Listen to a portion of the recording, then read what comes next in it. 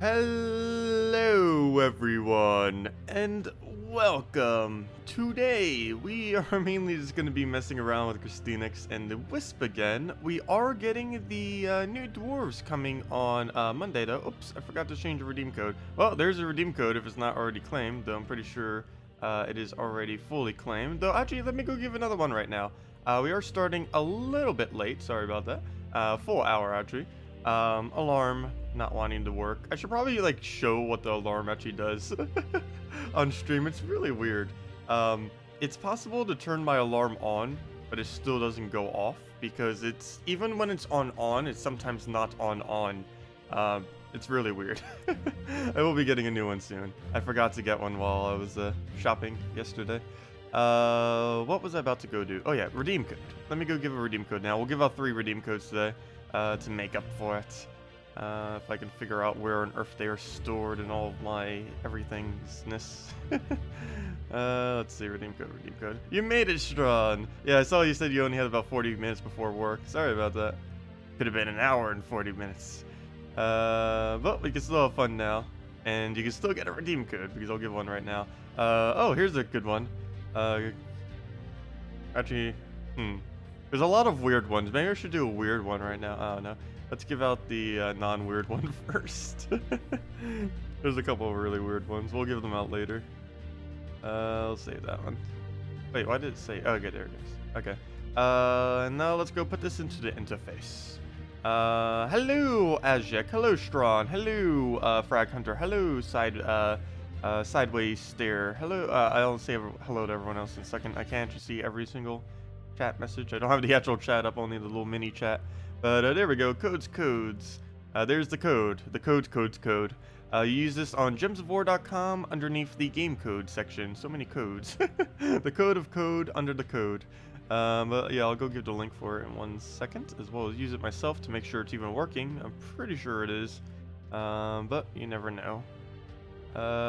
Invite code. Code.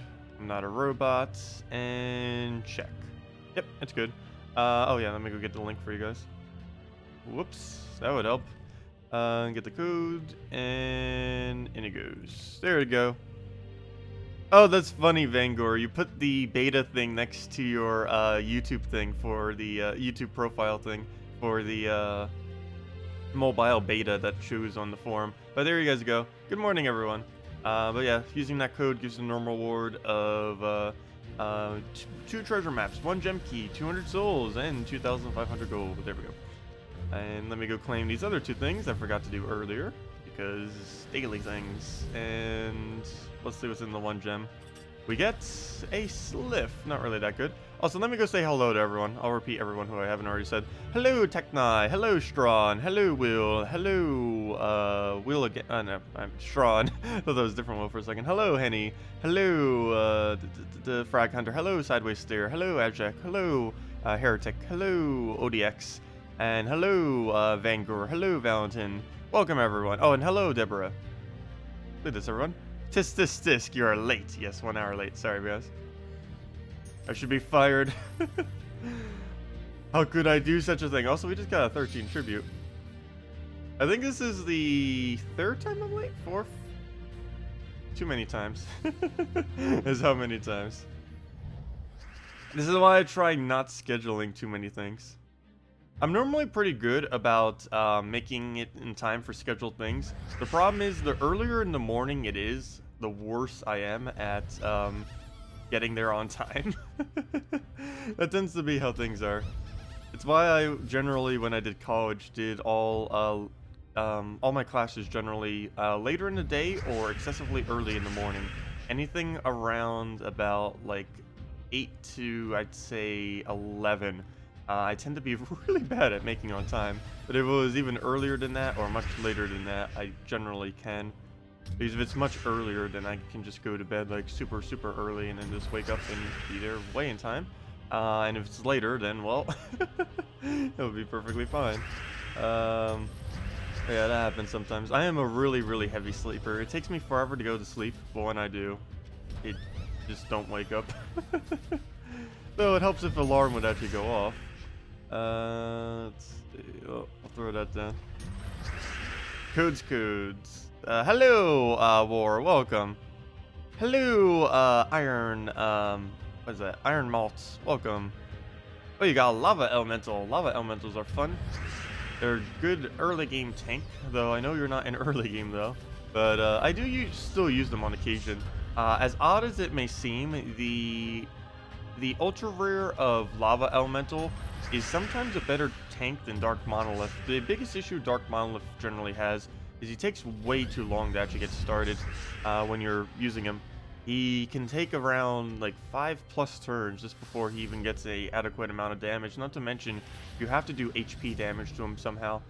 So you either have to sacrifice out all of his armor, which takes forever because he has stone skin, or you have to just like poison him somehow or find some kind of alternative to get his HP down a little bit.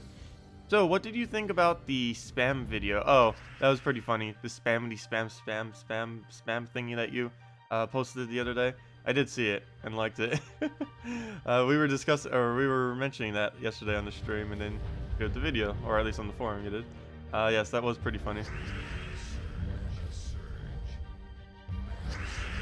There we go. Get ourselves a Kraken, and we'll just keep throwing the shuffles until we get a board that actually gives us something. Actually, that's not too bad a board to Kraken off of. It's still gonna miss, but it wasn't too bad. Apparently not good enough though. I'll blame it on gem spawning nerf. It's always gem spawning nerf's fault. Doesn't matter what the board is. You could be spawning a billion gems, and it's gem spawning nerf fault that you missed. So honestly, actually, if you hit all 64, it actually would be impossible to miss. But it is still possible to miss with 30+. I've seen people mention like I think 32 or 35, I think was the highest that someone has missed with.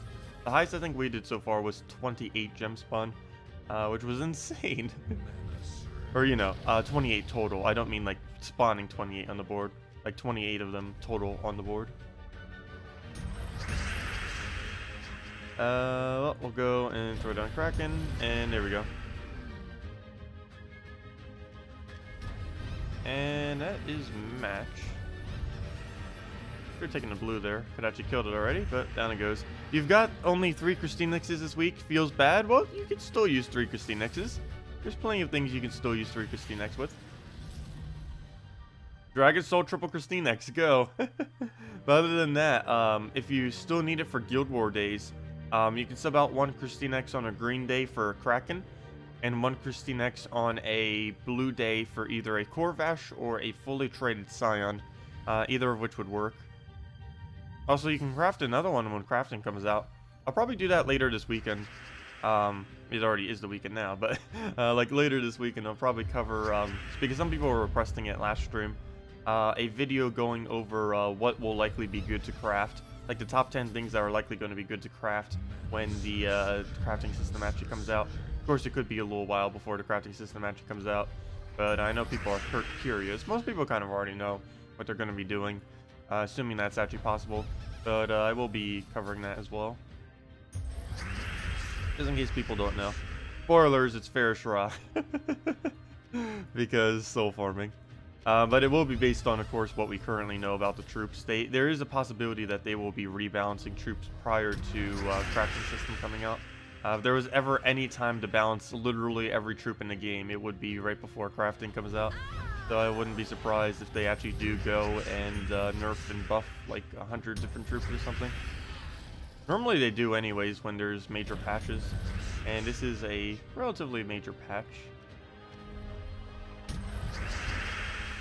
And down it goes.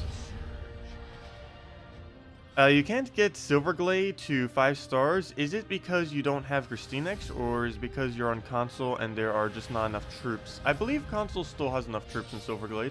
The biggest issue with Silverglade right now on... oh, never mind. Well, we had an event. But the biggest problem with Silverglade on console right now is, I believe you guys only have 8 troops. There's one of them that you might not have, but I believe you got it like the week right after it. So let me go to Silverglade real quick. Yeah, there's 8 troops you guys should have right now. On console, you have Elven Bard, Enchantress, KrissTiggers, Princess Elspeth, Silver Draken, Swordmaster, And I don't know if you got it yet, but Silver Maiden. You should have Silver Maiden. If you don't have Silver Maiden on console, then yes, it would be impossible. But I believe you guys got it. And Unicorn. Those are the only 8, or basically the whole left side of this. Everything from here to the left. The only 2 you guys don't have is Queen Aurora, which I believe is your next mythic coming, and Wisp, which will probably be 2 to 3 weeks before you guys get that on console. But yeah, I'd say at this point, just wait until the Wisp event, because since you guys only have this 8, that means you have to have all 8 of these fully traded and fully ascended to mythic, and of course fully leveled to 20, but that's not too big a deal. The biggest deal is mainly the ascension and the trade stones. But yeah, it's not really viable, even though it does give 1 magic. At this point, you might as well just wait until the Wisp comes in a couple weeks and then upgrade it then. Because that will make it so you don't need to have everything in the entire kingdom fully upgraded to get it. Another problem that a kingdom has right now is the new Urskea, of course, is that same issue on PC. You can only, sorry, wrong menu. You can only upgrade the kingdom to max 5 gold stars if you happen to have all 8 of the troops fully maxed out. Which of course is a little bit hard to do, actually really hard to do, but we did it quicker this time than we've ever did before. The hut was the biggest issue of trying to get. The Baba Yaga and everything else was relatively easy. Also the commons generally tend to be pretty hard, but I've been saving all my gold keys, I always do, for the new kingdom purpose. Even when crafting comes, I'm still saving for them, because I don't know how well a crafting will actually be able to assist in actually obtaining everything. So I figured, hey, might as well still save them. You never know. Better safe than sorry, especially since we actually need the copies. Hello, Russ. Welcome. Gotta love Monty Python. Yeah, I never really watched the show that much. Isn't it like a very, very old one? Based on what I saw yesterday of what you showed me, it seemed like it. Let's see. Do you know what event consoles will have next week? I do not know, unfortunately. We're having a Dwarf event for PC Mobile. The one for console is likely the one that we had in one of the few that we've had in the past few weeks. Let me see. If I go check my YouTube page real quick. If I had to guess, though I do not know for sure. Well, you guys didn't get the new Urskea Kingdom yet. They're probably the one before Urskea. Did you guys get the totem yet, or was that this week? I believe that was this week. You guys got the totem. So maybe that means you guys get a new kingdom. But then again, if you didn't get a new kingdom on Friday, then you're probably not getting the other event.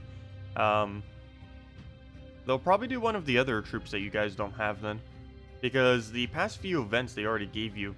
The human one, they give you Merchant's Blade plus that really large guy from Darkstone. The other event after that was the new kingdom event. Was the totem event, sorry.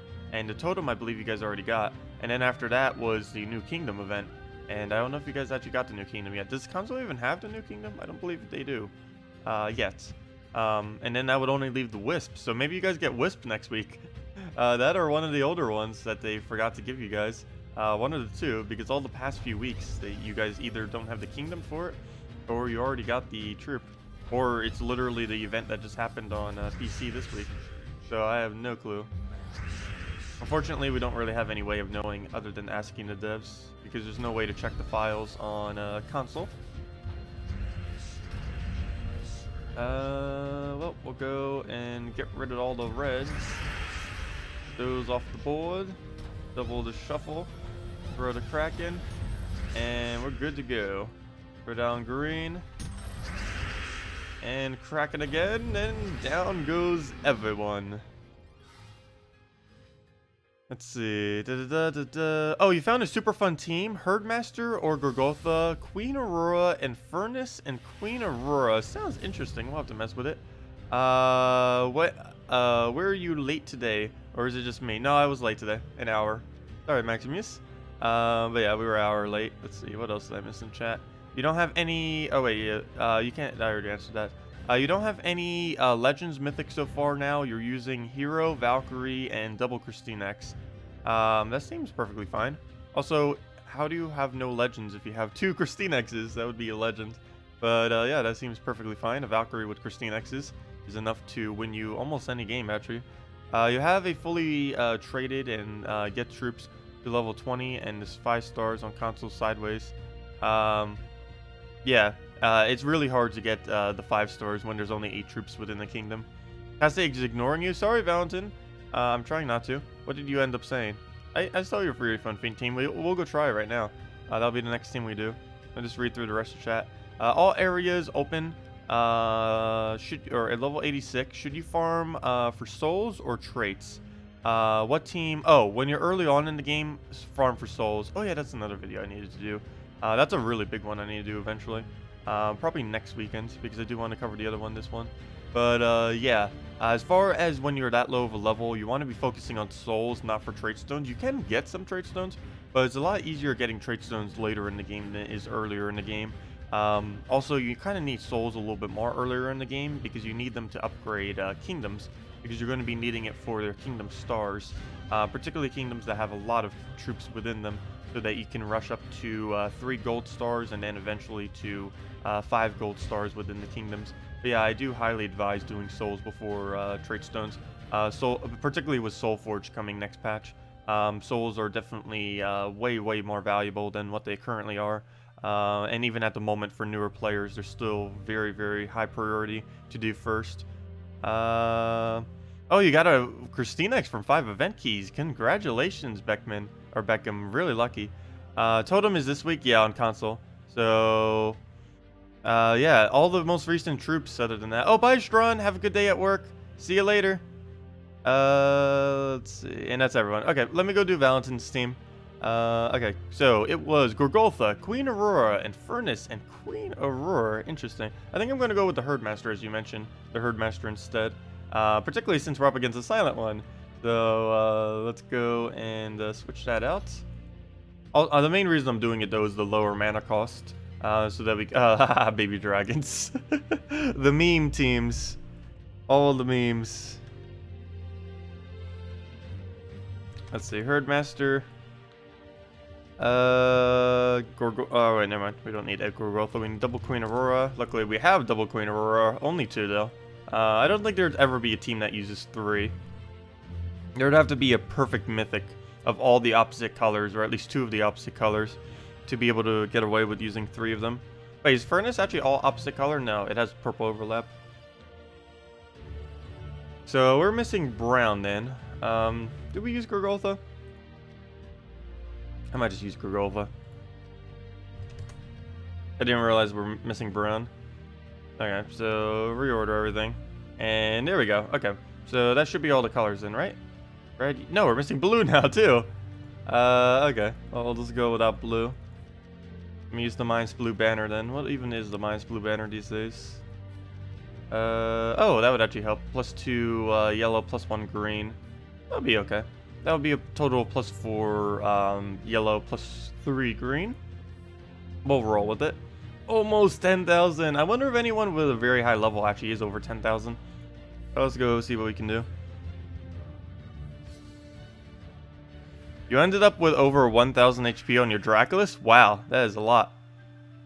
That is a lot of HP. Were you late today? You just got the notification you were streaming. Yes, I was late today. I was late. I'm sorry. Yeah, we were an hour late. Our alarm clock fails. Alarm clock fails. The new counter meta. Let's see. Well, we'll get that. Let's just keep doing yellow until we miss. There we go. Problem is he has silent one. Ah. The bane of our existence. Silence. Okay, I'll just wait. It doesn't have a cleanse all, does it? Probably should have checked.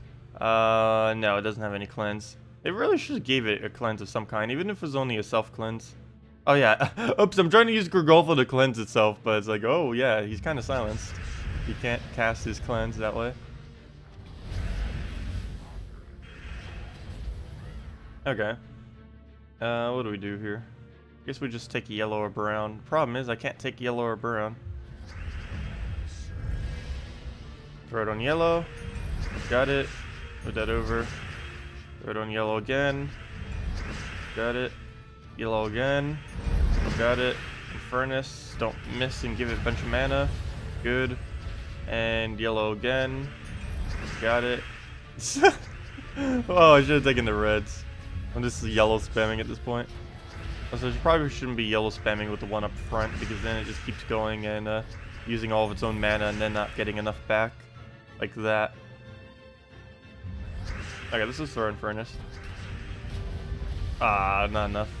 But yeah, this is a pretty funny team. And then we can start doing it on red, and then boom! That is a really funny team. If Infernus dies, you lose though. Or at least it's not feasible to win. Yeah, it is a pretty fun team. It's just a gigantic Infernus spam over and over again. You're the gangsta. Straight G. Let's see. Skull I'll ignore. This wasn't really a troop I mentioned this week. Mainly because I didn't want people running like a billion tanks. I actually deliberately didn't go over Silver Maiden this week. But, she's not really that offensive. But she is really, really, really tanky. And this week with 50% bonus, she is over the top absurdly tanky. Luckily this one doesn't have any traits, so it doesn't have holy armor or anything. But, yeah. Luckily, I think me not mentioning it may have worked. Because this is only like the first, I think this might be the first Silver Maiden first live seen all week. So good thing I didn't mention it. I really did not want people running that this week. So yeah. It wasn't really going to be that good anyways. Like Enchantress and stuff, almost all the elves that got like 50% aren't even that good. Like 21 damage to all, you can do more with the KrissTigger. And it enchants a random ally, which is decent. Like, just compare it to KrissTigger, like that 31 to all enemies plus a 2-to-1 ratio. This thing has 21. It's mainly because it has its magic divided by 2. I think it's like 5? No, it's 10 plus magic divided by 2 or something. I forget. It's some kind of number plus something divided by 2.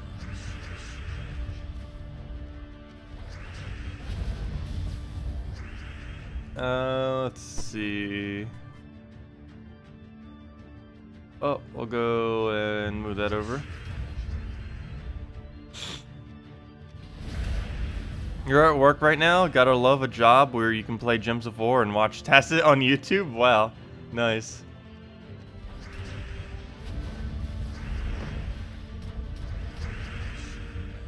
Okay. Where do we go? We'll just go and Gorgolfa. And what do we do from here? We'll go on to an Infernus. Almost dead. We can just get the last little bit we need. It would be great. And they just keep burning every turn we miss too, which is kind of nice. Burning all enemies can be pretty strong. It's not the greatest effect that you could really put on all enemies, but it's also not the worst. The worst is the one coming next Friday. If it still has poison to all enemies, that is very, very, very useless to, like, an obsessive amount of uselessness. I wish I did a little bit of true damage with it, too. Like, poison all enemies, but, like, deal 2 true damage to all enemies as well or something. Then again, that might be too overpowered, because then it would just be a true damage Kraken. But still. Okay, maybe 1 true damage, but then again, then it'd still be a true damage Kraken. Though Kraken would still be quicker then. If it was only a 1 true damage. Let's see. That's kind of what I wish they would do to, what's his name, to Shadow Dragon. I really wish they would change his legendary ability to deal, like, 4 or 5 true damage to a random target whenever you take a extra turn. Or maybe whenever you take a purple extra turn or something. I don't know, just something to make him more thematic to what his ability actually does. His final trait has no correlation to what his ability is in any way, shape, or form. He has a bunch of true damage on his ability, and then his final trait is whenever he takes a purple, he gains 1 attack. But he's not built to do attack, he's built to do true damage, not physical damage, which completely contradicts how his ability works. The only thing that's even correlates is the fact that he gains the extra, what was it? The extra from getting purples, because he creates purples. Like, that part makes sense. Everything else about it doesn't. Also, I think I just lost. Yeah, this is a cool, fun team. I don't think it's really going to be that viable though for long durations, mainly because it only has one damage source, and while one damage source teams can win, if it keeps getting drained and then you never get anything done in the battle. Oh, I just keep fail. Now that was my fault. That was my fault. I was like, oh, I'll just skull distract him because we have a tank, and then oh yeah, Gorgotha's already dead. That's funny. Gorgotha and Furnace double Element Grim. Is he really running that? He's trying to go all Element Grim on us. Actually, let's go throw our Element Grim on him, and hopefully we don't miss because then he wins if I do. Where's my Element Grim? There we are. Dark Troll. You know, we were trying Alchemist Hellcat earlier. It was almost working better than the double troll team, but we'll still mess with it. Hello, Bridget, welcome. Was up late playing Pathfinder? Oh, hope you enjoyed yourself. Doesn't look like you missed a lot though. Yeah, we started a little bit later than normal, which is mainly why. Yeah, we were talking about you yesterday too. The Bridget wasn't with us. Yeah, glad you could join us. Yeah, we've kind of just been chilling the past 2 days. Nothing new actually came out, so we've just been mainly messing with Wisp, some of the normal stuff, and talking about the new event coming. And I guess been talking a little bit about the new update that's coming, even though we're kind of mostly just speculating. I will be doing a video soon going over what will likely be craftable. I'll probably have that out tomorrow, most likely. The Bridget was at work. Yeah, that's what I figured.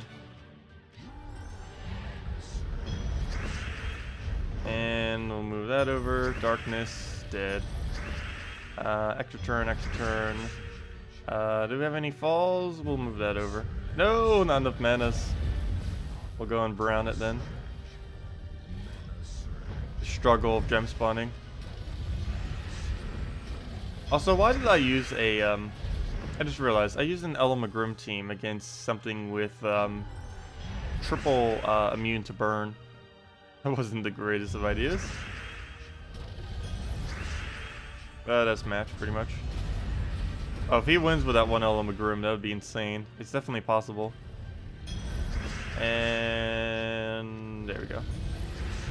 Okay, there we go. I hope everyone's having a pretty good day so far. Also, I posted a code already below. I will have 2 other ones during the stream. I gave one for us being late, so we'll have the other normal 2. I'll give them out at 1 and 3 though, just so they're spaced out a little bit more than what I normally give them out at. But yeah, if you guys want me to do any teams, want me to show anything, want me to go over anything, just let me know. We can do it all. But just let me know and we'll go and do it. Otherwise, we'll kind of just mess around with a couple teams. I do still want to use the Wisp while they're still viable. Kraken is, I mean not Kraken. KrissTigger is pretty much always going to be viable though, even after this week. Wisp probably still will be too. It's just very, very situational. Like, you probably wouldn't be able to get away with using it in first slot like what we're doing now on a off week. Also, for any of you that didn't see it earlier, troops are, as of next patch, when events are going to be coming down, they're only going to be getting 10% extra bonus instead of their current bonus, which is a 25% or 50%. Later, they'll only have a 10 or 20%, which will make it a lot less annoying whenever they do event weeks, because right now it's possible that some weeks it just forms a ridiculous meta around 50% bonus troops. But they are going to be changing that. But for now, we'll have to live with it. Most of you in early game probably don't experience it too much, but later in the game, it just completely shifts what every single person uses for the entire week whenever they're good. This week, it didn't do it as badly because it was only elves, and none of the elves really got much of a benefit this week, but it normally does have a pretty large effect on the game as far as what we see. Yeah, this week it was actually pretty tame for once, luckily. Where did we go? Don't have any giant spider casts, not even on blue, surprisingly. Pathfinder was fun, though your friend's Elven Slayer got murdered by an evil halfling barbarian. Interesting. How on earth could that happen? But then again, I built an assassin on Albion too, and we got murdered. it's always ironic when the assassin gets assassinated. I tried doing PvP on Albion. Apparently I am really bad at Albion's PvP. I believe there's two biggest issues. One is it's dominated by guilds. The other issue is my pathing, I believe. In games that I have done PvP in the past, as far as like MMOs, it generally has pretty basic pathing and is based more on combat. Interestingly enough, on Albion, it actually matters if you know what your environment is as far as all the paths, because you can outrun people with good pathing. Whereas in other games I normally played, there wasn't really a pathing that you could really outrun. You either were locked down or you had to fight. Generally, you just had to fight. Also, most games I played in the past actually have single combat areas. The biggest problem I would have to say with Albion's PvP, other than dueling, though they did say that they're likely going to be adding like 1v1 dueling and stuff, but the biggest issue right now is a good majority of the PvP, if you're a solo player, it's impossible to do because there's just so many groups and you always get ganked, and it's just really hard to find one-on-ones. And the only way you could really find one-on-ones if you pick off people who aren't interested in actually PvPing, but then you don't have the fun of actually PvPing them in a serious fight. They're either just going to run or they're just going to call their friends, run from you a little bit, run like around, hopefully get distance, and then just kill you. So either way, it doesn't really work out. The Slayer was kind of built suboptimally. He had a rather low constitution. Oh yeah. Well, you tend to go with higher dodge, and sometimes when you do that, you go for higher dodge but lower HP so that you can just evade everything. But the only problem is when you actually don't roll the evades and then you die. I don't know if that game, or if Pathfinder actually has that. I assume so. Generally, games balance out on assassins low HP with either very high damage or with high evade, if it's actually a mechanic in the game.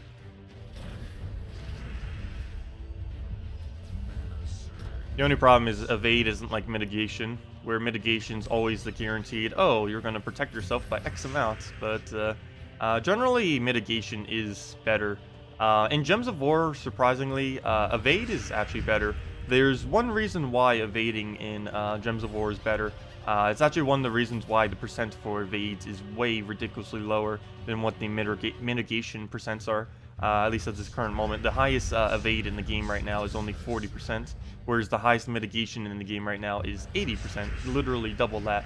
But that's mainly because in Gems of War, if you evade a skull, well, for one, when someone skull spams you, there is a chance every single individual soul that they pair at a given time that you will trigger your evasion. So if they trigger 3 different skulls, all 3 of them simultaneously, there are 3 separate chances that you will roll your evasion chance. And of course, the one legend that has 40% evade, that would then give it 3 separate 40% chances, giving it a relatively good chance of being able to evade. And the way that evasion works in Gems of War is that if you evade a single skull out of any of these skulls that you that end up triggering, you will evade all of them, which makes it quite powerful against skull spam. So if someone's skull spamming you, they will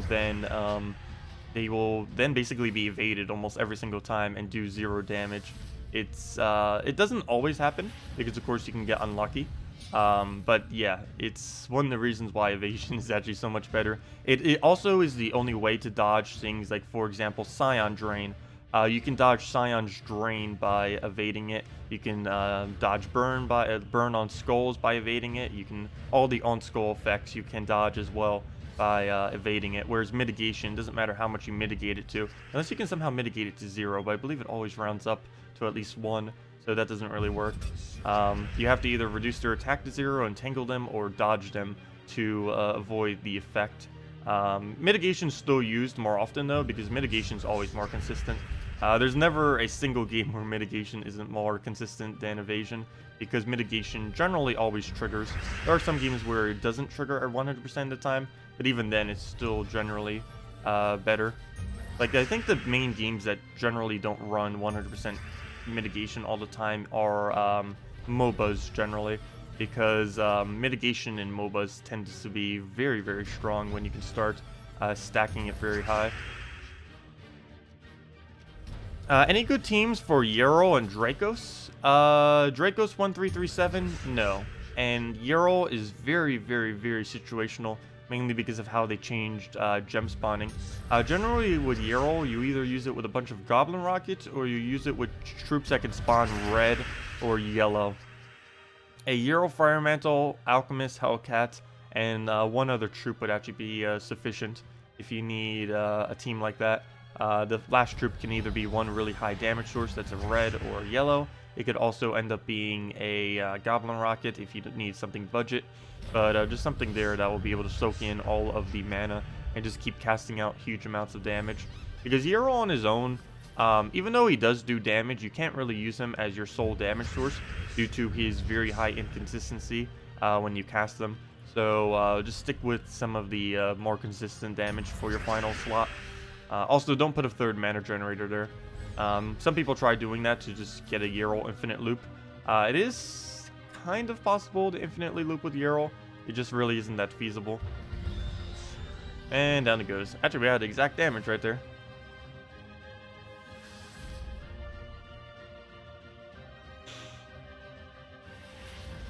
Hello, Paradox. Welcome. You know a page where you can see which event is next? Yes, I have that page. It only shows PC and mobile, though.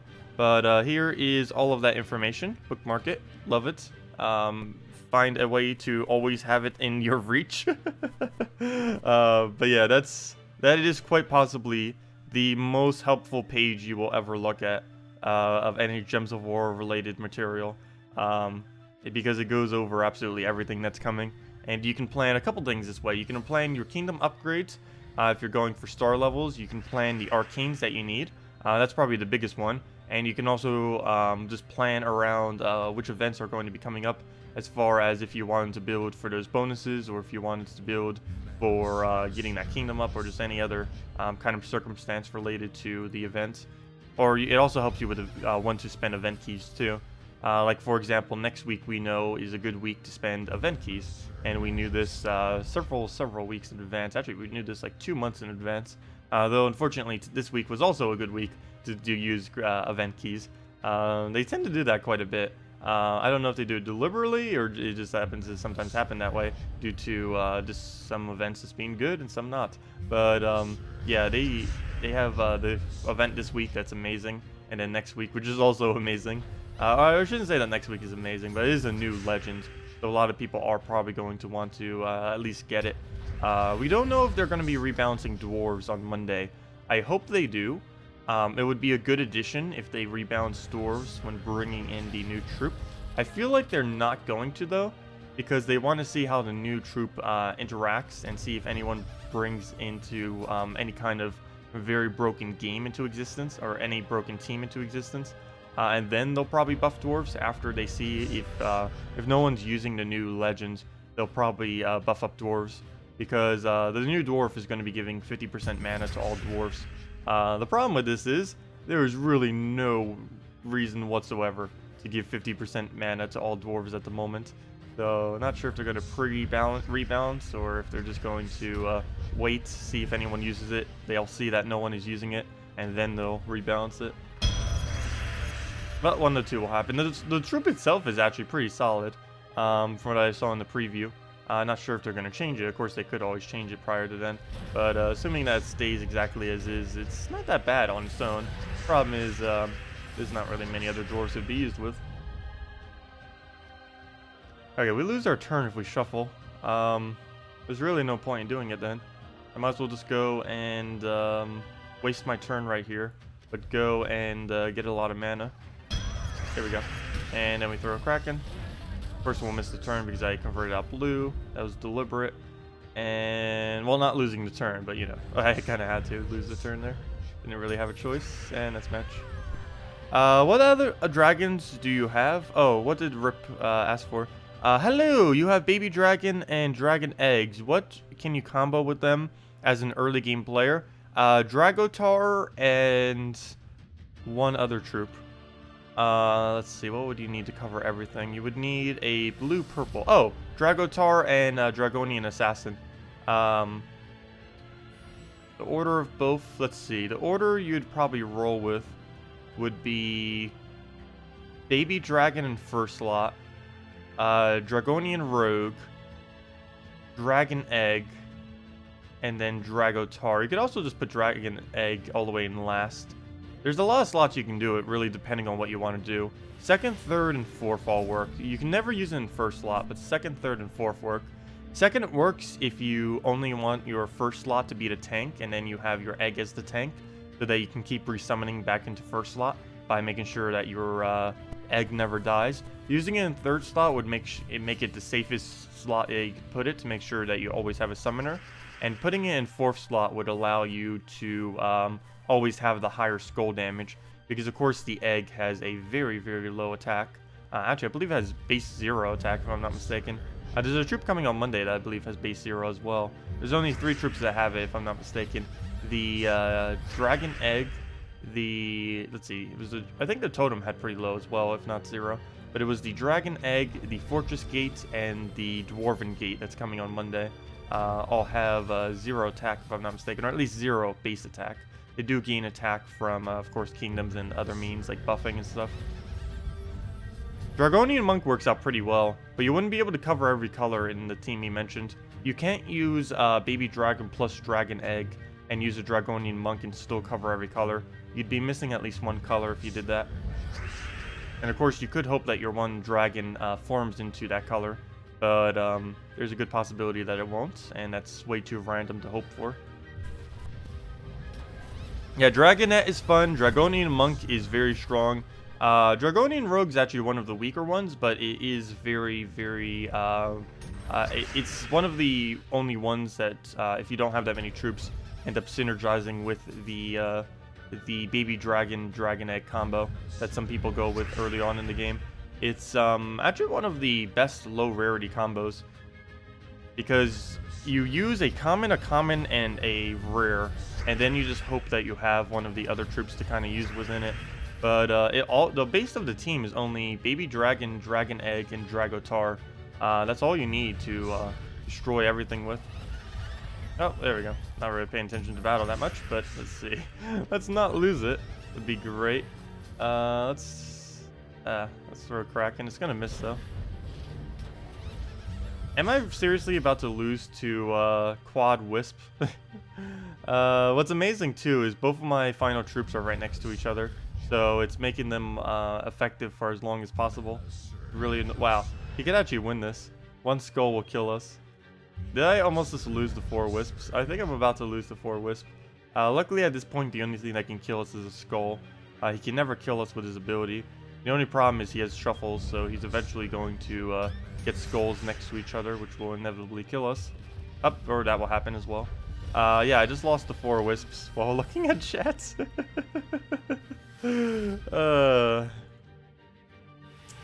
Great. 4 wisps kill. Amazing. Well, bring out the big guns. KrissTigger, where are you? Where did our KrissTigger go? No, I have it saved up here. That's not it. Where is my KrissTigger? Oh yeah, I have it named as 4 times dragons. That throws me off because it's not actually 4 times dragons. It has Gorgotha up front. I still have it named that though. Yeah, no problem, Rip. Pro advice, please, Tacet. Which companions are great for KrissTigger if you are a beginner? Valkyrie. 100% Valkyrie. It's low rarity and it doesn't have any mana conflict with it. And then you would just need a brown purple. There isn't really too many good brown purples you could synergize though. But as far as the Valkyrie, definitely the Valkyrie. That is without a doubt. Brown purple, I believe you would have to go with Obsidian Golem. Would kind of be the mid-range of what you can do. Especially if people are actually using constructs. Because that is something that is occasionally used earlier on in the game, is construct spam. Mainly because of Guardians, who get one of the largest bonuses in the game for using a lot of constructs together. But yeah, definitely a combination of Valkyrie plus the other thing. I'll see you later, Deborah. Have a good day. Also, why do we keep getting the girl bots spamming us? Let me go and block the bots. Let's see, block. Oh, someone already got it. Bridget won. That's weird. We had them coming yesterday, too. So that was a weird choice of words to use for that. I didn't mean that coming. The other coming. Not the sexual one. Let's see. Where do we go? We'll just take the red into Dragon Soul. You use Wisp, KrissTigger, Dragotar, and Dragonian Monk. You probably don't want to use Wisp first slot in a Dragotar team. I'd honestly just put that all the way to the back. It's not being blocked on red, so you could still get away with it. I'd probably just shift where the Wisp is with the Dragotar. Using the Wisp in first slot is not horrible. There's two big problems with it. For one, after this week, when it doesn't have 25%, it is going to be pretty flimsy of a troop. As you saw in the previous battle, we ended up getting completely destroyed due to having Wisp first slot. Though we did die to Wisps, so maybe I shouldn't say that, but still, it is relatively flimsy. The other aspect of it is, if you're running a Dragotar, you want to have dragons as all your first slots, particularly if you're not running all of your dragons. If you're running only 2 or 3 dragons, you want to put your 2 or 3 dragons as your 2 or 3 first troops in your team, because otherwise you wouldn't really get to utilize Dragotar's attack buff, which is one of the main reasons for even putting him into a team. Well, I guess for the defense too, but wow, it only converted 1. But generally, you put it in a team for the purpose of the attack, and the extra armor you guys kind of just a byproduct of that. But yeah, I would highly suggest just switching the 2 of them, and then you'd be perfectly fine. Just switch the Wisp with the Dragotar. Should take in the green there. We got free green. I didn't go for it. How could I do such a thing? That's pretty much match. One single attack will wrap that up. Is that enough? Yep, that will do it. Hello, Brady. Welcome. Your videos are very helpful. No problem, Brady. You apologize if you're already answered this. That's fine. I don't mind answering questions a billion times. Let's see. Is there a good soul farming team? Something with 1 or 2 necromancy troops that is still efficient in PvP? I believe the answer to this is no.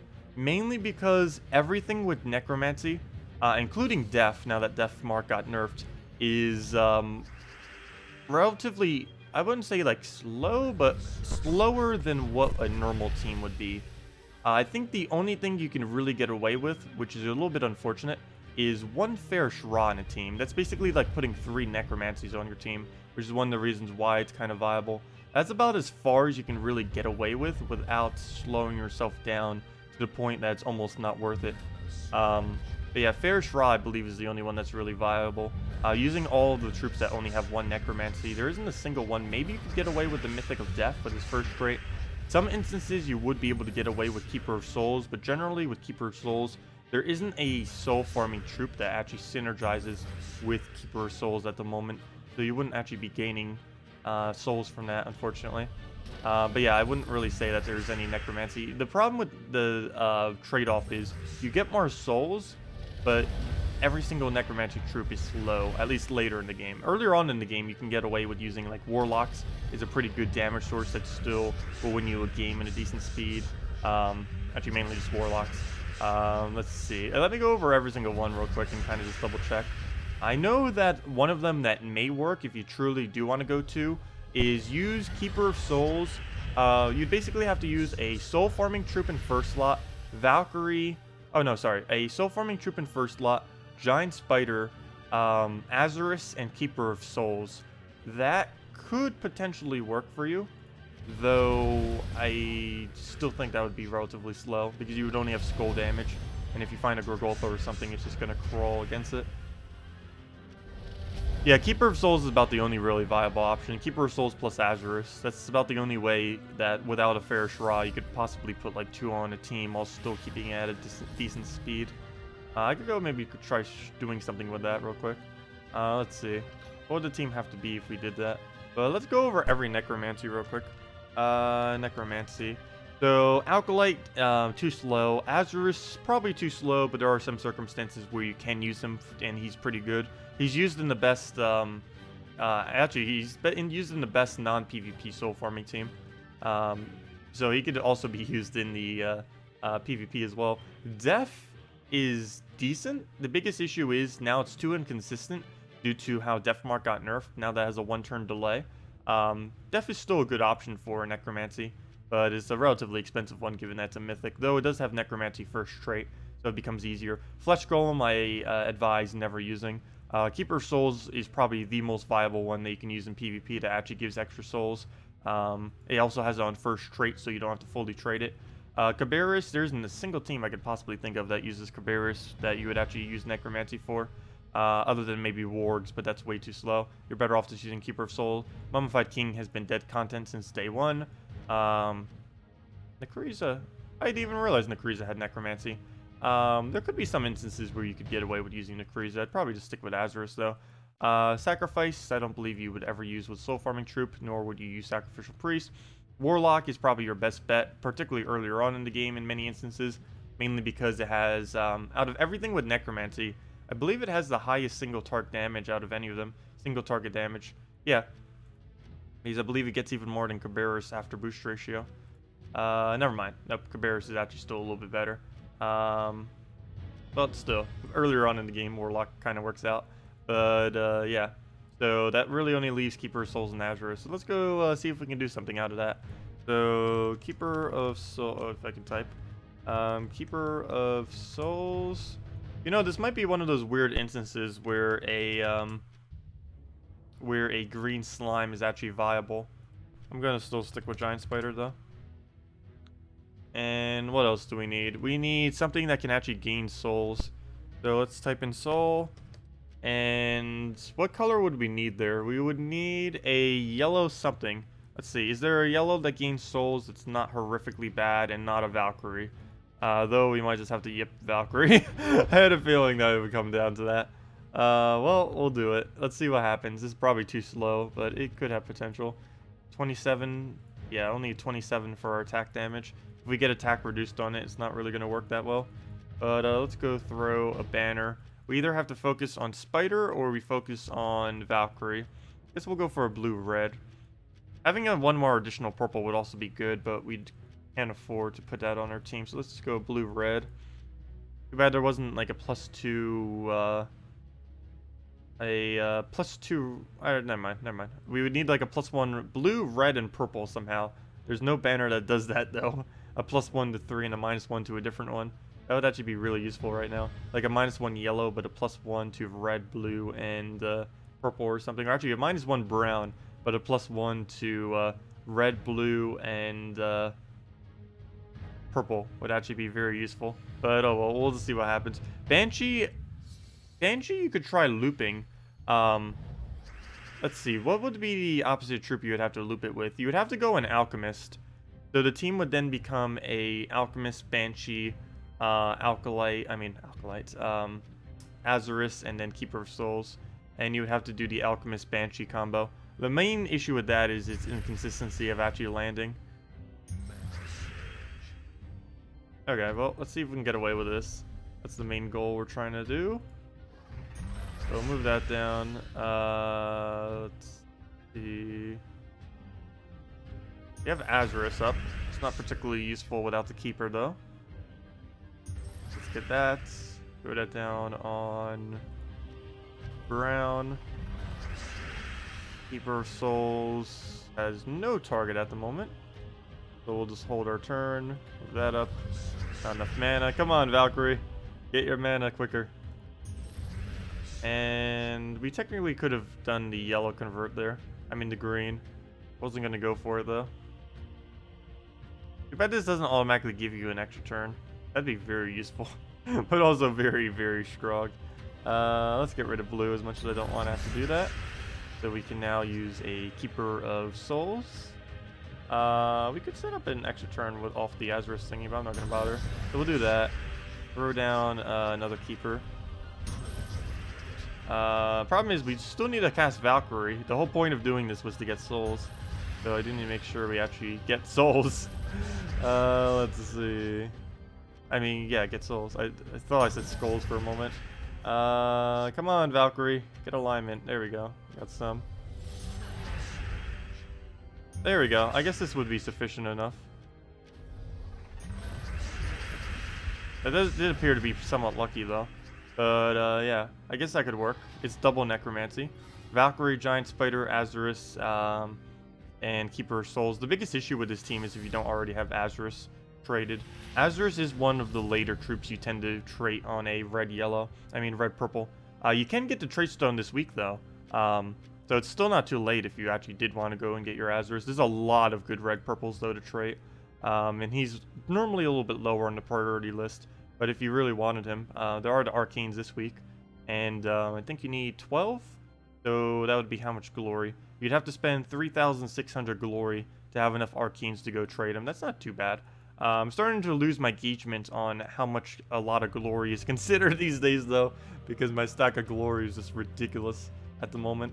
But, yeah, it's 3,600 glory to be able to afford enough Arcanes to trade him if you did want to get him.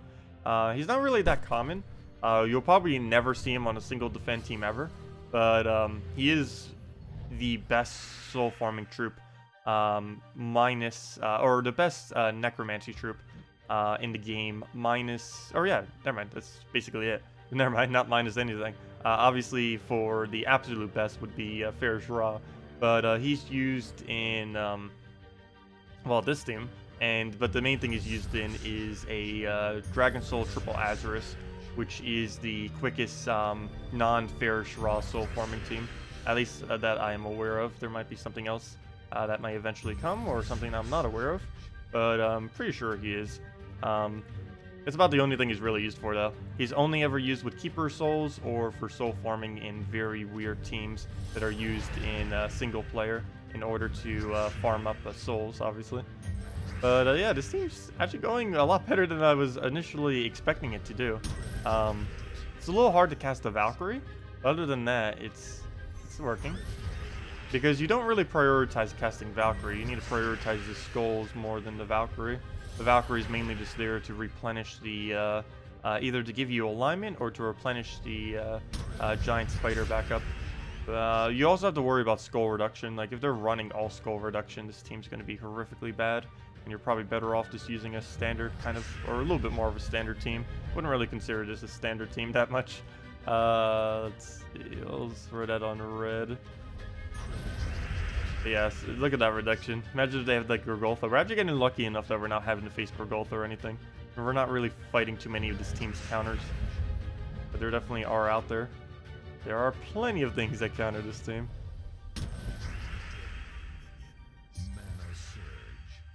Let's see, load that up. Can we get a Valkyrie? On anything other than purple. Actually, we can't even get it on purple right now. Wow, there's like nothing. We'll do that on blue. To get something down. It gets a no, it's gonna get a KrissTigger off. No, which means it gets a summon. Well, Valkyrie's dead. Luckily, it gave us all the souls we needed already, and that was the main thing we needed from it. Oh, now we have even lower skull damage. If it wasn't bad enough, now it's even lower. Okay. But we really need to keep our souls. Probably convert for it this turn. Move that over. Move that over. And now we convert for it. Guess we can keep getting rid of blue if we really had to. Problem is we don't have alignment with that at the moment. So, Azurus, can you do anything useful? Not really. Oh, he gets his mana back. Let me just do that real quick. Just so the thing gets shifted down. I don't really want to get rid of purple, though. But I guess we could. Oh, wow. Only 1 HP? You gotta be kidding me. Maybe we will take a standard skull. Okay, I need to make sure he doesn't summon. And he moved my skull, my purple. Why? Okay. Well, let's just do this on a red, I guess, to keep the purple on the board. That's unfortunate. Very unfortunate. Where did we move? We'll just move the skull over. Oh, quota's expired. We'll have another one. We'll actually have 2 other ones during the stream. Also, I'll go read chat in a moment. I know there's probably a lot of chat I didn't mention. If he devours that. Also, thank you, Lore Avip for the, or Op for the, Lore Op for the subscribe. Much appreciated. Okay, he needs to not devour would be great. Good. No. No. No. And this is why I don't bother using these kind of teams. Oh, gosh. Well, it went well the first time at least. We'll call that. I know it's raining outside. I didn't even notice that earlier. I haven't actually opened up my shades yet, so I haven't even I haven't even glanced outside today. I just started up the stream as soon as I woke up, and it's like, oh yeah, it's kind of that late already. Okay. Well, this is starting to not go that well. But yeah, this is why I don't bother using any necromancies. If you're wondering why I never run any necromancy in my team, it is reasons like this. It is very hard to actually still get a decent win rate with what troops currently have necromancy. Almost all of them are really bad. They're good for non-PvP. For actual PvP though, they're way too slow for how little bit of extra souls they'll give you. You're better off just slotting a Dragon Soul in your team, or for your extra little bit of souls. A Dragon Soul or a Valkyrie is generally the best way to go.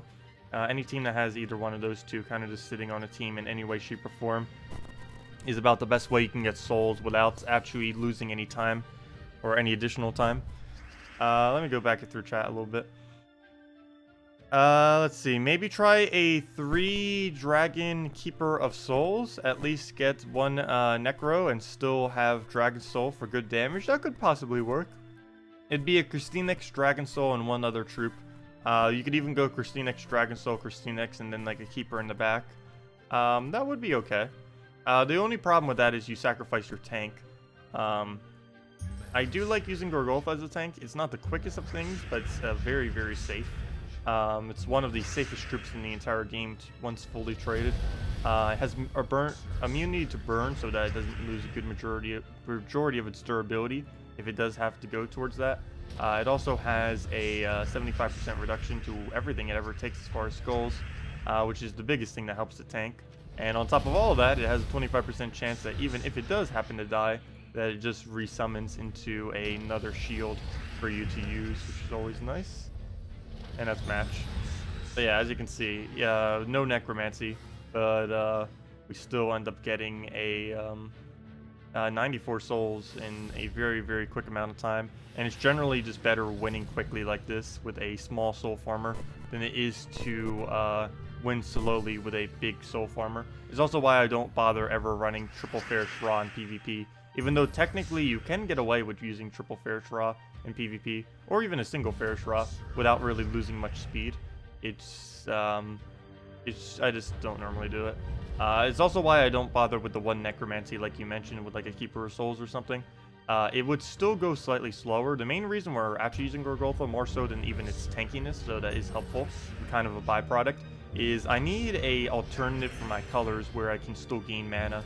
If the board's not giving me any reds or purples like right now, or well, now it's giving me, but a little late.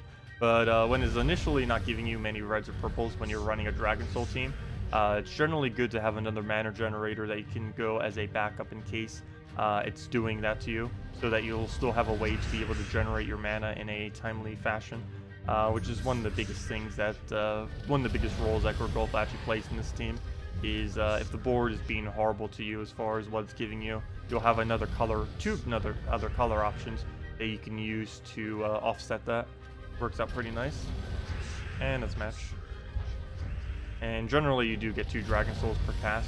Normally you don't get more than that. If you are, then the battle's probably going on too long if you're getting more than 2 Dragon Souls. That or you have multiple on the team. But generally you don't run multiple Dragon Souls. Occasionally you'll run 2. You never run more than 2 Dragon Souls though. It's not like a KrissTigger where you can just spam your entire team with Dragon Souls. Though technically you kind of could, but it would be less effective than spamming KrissTigger. Spam KrissTigger mainly works because of Crystallize, which allows it, regardless of how much mana is being blocked, it'll still gain mana. Like if we take a purple, even though this one is being completely blocked by the team and all the other colors, it's like right now, even though it's being blocked and we don't actually have full mana on this, it can still gain mana. That aspect in general is one of the biggest things that actually makes KrissTigger very, very strong once it becomes fully traded. It's the only troop in the game that can passively gain mana without while being blocked completely, which is a very, very useful thing because generally you almost always block your mana at least once in Gems of War. It's mainly because you have 4 slots and only 6 colors. So obviously, unless you're using 2 single colors and the other 2 are covering the other 4 colors, you're going to be blocking almost every single time, particularly if you're using a mythic. It's almost impossible not to block with a mythic because you'd have to use 3 single color troops, and most mythics do not synergize with any 3 single color troops. The only one I think could get away with that, I believe, is Draculus. That's about it though.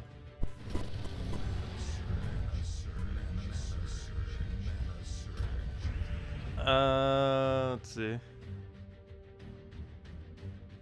You're not surprised many people share the codes. Yeah, I know, the codes do go pretty quick. Let me go and mark that so people don't keep wasting their time throwing the code in. We will have 2 more this stream though. Coming, if I could actually type coming soon. There we go. Okay, so, where were we? Let me go read through chat some. I probably missed a little bit.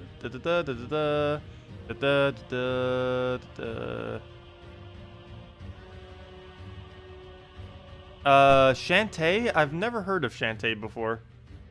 I have yet to hear of that game. You're terrible at Arena. Can barely win anything. I have never really found Arena to be too big of an issue. The easiest way to win Arena, or the best strategy I can really give you, is repick. It is really, really effective to repick, even if you're earlier on in the game. Repicking in Arena is normally quite vital to actually winning sometimes, because each pick is quite important. Like, for example, right here, let's like just kind of go over like what we would go for here. Like, seeing these, we know we basically want to go with either a Remnant or a North Render. The Bog Strider, it does get an Entangle, but it's completely random, so it's not really worth using. North Render, he gains a huge amount of attack and can be used as a offensive troop if we really wanted to in like first or second slot. We can put him in second slot and stack him out for when our first slot dies, or we can use him in first slot, go for his mana first, and then throw it down. But yeah, he does gain a okay amount of attack for Arena, and then creates a bunch of blues, which could be a nice blue mana generator. And we have a Remnant, which can scale like crazy with a bunch of random skills, depending on what it gets lucky enough to get.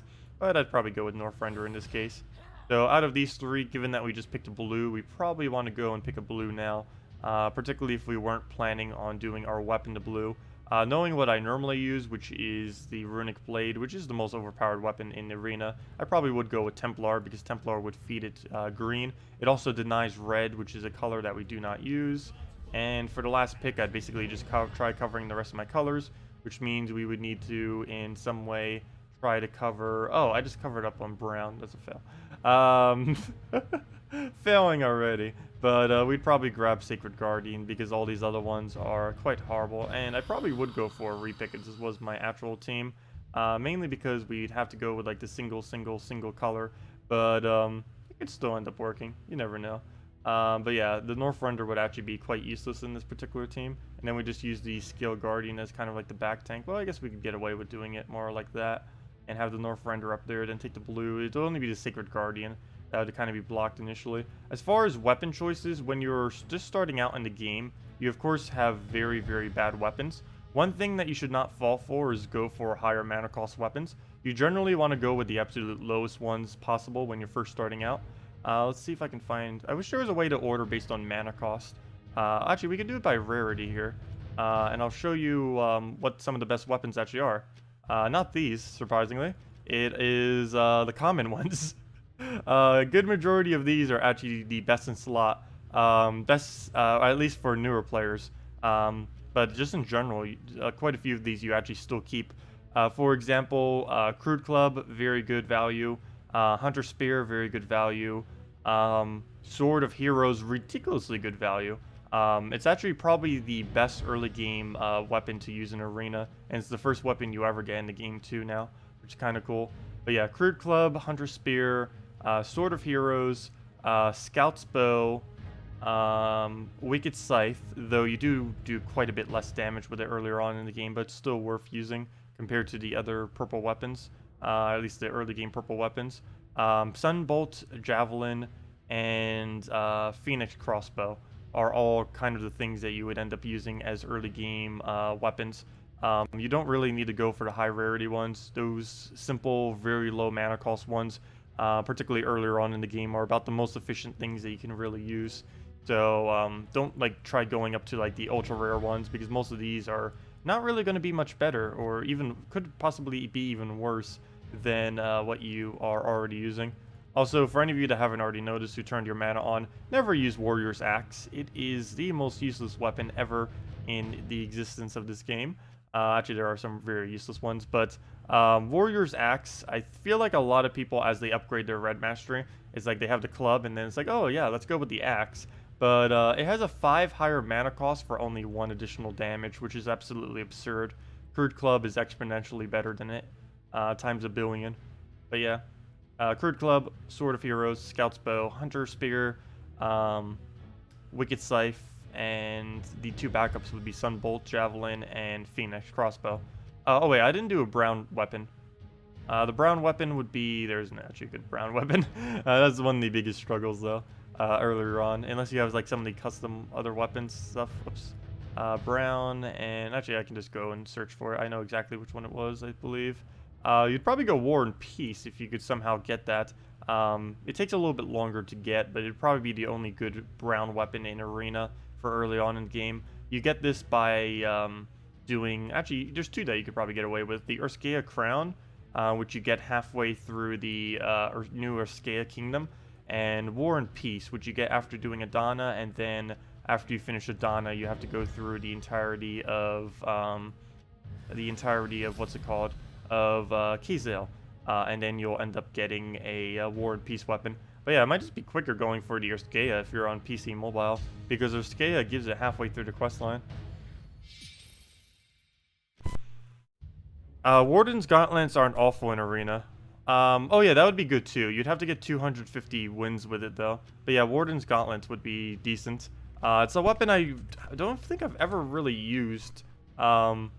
Mainly because the only place it would ever be good in is Arena, and since I have dual color weapons, a 14 mana cost weapon for only a single color in Arena is a little bit one-sided. You generally want to not do that, but Destroy a Row and Column, which is a lot of mana generation for an Arena run, deals a lot of damage randomly split, plus its boosts based on greens, and that boost ratio is what particularly makes it good in Arena, because that boost ratio is a lot more effective in Arena than it is in general PvP and stuff.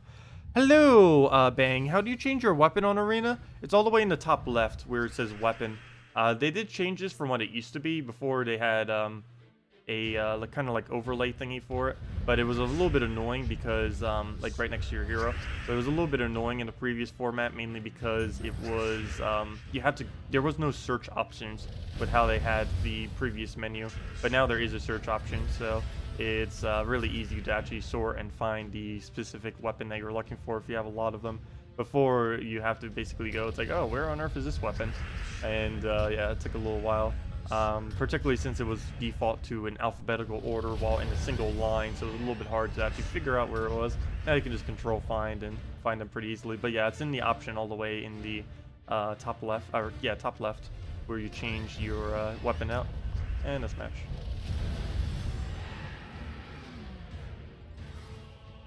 It's hard to complete. Generally, I'll be doing that soon. We'll have a stream in as soon as the next patch comes out. We're going to have an entire stream dedicated, probably on a Saturday most likely, dedicated to only doing Arena on a brand new account, and hopefully that will be able to help people. I'm not gonna bother doing it now because Arena in general is almost pretty much just a waste of time. on this late of an account. Arena generally is only good up until about level 200. Then the rewards that Arena gives is horrible compared to how quickly you can win PvP.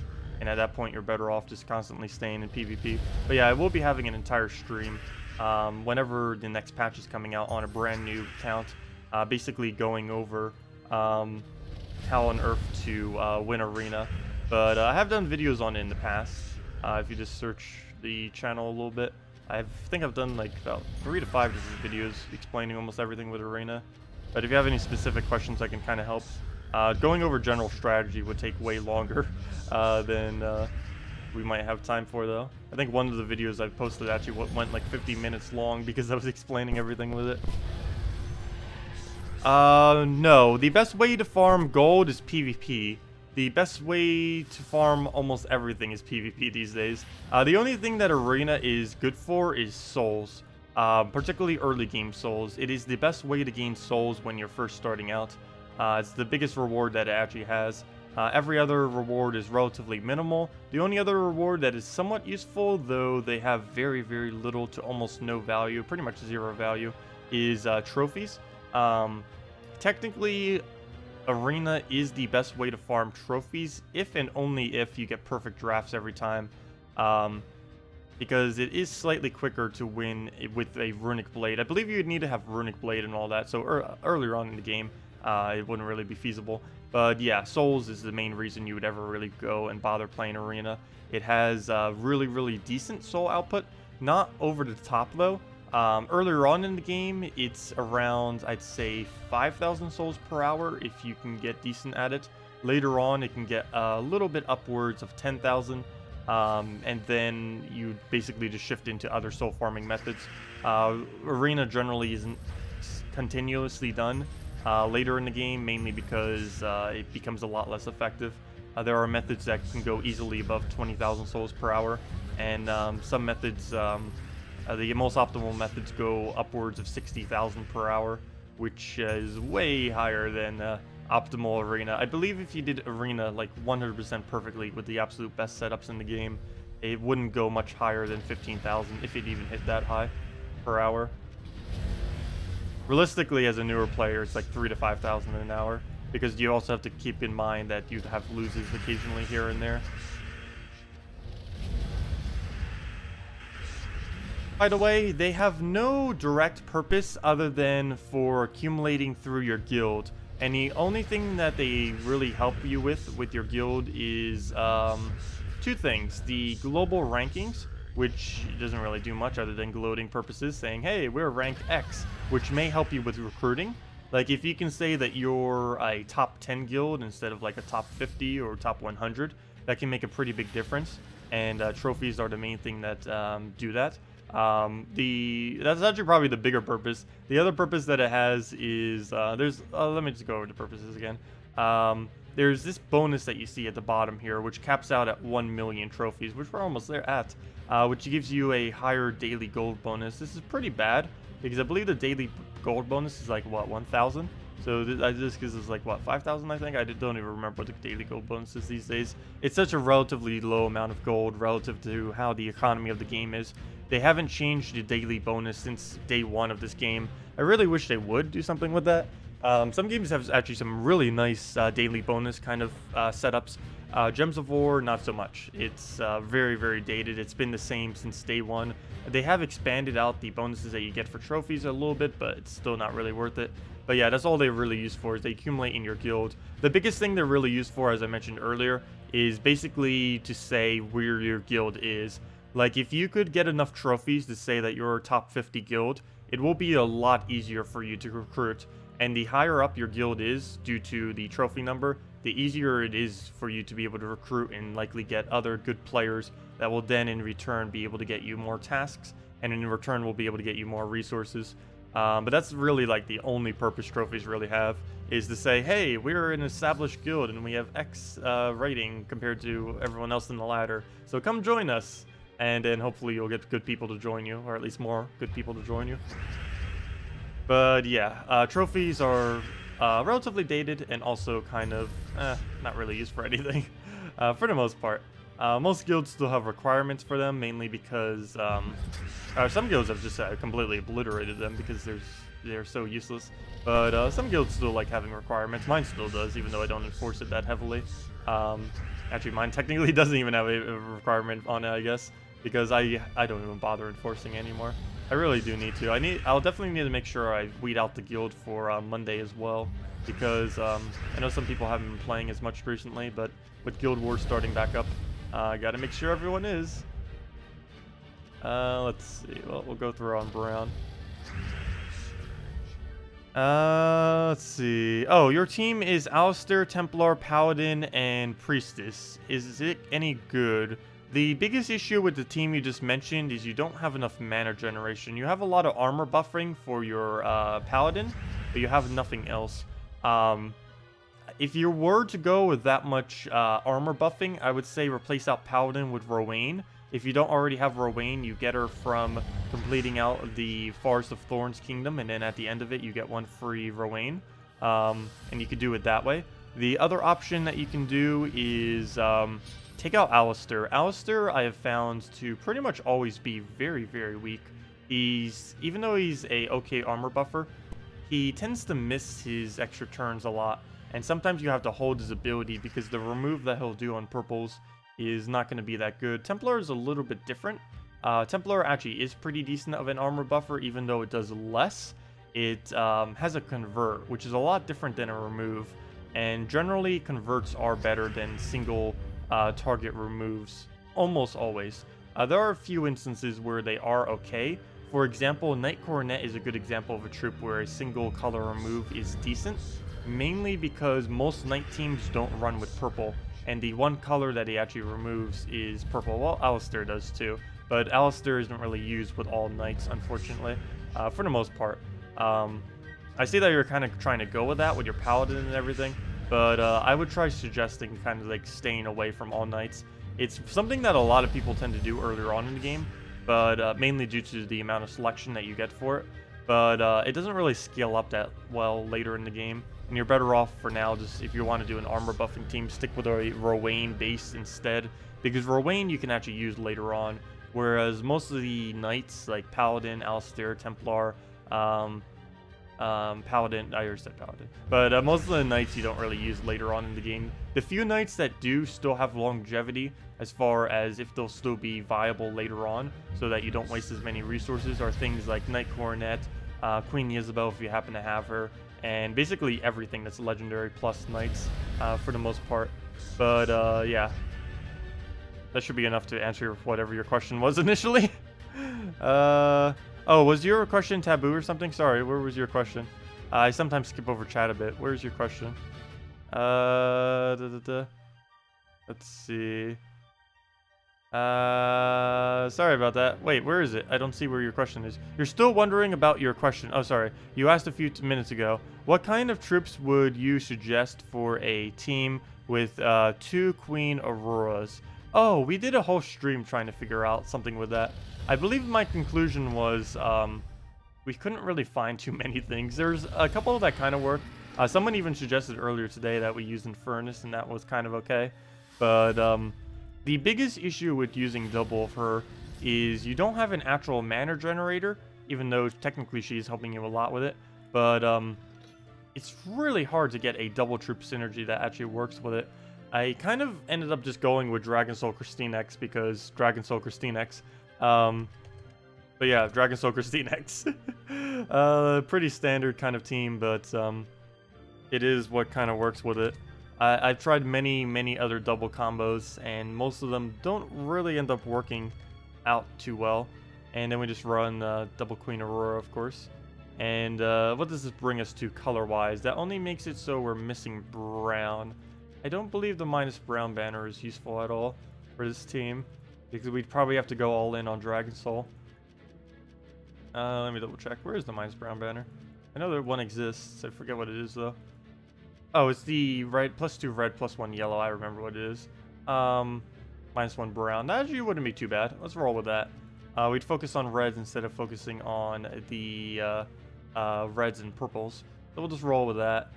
We still do need to take purples, but they're going to be just slightly less effective. But yeah, this will allow us to gain this team up very, very quick and just go from there. But yeah, we did spend, when she first came out, like an entire stream just trying to figure out what would work with her, and we didn't really conclude with anything that was particularly useful.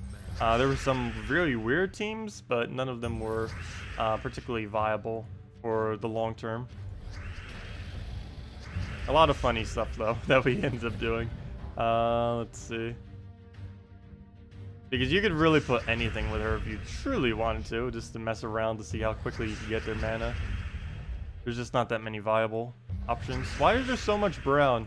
The one time we don't use brown at all.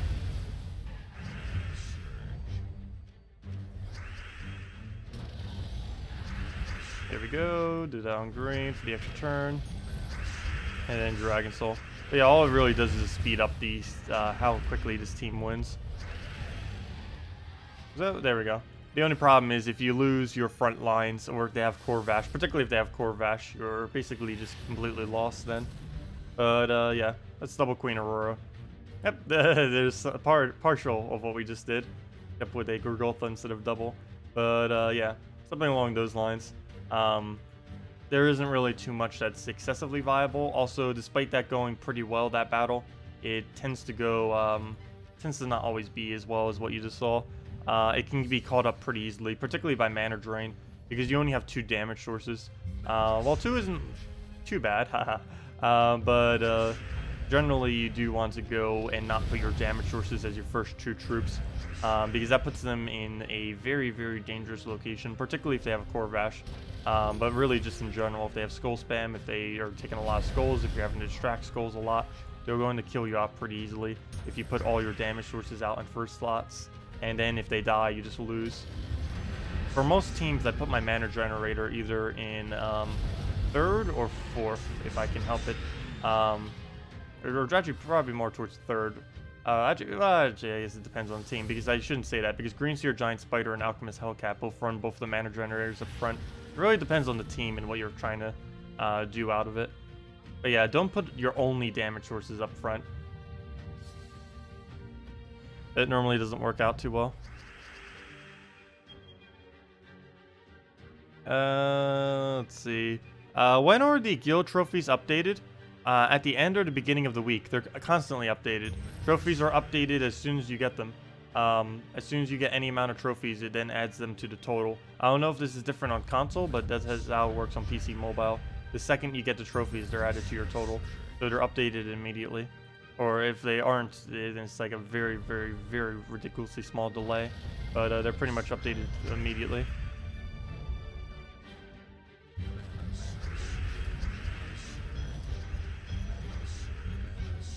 Yeah, no problem. Let's see. Right now you're using Wisp, Bombot, Queen Yisabel. Oh, Bombot into a Queen Yisabel. That could be interesting. Silverglade bonus for Fast Explorers. You don't have Traded Princess Elspeth. Well, that seems pretty solid what you're using so far. I guess that would end up being sufficient. Let's see, what are you doing for mana generation, though? I guess you're throwing down a Wisp into getting the Bombot off on a Brown or something. I guess that could kind of work.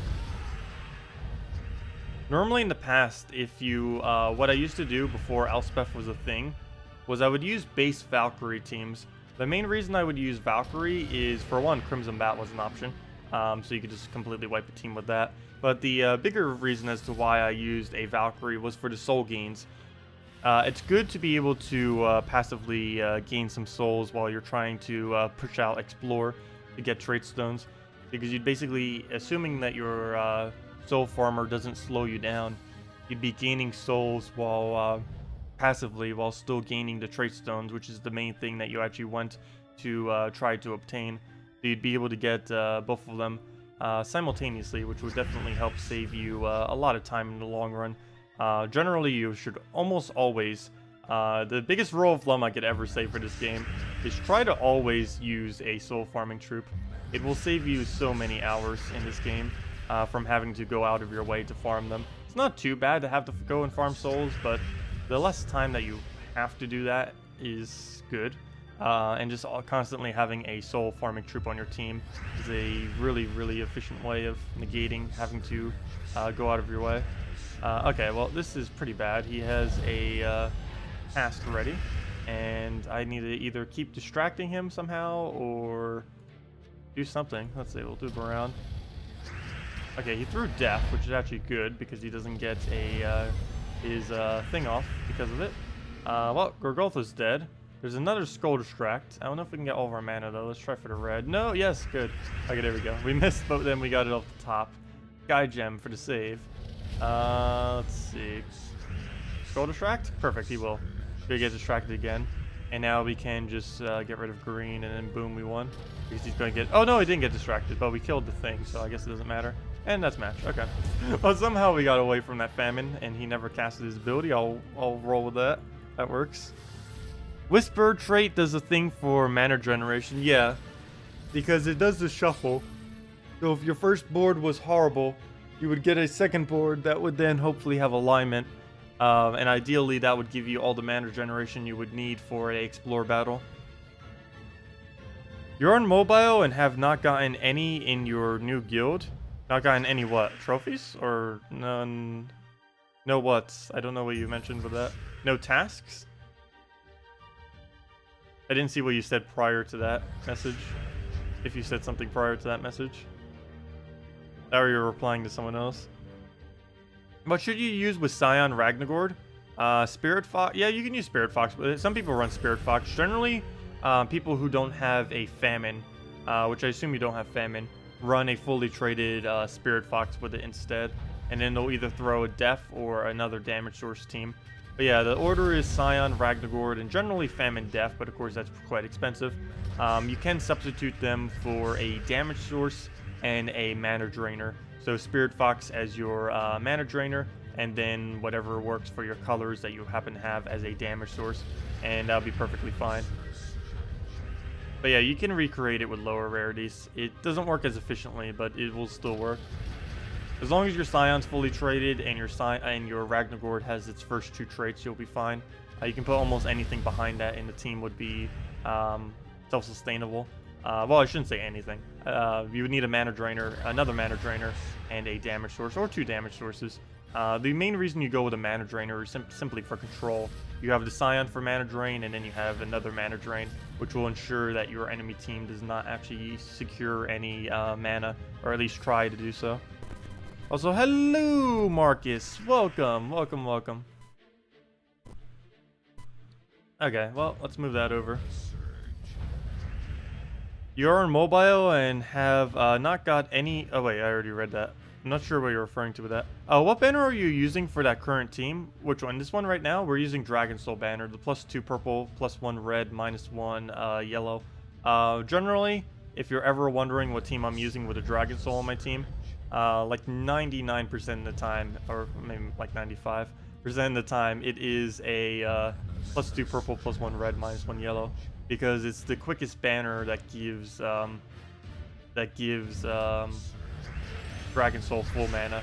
It does have the slight downside of making a Gorgoltha go slower, but it's normally better to have Dragon Soul go quicker than to have Gorgoltha go at normal speed. I normally have Gorgoltha here as the backup for mana generation. He's not really our primary mana generator.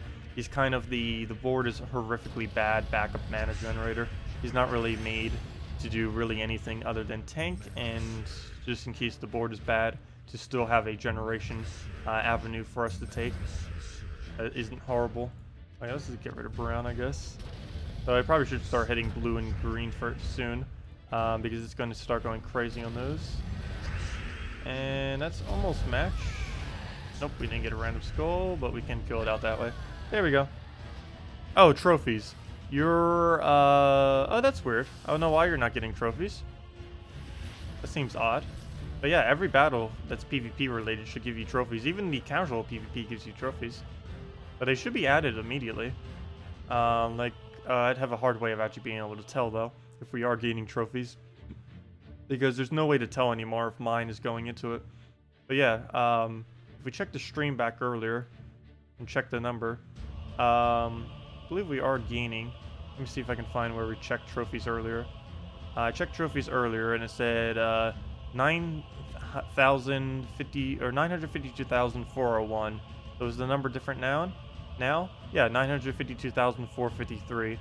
So in that time, from like 15 minutes ago, we gained like 52 trophies. Not us specifically, but the guild across the whole.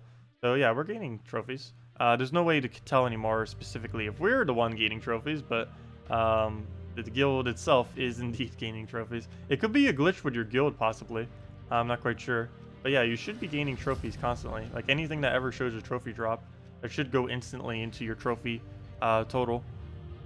Do I stream every day? Yes, I do stream every day. I do not stream Gems of War every day as of this current moment, but we will once Guild Wars starts back up next Tuesday. Well, technically, starting on Monday, we'll start that back up. But yeah, I do stream every day. I also stream some other games right now. Where other games we stream is Albion Online, Gems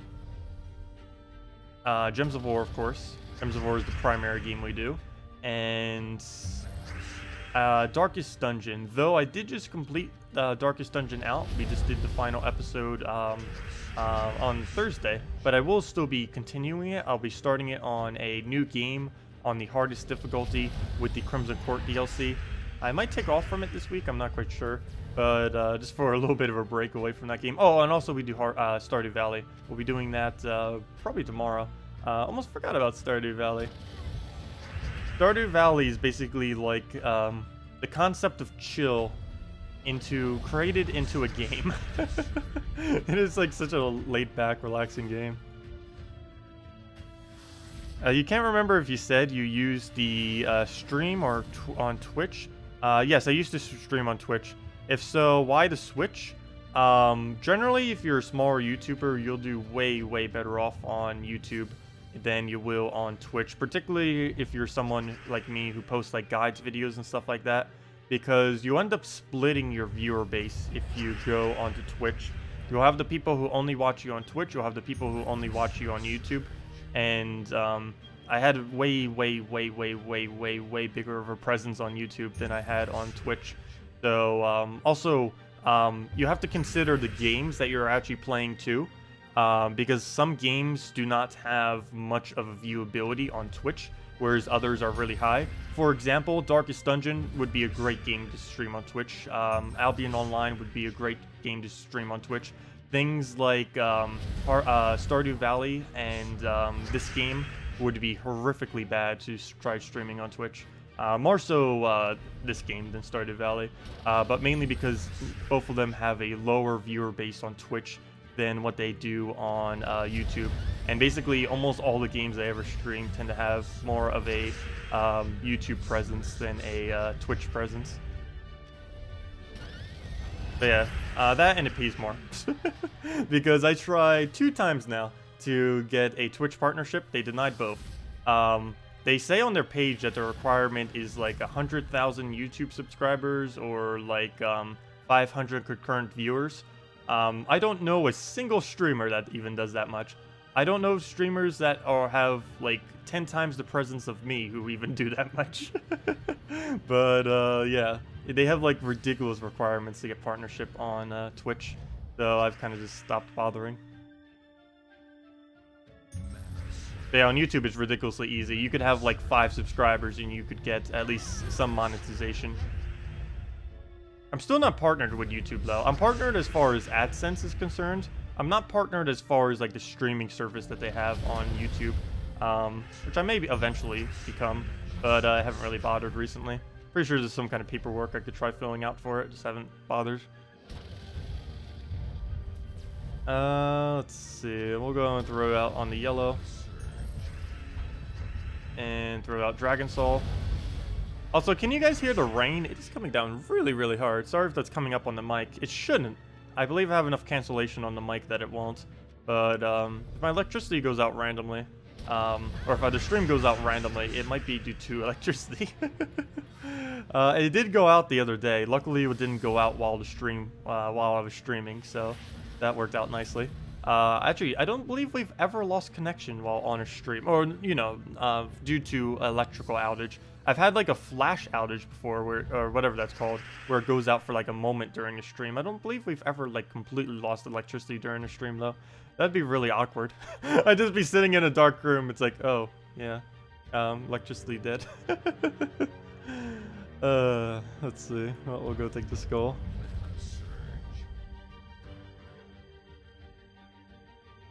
Total Biscuit got 20,000 views for his podcast. Yeah, I have nowhere near that kind of size. I am like 1% that size, if even that big. Let's see. It is really hard to actually build up channels these days. I've been trying to do it full time, building it up, and even that, it feels like it's still going relatively slow. I do really appreciate that everyone still stays here. And like we can actually have conversations. We have people that come back a lot of times, and I really appreciate all that. I still feel like it's growing at a decent rate. It's just not profiting as much as I would actually hope it would. It's not like I'm making nothing, but obviously I would be making more right now doing a minimum wage job than doing this, but I really do enjoy doing this, so I think it's worth doing something that you enjoy and making less than doing something that you hate and making more. And as this current moment, money isn't as big of a thing in my life at the moment, so I can get away with making a lot less, at least as this current moment. And hopefully YouTube will be established enough by the time that I do need to be making more money that it will kind of balance out. That is my hopes at the moment. And if not, well, then I'll just have to do like half job, half this, and that would still be easy to do. Though if I ever was to get an actual job, it's one of the reasons why I've been kind of hesitant on it, is I would definitely have to stop doing Friday and Saturday streams most likely in order to hold a job, because I would want to be able to get as many hours as I could into that job, and they might call me in on a Friday or Saturday, which would prevent us from having those streams. But we'd probably be able to do all the nightly streams still, but that's probably not going to be happening yet. Not sure if that will happen, but there is a possibility that at some point that I would have to do that for extra money on the side. Let's see, where do we go? I'll just throw down a blue. The one and only Vanger has returned. Welcome back, Vanger. Welcome. Vanger hits over 1,000 or over 9,000. Why did I say 1,000? Fail. Also, I'm starting to hate Silent One again. Since when did Silent One become used again? Like, there's a lot of counters to it, but a lot of the good teams that are used right now actually don't have anything to deal with Silent One, which is really, really annoying, because it's actually it's a pretty bad troop, but it can be annoying. And it can win games if it's if you don't have any immunity to silence. Like, the easiest way to counter is just have impervious and immune to silence. But quite a few of the teams I run these days don't actually roll with either of those. There are quite a few teams that do. I guess I could always bring back like an Element Grim team if I ever see a Silent One, just to throw at it, because those will both our mana generator and our damage source would both be not blocked by the silence, which would be great. When they broke the game and made everything on the side of on the AI side fill up instantly, I wouldn't be surprised if they did that. It's like, whoops. They actually did have a really funny glitch. When Stormheim first came out, this was back like a few months after launch, there was a very odd glitch where all of the AI troops in the Stormheim kingdom were gaining like plus 10 additional mana. I guess they were doing it to test their cast, but they forgot to undo it. But there was a point where it wasn't the player that ever got it. It was only the AI was getting like plus 10 additional mana for everything they took. I wish I would actually have recorded something with that. It only lasted for, I think, like 12 hours, 9 hours, 6 hours, some kind of X amount of hours. It didn't last too long. But for the time that it did last, basically every single troop in Stormheim was filling like 1.5 troops per color it took. It was pretty insane. But yeah, that has never happened again since. I'm pretty sure they just put the banner or something up to like a ridiculously high amount. And then that was what was giving them so much mana. They probably just adjusted the what is Stormheim's banner? I believe it's +2 blue. They probably adjusted the +2 banner to like a +10 all or something. But yeah, that glitch has never happened again, luckily, because that would be very, very annoying if it did.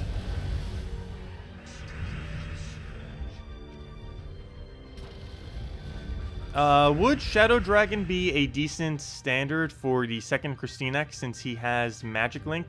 Yes, you can get away with that. It gets Dragon Soul up a lot quicker. It's not something that you go with a lot, but it is a pretty decent mana generator for Dragon Soul. And you can get away with using it with only one KrissTigger. So yeah, the team you would then use would probably be something like Dragonian Monk, KrissTigger, Dragon Soul, then Shadow Dragon, something along those lines. You could also just use KrissTigger as your tank and go KrissTigger, Dragon Soul, Shadow Dragon, and then one other dragon to assist, like Sylvania Mora or something like that. Would also be would also work.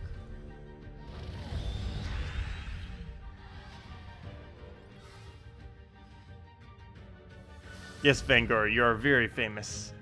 Everyone knows your apiness. Favorite glitch lately: Princess Elspeth as a last troop sacrifices herself to summon a knight, but triggers a loss before the knight gets killed. Not on all platforms, you hear? Oh, I believe they fixed that on PC and mobile. If you're on console, that might still work on console, but that was a glitch that was complained a lot on PC mobile, so I believe they did fix it. Or it wasn't really complained, I don't know. Something happened with it that made them decide to fix it, but I guess on the console version they might not have, I'm not sure. But I do know that they have fixed that. Maybe specifically not in last slot, but they have fixed it for other slots. Like if we use the first slot Princess Elspeth, and she's the only thing left that then kills herself, that will no longer end the battle anymore. Maybe it does if they're in last slot. I actually haven't bothered checking that. So maybe it still is a glitch, who knows. They might not have checked it in every single slot. Though it'd be very unlikely that you would have if your team was only a Princess Elspeth in last slot. Generally, she's not really a troop used in last slot. She's more of a first, second, or yeah, basically she's a first or second kind of troop as far as where she's generally used. She's normally not used much further down than that. Generally, you like to keep at least one damage source in your last slot. In case worse comes to worse, you at least have something that you can win with. Princess Elspeth in last, the only thing she'll be able to do is kill herself, which would give you a random knight, and that'd be way too random as your only final thing to end out the battle with. I almost never put a mana generator in last slot, and if I do, it is because I'm running two very solid damage sources that I have to get up their mana for. You see it a lot this week with the weekly bonuses buffing her health. Oh yeah, she does have 50% health. She's normally used on this week more towards the front though still, because that allows her to hit much higher. I believe she hits like 45s this week, which is quite insane for a base value just poke without any buffs. AoE kills everyone else, and then Elspeth suicides out of sorrow. Aww. The horror. It sounds depressing.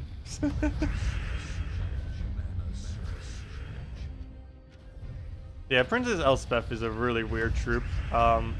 She's a lot stronger than I initially thought she would be. I think on the first day I ever saw her, I was like, she seems weak, but I know there's going to be at least one very game-breaking team with her. I lied. Almost every game-breaking team uses her now. I definitely underestimated how ridiculously useful she actually is.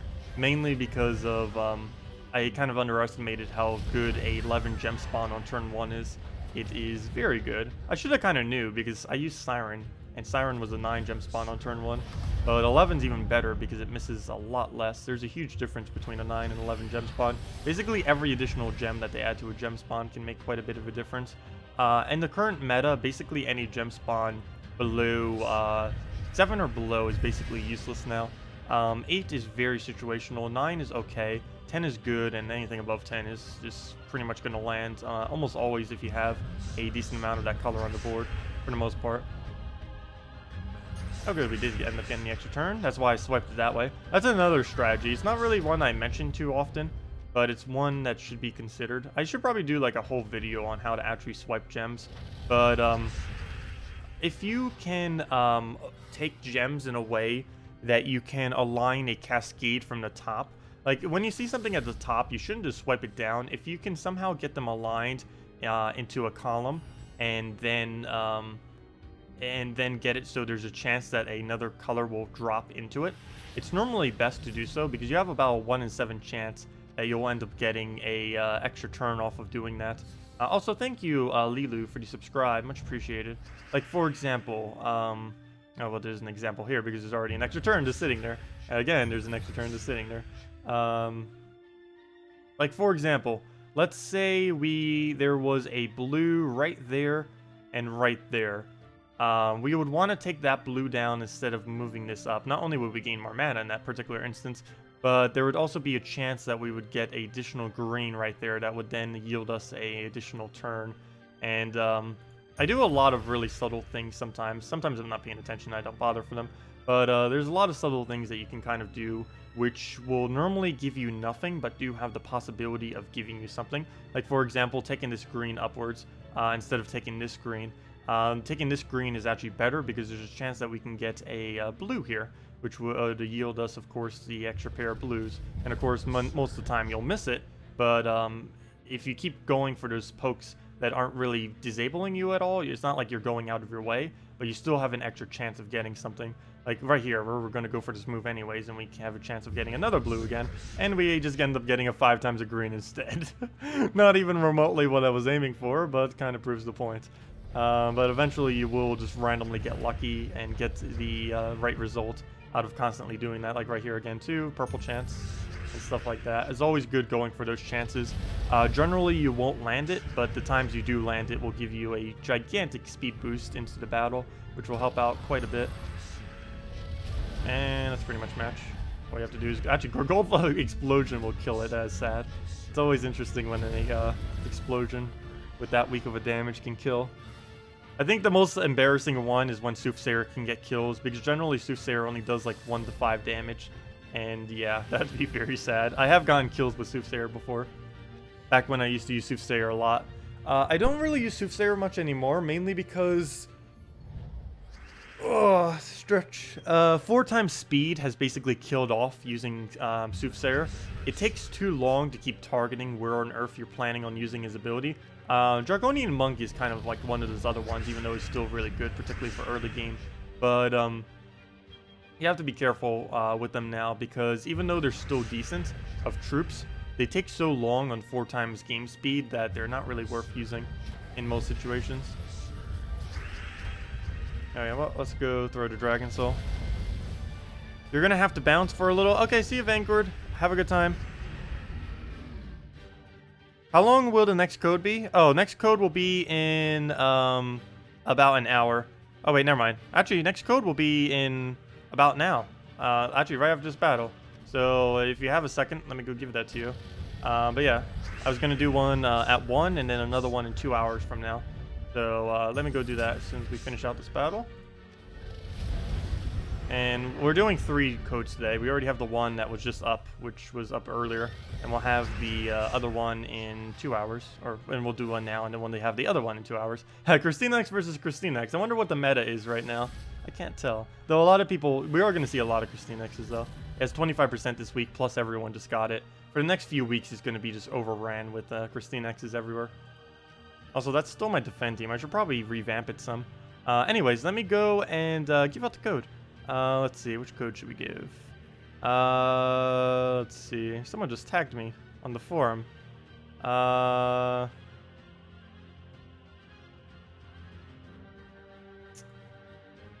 Let's see. Someone just said I should go try doing Warlord 4 difficulty. I believe no one has done it yet. We should probably go back and try to see if we can. I have tried it before. Farthest we have ever gotten is 3 wins. So it is technically possible. So really unlikely.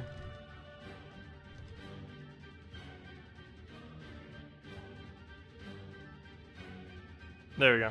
Okay, I replied back to him. And what was I about to do? Code. Where's the code? There are so many weird ones that we have now.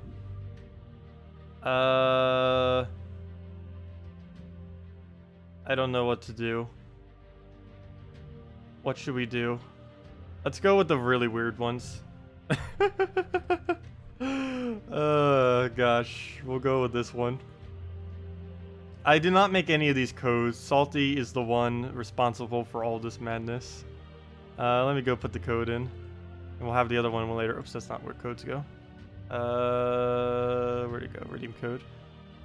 There it is. Butts. Gosh. There we go. Butts. The butts. Every single one of them is trollish, so we'll just go with butts. All the butts. But yeah, there we go. Salty, the true troll. Vanguard, you need to go and out-troll Salty on the forum. He's trying to beat you. But there you guys go. You use it on the... Let me go and get the page for this. Where on earth is the page? There it is. Let me go get the link. You use it on gemsofwar.com underneath the game code, the code I just put down. Let me go put that in chats, the butts. And we'll have another one in about 2 hours from now, approximately. So we'll have the last one then. But it gives the normal reward of 2 treasure maps, 1 gem key, 200 souls, and 2,500 gold. For the invite code, for any of you that don't know, the invite code can be found underneath this right here. If you go under your settings, whatever your game says right there is your invite code. Put whatever yours is, not mine. And I just redeemed it, and we get the normal reward of 2 treasure maps, 1 gem key, 200 souls, and 2,500 gold. As normal, and let's see what we get from the gem key. We actually got a Borealis the other day. Hey, Warspinks. It's kind of like a, what's it called? This is the troop that's like the Wisp, except it has Impervious, but it doesn't have any damage or any other side effects, so it's not as good. All it does is jump the board and then gain an extra turn. One interesting thing about this, though, compared to the Wisp, is it is Impervious, so it automatically gains that extra turn always. Whereas the Wisp can be frozen and then doesn't gain the extra turn. I really wish they lowered Warspinks to a 6 mana cost instead of 7. Currently, Warspinks isn't really used ever, but lowering its mana cost by 1 could make it a lot more viable. Because right now, you have to waste your banner, a +1 banner, in order to be able to use Warspinks. And most people aren't willing to waste a +1 just for a shuffle. Not to mention, now that they added what's it called? The Wisp, it's now a lot less viable to actually ever use the Warspinks, because the only time you'd ever use a Warspinks, it was already situational, but now it would be basically if you want the effect of a shuffle of the board, but they have a bunch of frees like a Queen Mab, that'd be like the only instance you would ever use a Warspinks now instead of a Wisp, because the Wisp does like exponentially more. It does a board shuffle and the extra turn, which is the exact same that the other one does, but for only 2 mana cost more. It also dispels all enemies, and it charms a random enemy. So that's a lot of extra value for only a 2 higher mana cost. And they really should reconsider doing something about Warspinks to actually make it viable. A lot of some of the older troops are pretty dead content these days. The game may have 300 something troops, but only like 10 to 20% of that's actually like really viably used for the most part. Everything else is kind of just side troops or fun troops or troops that kind of died as soon as they came into the game, or really old troops that have fallen off so hard that they don't really get used. Oh wait, we can already win. What am I doing? There we go. You got the Apothecary. Apothecary. Apothecary. I think that's what I was saying initially, because I didn't realize the word was apothecary initially. But yeah, Apothecary was the nickname I gave to her initially. Which was weird, and I stopped doing it because she is not a carry, she's a support. She's a support troop. That would have made a lot more sense if she was like pure damage. But she's not. Okay, we'll try for the purple into the red. Got it. Could have gotten double brown too if that one was a brown, which would have been great. Normally you don't get lucky enough to do it twice, if you're even lucky enough to get the one.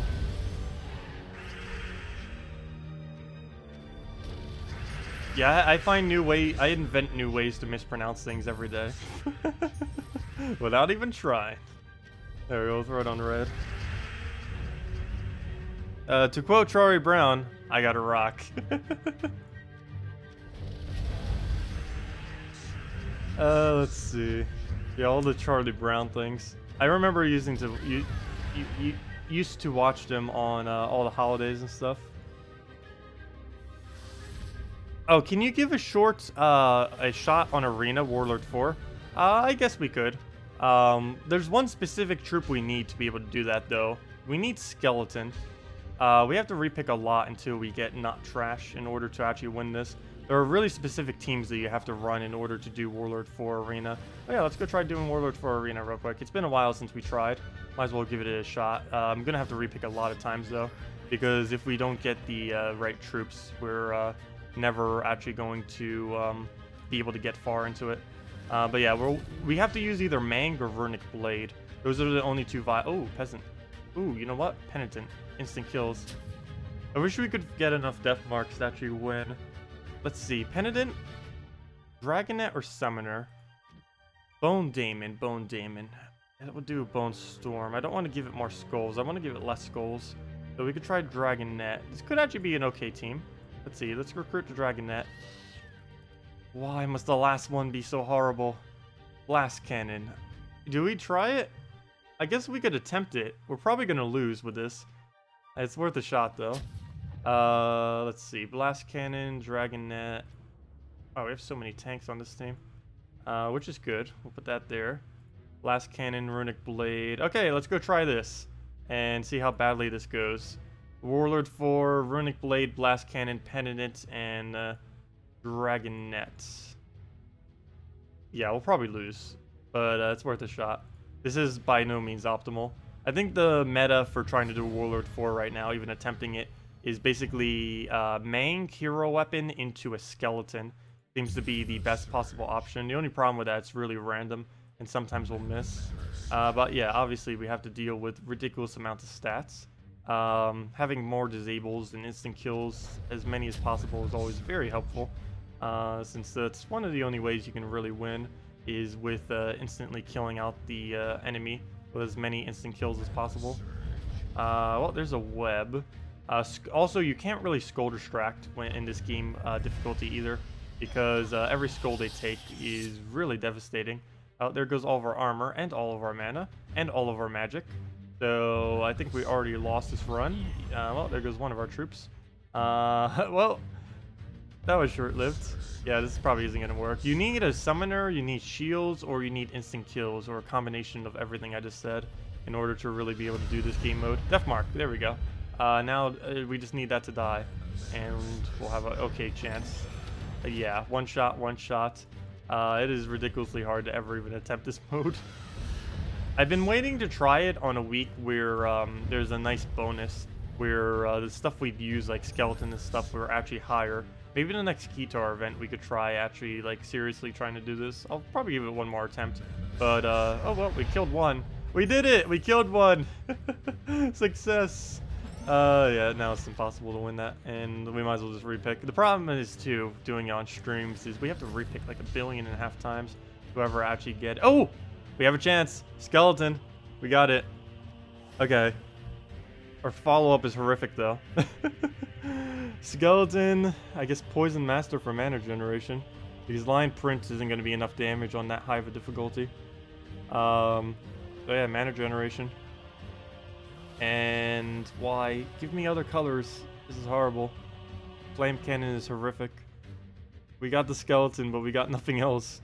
Well, I guess I try it. Yeah, this isn't gonna work. That's not enough team. We need a summoner. Skeleton Mang alone won't be enough. I could try real quick, but... Okay, well, let's just try it. So let's go and switch our weapon to Mang. Filter, Mang. And the whole strategy we have to do is basically just rush it up like crazy. And let's see, we'll move that there. Use it as a tank if nothing else. Actually, you know what? We could use it as a first slot tank, just so it dies.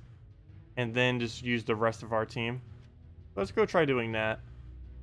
So now we can actually skull distract, because we don't care if we take skulls or not. So we'll use them as a meat shield then.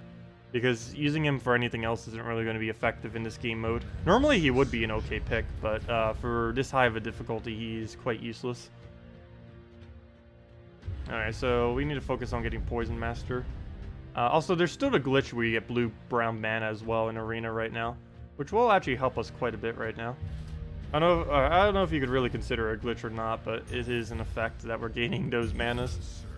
It could just be part of Arena now, I'm actually not completely sure. But I need to keep taking brown and nothing else. Let it take every skull that we ever see. What else do we have for moves? No, not yellow. Stop it. Okay, I'll take it. Okay, 1 HP. Good job. Tank it out. Here we go. Full mana on that.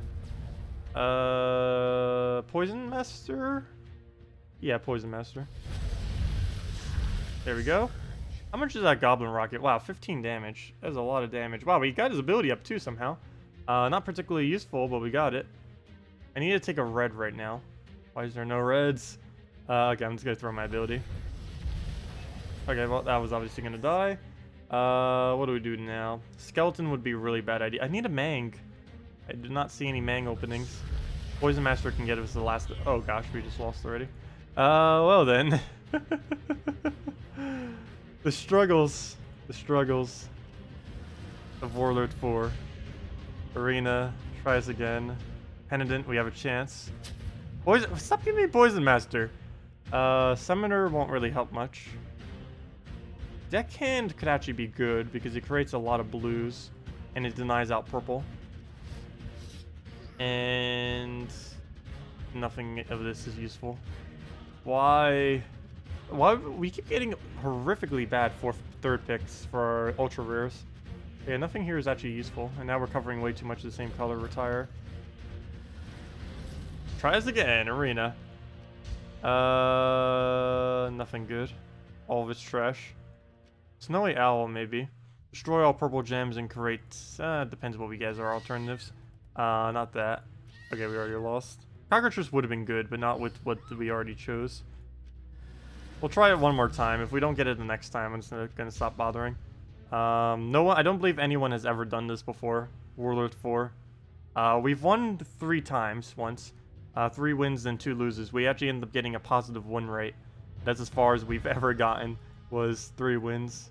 Never have I gotten further than that.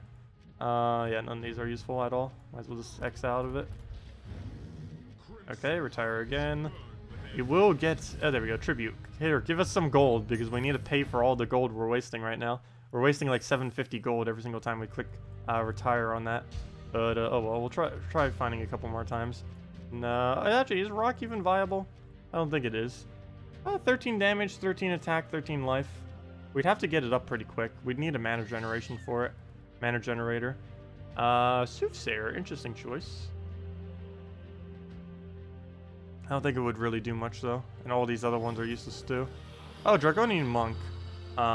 Actually wouldn't have been horrible if we didn't already take a yellow. Or a brown. Arena, go. Please, what is with these picks? Hey, we got Valkyrie. That's not what we need though. Generally, if you were casually doing Arena on normal difficulty, Valkyrie would be insane. Because you get even more souls on top of the souls you're already souling. Because generally, if you're doing Arena, you're doing it for souls. Oh wow, Goblin Rocket would actually be... Could you imagine if we got Alchemist Goblin Rocket? We could actually win if we got Alchemist Goblin Rocket. That'd be very unlikely though. Like, we would just went Rock into Alchemist Goblin Rocket. Let me take Ogre though, as a tank. Oh, and we already lost. Come on, game. Figures. Something else that might maybe work in Arena is if they ever added a dragon class, you can use Dragon Tar and then just use your hero with Mang and then a Dragotar behind it. And that would be a really solid combo that might finally be able to beat Warlord 4 Arena. Yeah, nothing good here. Though it might be runnable. Spirit Fox is actually pretty insane in Warlord 4 Arena, or really just in general. It denies out our rock though. But we're not going to be using that color after. We don't use blue at all in this team. But then again, the summon that it does is blue. You know what? We could roll with this. Rock, Mang, Spirit Fox, Summoner. We'll give it a shot. It's probably going to fail, but we'll just try it. Use Cryptic Runic. Cryptic Runic is really good with Penitent. Wait, what is the Cryptic Runic? Cryptic Runic. I don't know which one you're referring to. I'll need to go double check that weapon. There's a lot of weird weapons in the game that are kind of never used, but probably are good in certain ways. Okay, I'll just meat shield the skull. Dead. Super dead. But let's go mang him. There we go. We'll survive one shot. Hopefully that'll be enough. And we need a summoner too, just to make sure we can meat shield when it starts trying to kill us again. Well, I'm not gonna throw it yet. Can that one-shot us? Wow, he can almost one-shot us with a rock worm. Let me go disable that. No! Come on now. I wish I had barrier.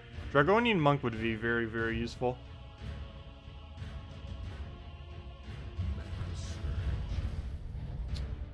Okay, let's go for the drain before he kills us. Oh, and he got an option to kill us with now. Well then. I think that's match. Nope, not yet. I don't want to summon yet because it will get in the way of me trying to kill his hero. Well, we can go even higher on our attack. It only does 9 poke damage though. So another spirit. Oh, there we go. Perfect. So we got 1 kill. 2 kills. Too bad that's not a 3rd kill. I can Spirit Fox him though. 3 kills. And what would be the perfect team we could probably roll with? It would probably have to be Mang, Spirit Fox, Dragonian Monk, and Penitent, I believe. Because that would cover every color. We'd have Death Mark, we'd have Disable on their mana cast, and we'd have Mang. And I believe that would be able to cover everything we'd possibly need to be able to win. So let's go and take our mana. So we have a Spirit Fox option in case he's wanting to cascade something weird. Oh, maybe I should have manged him. Well, now all we have to do is mang him and then we win. There we go. Sweet. Okay, we got 1 win. 1 win. Now, if only we can get 7 more without losing. Oh, wait, we didn't lose yet? Oh, never mind. Oh, let's go. We're going. With Mang Spirit Fox combo, we're going to win out Warlord 4 Arena with 0 losses. That's not going to happen, but it's fun to dream. Well, 1 win, 0 losses. Let's do this. We're going to double lose now, but okay. Oh, he chose Peasant. That's slightly easier for us to do now. Well, first things first, get Mang. Every single time, that's the first priority, is get all your mana into Mang. Because that's the only thing that's really going to help us win here. Oh, I got Runic Blade. Because he got Runic Blade, I'm actually going to take a Skull here. Instead of letting him kill out the rock. Okay, well now we don't have our Summoner, which I didn't even use the entire last battle, so it's not that needed, I guess. You start getting Spirit Fox up too, so we have a Disable, so he doesn't do something like that again. There we go, a poke, though that wasn't really a poke I needed. Can't take either of the 2 manas without it triggering something. I kind of want a Spirit Fox, but I believe that also gives him a Skull. Yeah, it does. Anything I do gives him Skull. Yeah, I can drop this. That won't give him Skull. Or will it? No, it won't, because it will drop this one down more than it will drop the other row. Wait, will it? Because that skull will be there. That skull will be there. Oh, never mind. He'll still get a Skull. I'm just gonna have to take something that doesn't give him Skull then. Like this yellow. But then if he takes that green or something, we're in trouble. Okay, good, he doesn't. Actually, we can take it. Sweet. Okay, we'll take that. And we let Rock die. That or we Spirit Fox. I probably just let Rock die. So we'll let the Rock die. Disable him. Take our purple. Why do you not have enough damage? No! If he kills Spirit Fox, we lose. Actually, if he targets anything, we lose. 43 attack. Is that enough to kill us? Yes, that's exactly enough to kill us. And we can't Spirit Fox because then he kills us.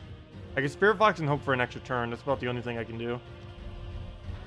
Nope, dead. And yeah, we lose this one. Yep. Well, we won one. We got a win. That's about as far as we're getting is one win. Hello, John. Welcome. But yeah, we'll need to come back to this at a later time. We've tried this many times before. 3 wins is the furthest we've ever gotten, though. It is ridiculously hard. I don't believe anyone has ever done it yet. Warlord 4 without any glitches. Actually, even with glitches, I don't think anyone has bothered doing it yet. Well, we got man going, so let's start killing everything out. You have to get insanely lucky to actually be able to do it. On both your draft and on how each battle actually goes. Well, let's start getting a second Mang. It's not... after the first Mang, it isn't really too useful doing another one, but still. Why not?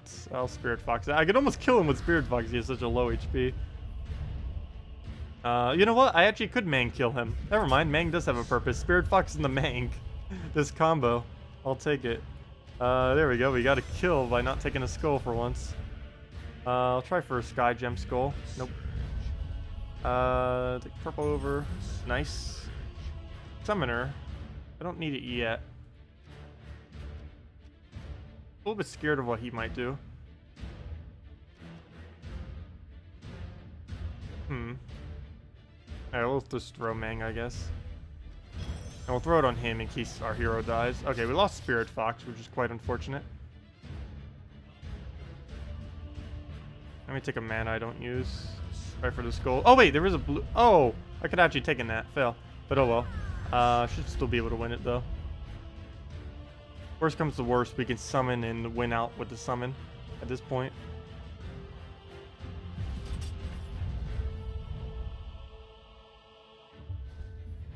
There we go. Okay, 2 wins. We got this. We're almost there. Not really. One more lose and we lose all of it. 2 wins, 1 loss. Well, let's see if we can get 3 wins and tie our record. Let's see if we can break our record of 4. I don't think that's going to happen. But we could give it a try. Let's see. They need to give some kind of reward to anyone who can legitimately beat Warlord 4. Pretty sure the current amount of people is still 0. Just simply due to the amount of luck you actually need to even get it done. Let's see. There's no Mang, which is really unfortunate. Anytime there's not a Mang, it's always bad. Let's move that over. Okay, we got Spirit Fox. Okay, good, never mind. I thought that was our hero for a second, I keep forgetting. Yeah, you can't really put your hero in first slot because you have to Skull Distract to some degree. I could probably even, if we got 2 really bad troops that didn't conflict with his colors, we could probably put him in 3rd slot and just let both of them die. And then just use our last 2 troops to keep accumulating other things like shields or maybe whatever else we might need to do. Like, having our whole team as our hero plus like a shielder might even work. Though I think Spirit Fox plus that might be one of the better combos that we could try doing for this. Also, why on earth is there still no brown or red? No, he took my red. Okay, we have 2 chances for brown over here. You know what? I might just Spirit Fox him. What's the next biggest threat? Who's the weakest? Yeah. So let me get rid of that thing. Okay, there we go. We got our mana. Got our mana. Now let's go and... ooh, that is bad. It deals half damage to adjacents as well. So I don't think the half would actually... actually, never mind. It depends how much boost ratio he gets. How much would that be? That'd be 17, 18, 19. That'd be about 19 damage. Actually, it'd be exactly 19 damage. And then, like, what, 9 or 10 to adjacents. So he could kill our Spirit Fox, which would be really unfortunate. I have nothing I can do about it, though. Okay, good. He didn't go for the Spirit Fox. We got a chance. He kept the 2 main troops we needed. So, hopefully we can win off of those 2. And now it comes down to how lucky we can get for the rest of this battle. Okay, I'll take it. A free kill. Oh, now we lose Spirit Fox as well. I have nothing I can do about that. Well, now we just have to kill it with 1 hero. Who can only resist 2 skulls. Okay. I'll try for this skull. I'm not taking the red because there's a higher chance that we get a skull by doing... actually, yeah. Because there's 2 spots where we can give him a skull here. There's only... Oh, no, there's 2 spots both ways. Never mind, we'll just take that one then. They're both just as dangerous. Okay. Yeah. Nothing to do. We'll move... No. No move is good. I'll just take the purple to the left, I guess. Try for that 1 skull. Nope, still nothing. Probably just move the blue over for safety's sake. And then maybe he'll take that move, which would be good for us. No, 1 more hit. 1 more hit, we're dead. Let's see. Guess I just take this blue. Good, safe. I think we're dead. No, not yet. We're getting there. We'll take this purple down. Because nowhere else looks safe.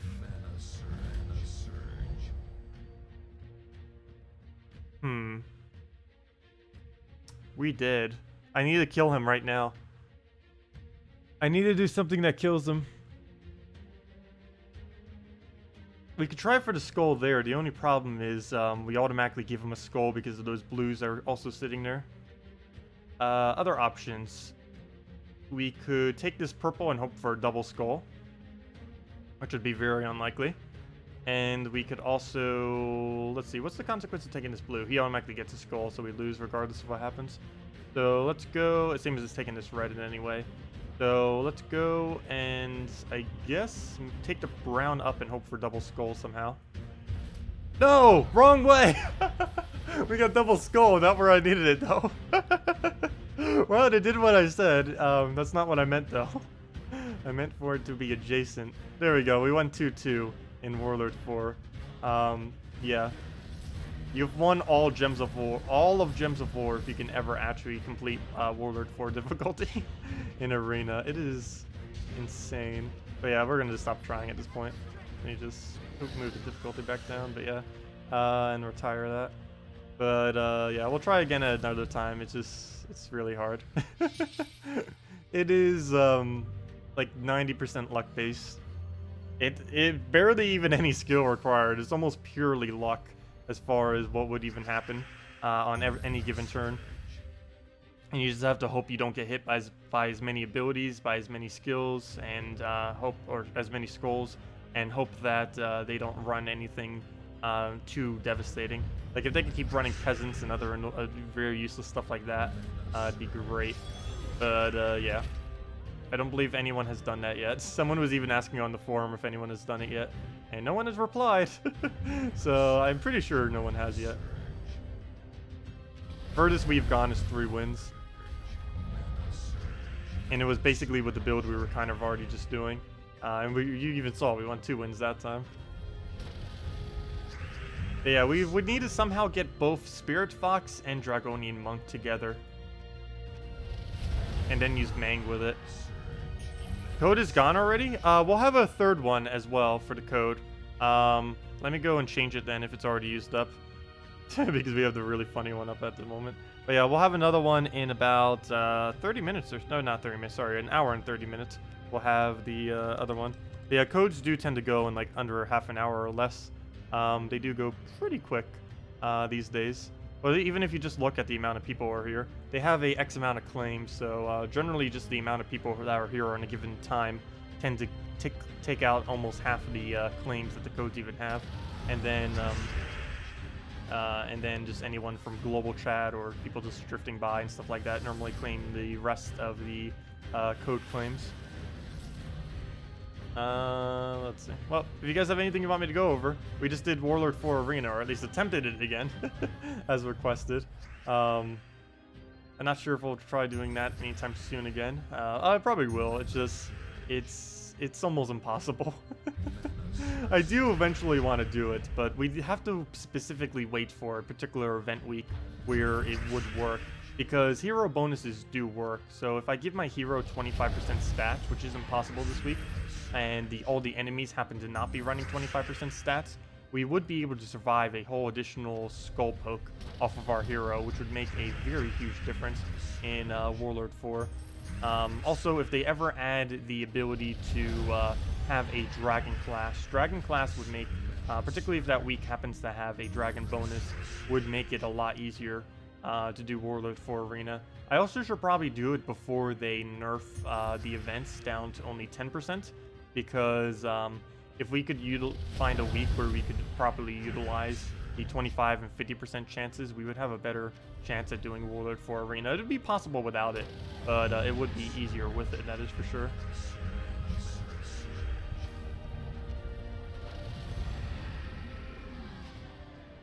What are my opinions for the other two cards with Roraine Valkyrie? For early game, or for, like, what purpose? For PvP, for Explore? Because for Explore, I would normally run a Valkyrie Roraine double Siren for that team. For PvP, you would still use the Valkyrie with it, obviously. Well, that's even what you're asking for, Valkyrie Roraine. But you would end up going with more of a tank build up front. Let's see, what would the one be? I believe you'd end up using... let's see... I'm gonna figure out the colors. That would be brown, purple. You would need some kind of tank. I don't know if you'd specifically go brown, purple tank, though. You would have to go something that is brown, purple with stone skin in first slot, followed by another damaging troop that uses blue, followed by Valkyrie, and then Roraine all the way in the back. Assuming that they don't have a back-hitting troop. If they do have a back-hitting troop, you would then put your Valkyrie all the way in the back. And then, because your third slot is your safest spot, so putting your Roraine there would generally be good. But if they don't have anything that hits back slot, then your last slot would also be your absolute safest spot. It really depends on the particular battle. Like, if you see they have a back-hitting troop of some kind, then obviously put your Roraine in third. If they don't, then you can get away with using it in fourth. Oh, late PvP just for fun and stuff like that. What is the best... I don't think there's any Valkyrie teams that get used later in the game that actually utilize her other than for Explore. The one that I know of that works somewhat decent, which I was showing yesterday, but it's still not the greatest, but it's fun to use. It's Dragon Soul, Heronif, Roraine, and Setite Warrior. Roraine plus Setite Warrior is a pretty interesting combo. It's a combo you normally don't see me ever really using, for the most part. That doesn't mean it's bad, it's just not something I prefer really using. But yeah, Roraine into Setite Warrior, particularly Setite Warrior first, then the Roraine, I should say. But it is quite a devastating combo, and casting both of them twice is enough to kill anything in the game. Some instances you can even cast both of them once and win the game that way. Like, do an armor buff, cast Setite Warrior, cast Roraine, and then boom, you won. And there's a couple different combinations that you can end up doing as far as troop combinations. Like I mentioned before, Dragon Soul, Heronif, Roraine, and Setite Warrior is one of them. Really just anything with enough support up front would work, though. Basically, just one armor buffer and one mana generator for assistance with that team is all you would need to be able to make it work. And I happen to use Dragon Soul Heronif for it, but there are other options. You could even go with, like, maybe some kind of infinite loop team, like a Green Seer Giant Spider to feed it or something like that. Golgotha is going to be in next week's event chest, right? Yes, but do keep in mind there's a new legend coming next week. So you will be getting slightly less Golgothas than you normally would, and you'd be getting some of the new troop instead. The new troop does seem good, but the problem is he's not really going to be used too much because one of his main benefits is to be used with Dwarves, and unless they are buffing Dwarves on Monday, he won't really be used much more than next week just for his bonuses that he'll likely have. But yeah, you do get Golgotha next week. If you don't have a Golgotha, next week is the week you get Golgotha. But yeah, this week and next week were both amazing weeks to use event keys. This week is because of KrissTigger. If you haven't already gotten a KrissTigger, I highly advise getting at least one. It is arguably the best troop in the entire game. As far as Golgotha, it is one of the most versatile troops in the whole game. It is used with almost every troop that's even possible. It's used in more teams than any other troop in the game, which allows it to be very versatile. And if you needed something early on in the game to basically invest into that you wanted to have as versatile, KrissTigger and Golgotha side by side, or really just either of them, is really good. Actually, all three of these, Golgotha, Dragon Soul, and KrissTigger, just in general, are just kind of like copy-paste kind of troops that can be used in any team you ever really want, mainly due to all three of their versatilities. Gorgolfa is versatile because it gives mana to everything and can tank for any team, or almost any team, I should say. There are a few instances. The main thing that he's not used with is other brown-yellows. He's really bad when you're using other brown-yellows. Basically, any brown-yellow troops are the only things you can't synergize with him for the most part. You still want to cover brown and yellow below if you can.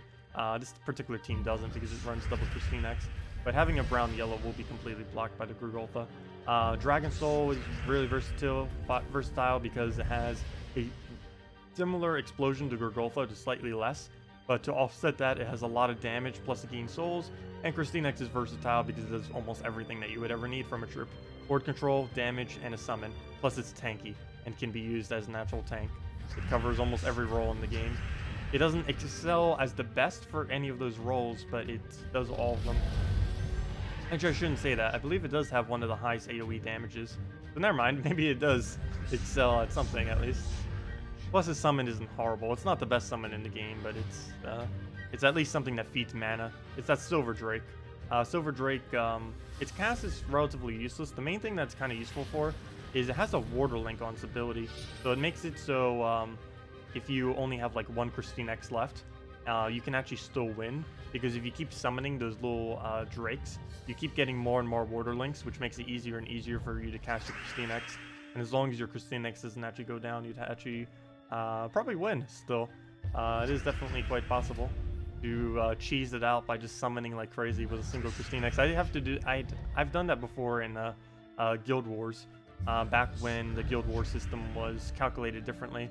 I'll probably have to make another video next week, later next week, once we kind of figure out what's really up with the new format regarding Guild Wars, because Guild Wars, of course, is being reworked this Monday, and we do not know exactly what it's being reworked into. It's a mystery. Okay. Stretch. Okay, anyways, where were we? Let's go and throw down the red right there. It's a skull poke. Buffs should be reduced to just 10% and double buffs to 20%. They are. I don't believe that's happening on Monday, though. I believe that's not happening until the patch, which isn't coming to like about a month or so from now. But yes, they have already confirmed that. I don't know if you were suggesting that, but yeah, they have confirmed that that will be happening. They're going to be reducing all bonuses to 10 and 20%, or to 10%. And if they happen to have both, then it is 20% then. But yeah, they are reducing it down. This was requested by quite a bit of players.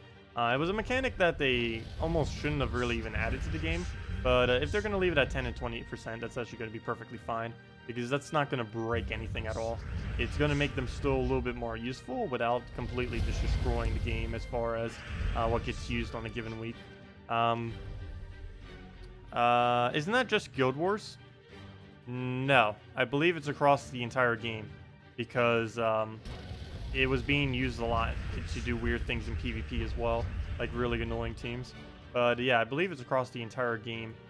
They are making it so you will not be able to, or that the bonuses will just be 10 to 20% instead of the higher amount. Because that'd be confusing if you had two different percentages. But I'm pretty sure they're just making all the percentages down to 10 and 20. But yeah, it wasn't just for Guild Wars. But I don't believe it's coming till later. Like next Monday, it's not going to happen. It's not happening until the next patch, I believe they said. I could always double check the thing. I only read through the entire thing once, so I did look over it again earlier, but I could double check it later. But I'm pretty sure it was across everything. Oh, there goes the Devour. And we'll throw down the Gorgolfa. Oops, that is not the one I meant to cast. I meant to cast KrissTigger. Well, throw that one down. He could actually win. He could win. He just won. What are you doing? End your turn. End your turn. End your turn. Wow. Well then, that happens. What? Okay. That happened. Interesting. Very interesting. What? Buffs can be nasty if you want to farm trait stones. Yeah, that's another problem too, is trait stones. For some reason, they even prioritize some of the other troops to come into, like whatever some of the event troops are at a given time. Because event troops will, I don't know why, I noticed that recently when I was like farming. I mentioned it a couple times though, but it appears like whatever the event troops are for the week, regardless of what kingdom you explore, and they tend to appear a little bit more often in kingdoms. I believe the reason why they did this was because some events are really hard to do when they say go to explore. So basically they made it a little bit of all these objective troops in the explore constantly. But still, by doing this, they made like gigantic, like 25 and 50% troops that sometimes appear randomly in explore in places that they really shouldn't be. Also, I meant to cast that on yellow. Luckily, this time around, we won't lose due to a misclick because we already won. But yeah. Let's our dragon slow down, and that's match. Yeah, we got completely wrecked by that Kraken that didn't want to end his turn. Can you suggest an Urskea team? There's no 4x Urskea that can be used. Oh wait, never mind. You mean Urskeas in the kingdom? Well, there's not 4x Urskea that can be used either. There's a couple of Urskea troops that can be used, but there's, as far as Urskas, obviously you can't make a 4 team. There's only 4 of them, and they cover like what, 5 colors? Yeah, I think everything's at blue, so they don't really get to cover much. But as far as the actual kingdom, there's only a few select troops that are even worth building around, and you can't really synergize an entire team because there's only 8 of them.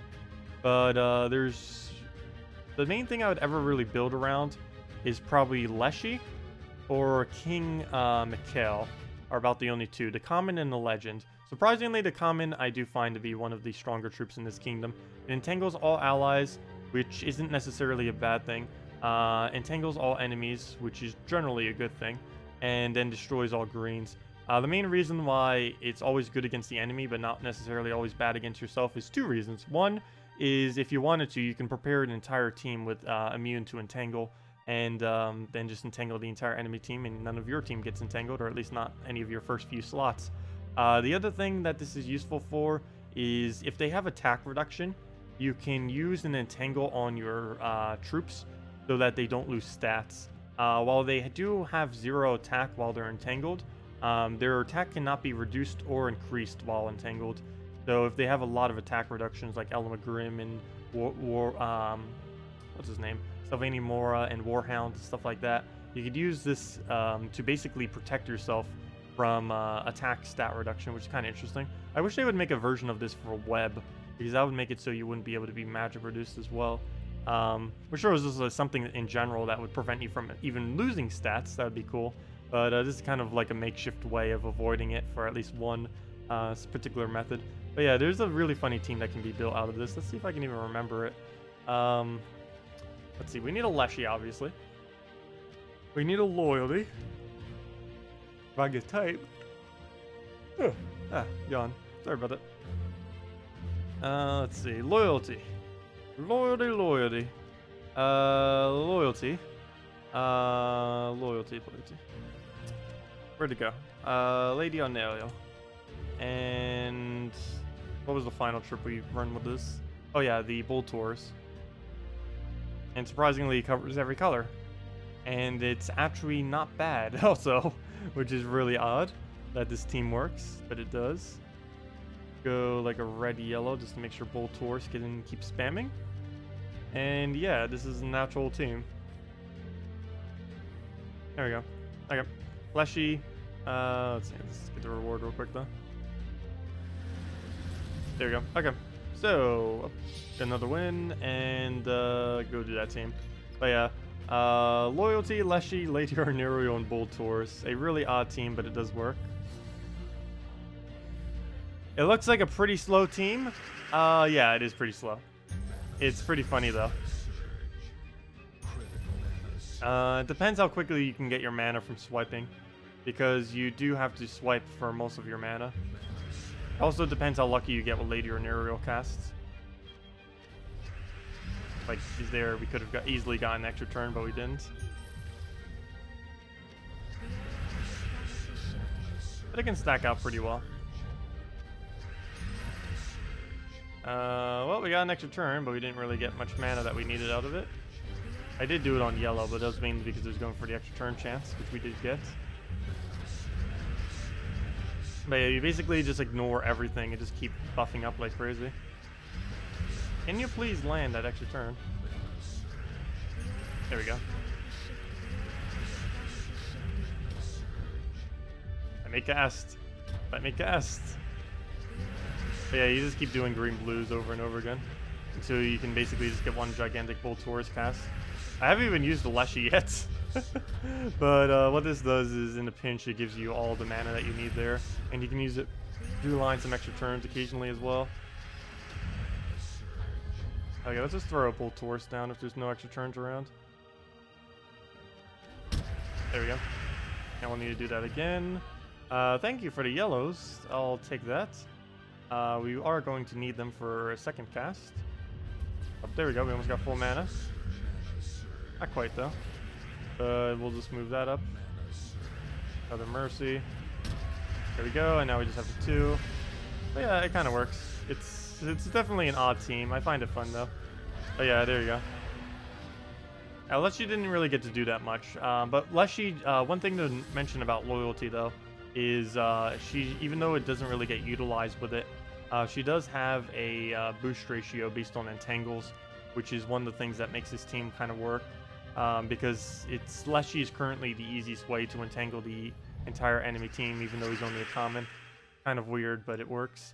But yeah, this team is really, really odd, but hey, it gets the job done. Can we somehow get a Leshy? Actually, let me start doing it on brown first, maybe. That could help out a little. So if we get Leshy up, there we go. And then just remove all the greens. And then boom, entangle everything. Unfortunately, it has one immune, but now we just start throwing this on blue. Can you please end your turn? As long as you don't have Devour or anything, this would normally be fine. Let me take a skull. One poke. And then go throw down on blue, right? We already did our thing. Yeah, so let's keep doing it on blue. So let it do whatever. Keep casting it out. Doesn't even matter if we're unentangled or not. It won't really come into play. Because we're not interested in skulls. We're interested in manas. Alright, we'll move that up. Oh! We could probably lose this. Let's see. If we lose loyalty, we'd have a problem. He only has one entangle on at the moment. Come on, get the mana you need. I hate when he keeps missing like crazy. Gem spawning nerf. Well, we'll go and throw that down. Yeah, the Leshy actually didn't get to do that much this time around, because one was immune and they got all their entangles off pretty quick. Oh no, we lost the loyalty! How could you do such a thing? And he tore through all of my armor too, so now he's gonna take out our Bull Taurus' damage. Every damage he does to it is one less damage we do to him. But yeah, it kind of works. It's it's a weird team. Most of the stuff in the New Kingdom doesn't really do that much. But yeah, it's weird. But it's kind of one of those kind of fun teams. Oh, I was about to take that red and get the yellow as well. Well, I'll take that, and there we go. Match. Hello, Sylvia. Welcome. Just got Gorgoltha. Any good teams? Everything. Literally everything. You don't really build teams around Gorgoltha. You build Gorgoltha into teams. So asking for a Gorgoltha team is basically like asking me to just create a random team, because there's not a single thing that Gorgoltha really doesn't work with.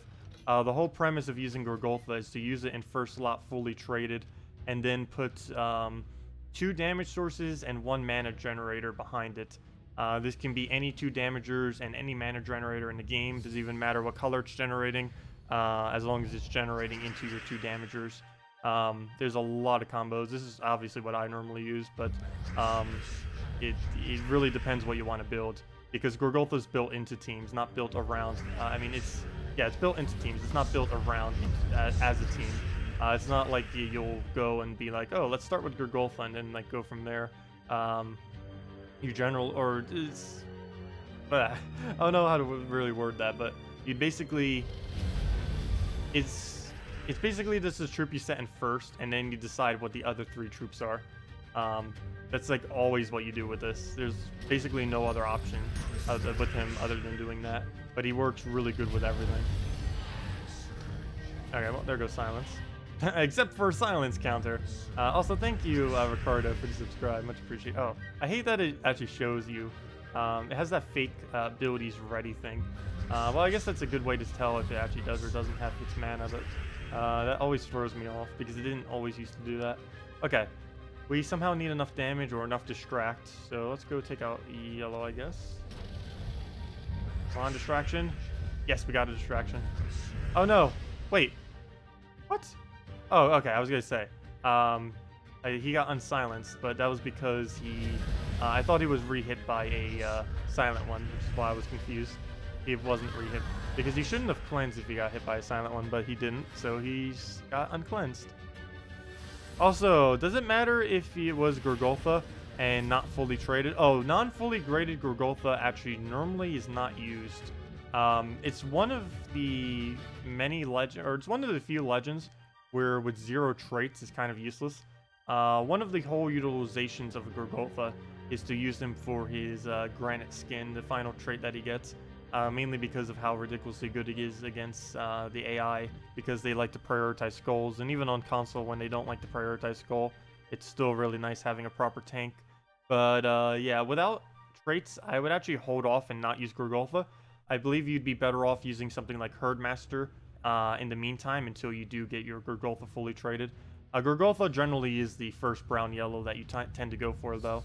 That's because it's just so versatile into everything that you can use it with. But yeah, I would not advise using Gorgolfa with 0 traits. It is one of several troops that is really good traded, but almost useless not traded. He's one of the few that's almost 100% mandatory to have traded. Otherwise, things like Herdmaster, Poison Master, and all Ragnagord and stuff like that are better than him if you have no traits on your Gorgolfa. Actually, sometimes even just in general, even with traits on your Gorgolfa, some of those tend to be better. It depends on the situation and what you're trying to do. But all the options that you really have are Herdmaster, Poison Master, Gorgolfa if traded, Dragon Soul. I missed one. It was the one I just mentioned too. Oh, there's a lot of them. I don't remember all of them off the top of my head. I think there's about 8 to 10 different viable exploders. Oh, Ragnagord. Ragnagord was the other one I was thinking of. But yeah, there's about 10-ish different exploders that are viable that you can use as alternatives until you get it traded. And that's match. Let's see. When is the next brown-yellow trait stone? Next brown-yellow is on September 25th. So if you are super, super, super patient, you can wait till the end of September, and you'll be able to get brown-yellows then. Other than that, you'd have to farm them or use the new crafting system, because the crafting system will be out by then too. And based on the preview images, it does appear like trait stones will be craftable. This will make it so you probably won't be able to craft as many troops or weapons and other stuff. But if you truly wanted to invest into it, you would be able to craft trait stones, which is kind of cool. Because that would make trait stone farming a lot different and probably a lot more fun too. Because you would do the new dungeoning system that they're going to be adding to Gems of War. And that new dungeoning system is definitely going to be a lot more fun than just constantly spamming Explore. Unfortunately, it's going to be limited on how many you can do per day. I believe it's only 3 per day, but you can do it every single day. That'd be kind of nice. Gems of War doesn't really have a daily thing other than Guild Wars. Though I don't really consider Guild Wars a daily thing, because technically, if you so choose, you don't have to do Guild Wars every single day. It is set up in a way that if your guild allows it, you could do every single battle on Sunday and still get the full amount of points for your guild. It would take you several hours after your Sunday, but you technically could end up doing that. Also, thank you, Magnus, for the subscribe. Much appreciated. Let me go bring chat back up. I'm looking at not chat. Hello, Pedro. Welcome. Let's see. Do you know if the Cascade nerf hit the console yet? No, I don't believe it has yet. Probably will next patch. Also, it might actually not really be much of a nerf on console, or at least not a nerf that people will hate as much. Mainly because I believe next patch they are going to be fixing the annoyance that kind of makes things like the Queen Mab Justice team, the Valkyrie Justice Queen Mab team that's 100% rampant on console right now. That would make it a lot less effective, as well as a few other teams. But it will fix the whole issue with people spamming that team like crazy. Because if you may notice from us playing on PC, that team is almost not really used anymore. It's still used on occasion because it's still ridiculously strong, but it's nowhere near as strong as what it used to be, which is good because it was very, very annoying in the past. And it's more annoying on console right now than it has ever been on PC and mobile to begin with. And that should be fixed as of next patch. But yes, they likely are going to be adding the gem spawning nerf as well simultaneously. I don't know if they've ever confirmed it, but they did say that they were going to like tweak the AI or something. So that's probably what they were going to go do. Because eventually, the AI on all platforms is going to be the same. What exactly it will be, I do not know. Because right now, the AI on is different on PC, mobile, and the console. I believe it's the same on both console versions, but it's different in the PC mobile. But PC has its own AI right now, mobile has its own AI, and console has its own AI. Mobile's AI in a couple weeks should, once it gets the update that gives 4 times speed and everything, and switches over to Unity, the AI on console should then be the same. I mean, the AI on mobile should then be the same as the one on PC, but the console one will still be different. And I don't know if they're going to shift the console over to more like the PC, or the PC mobile more towards like what the console one is. I do not know. I'd assume they'd switch it over to the PC version, because the PC version has always consistently been the most up-to-date version of Gems of War, and to this day that still rings true.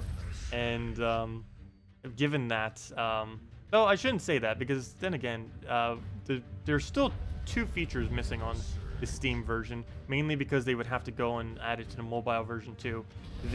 Well, technically 3. There's the large amount of achievements that console has, which Steam is going to get eventually. I think they're even integrating into the game eventually as well, the actual achievement system that's currently on console and partially on Steam on the PC version.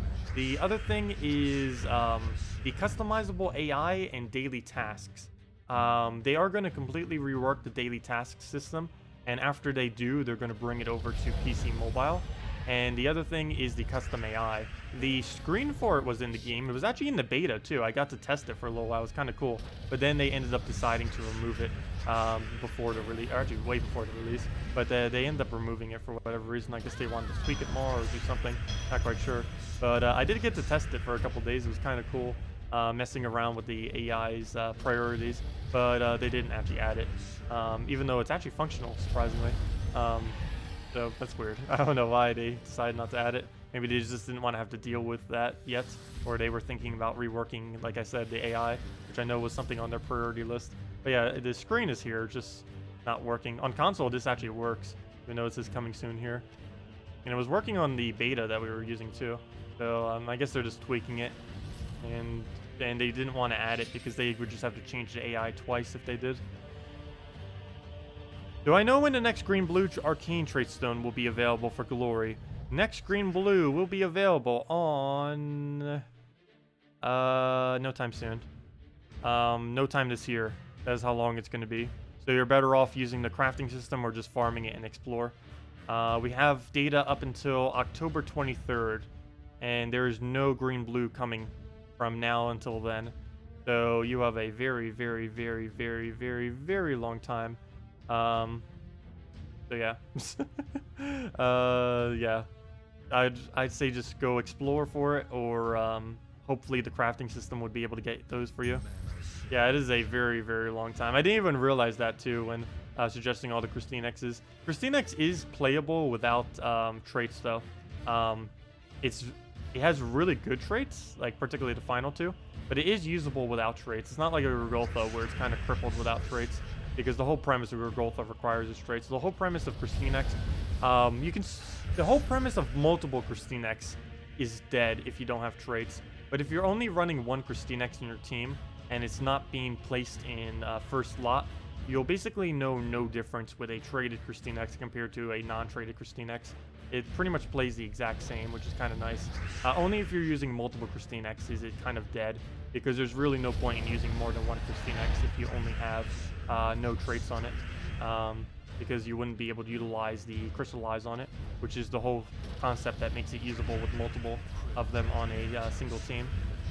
Without that, it's just another random troop. Yeah, KrissTigger is powerful enough even with 0 traits. It just multiple of them isn't feasible anymore without it. You could still probably get away with using 2, but you get a lot less mana because one single purple is 4 mana per turn until they're up. So that's a lot of mana.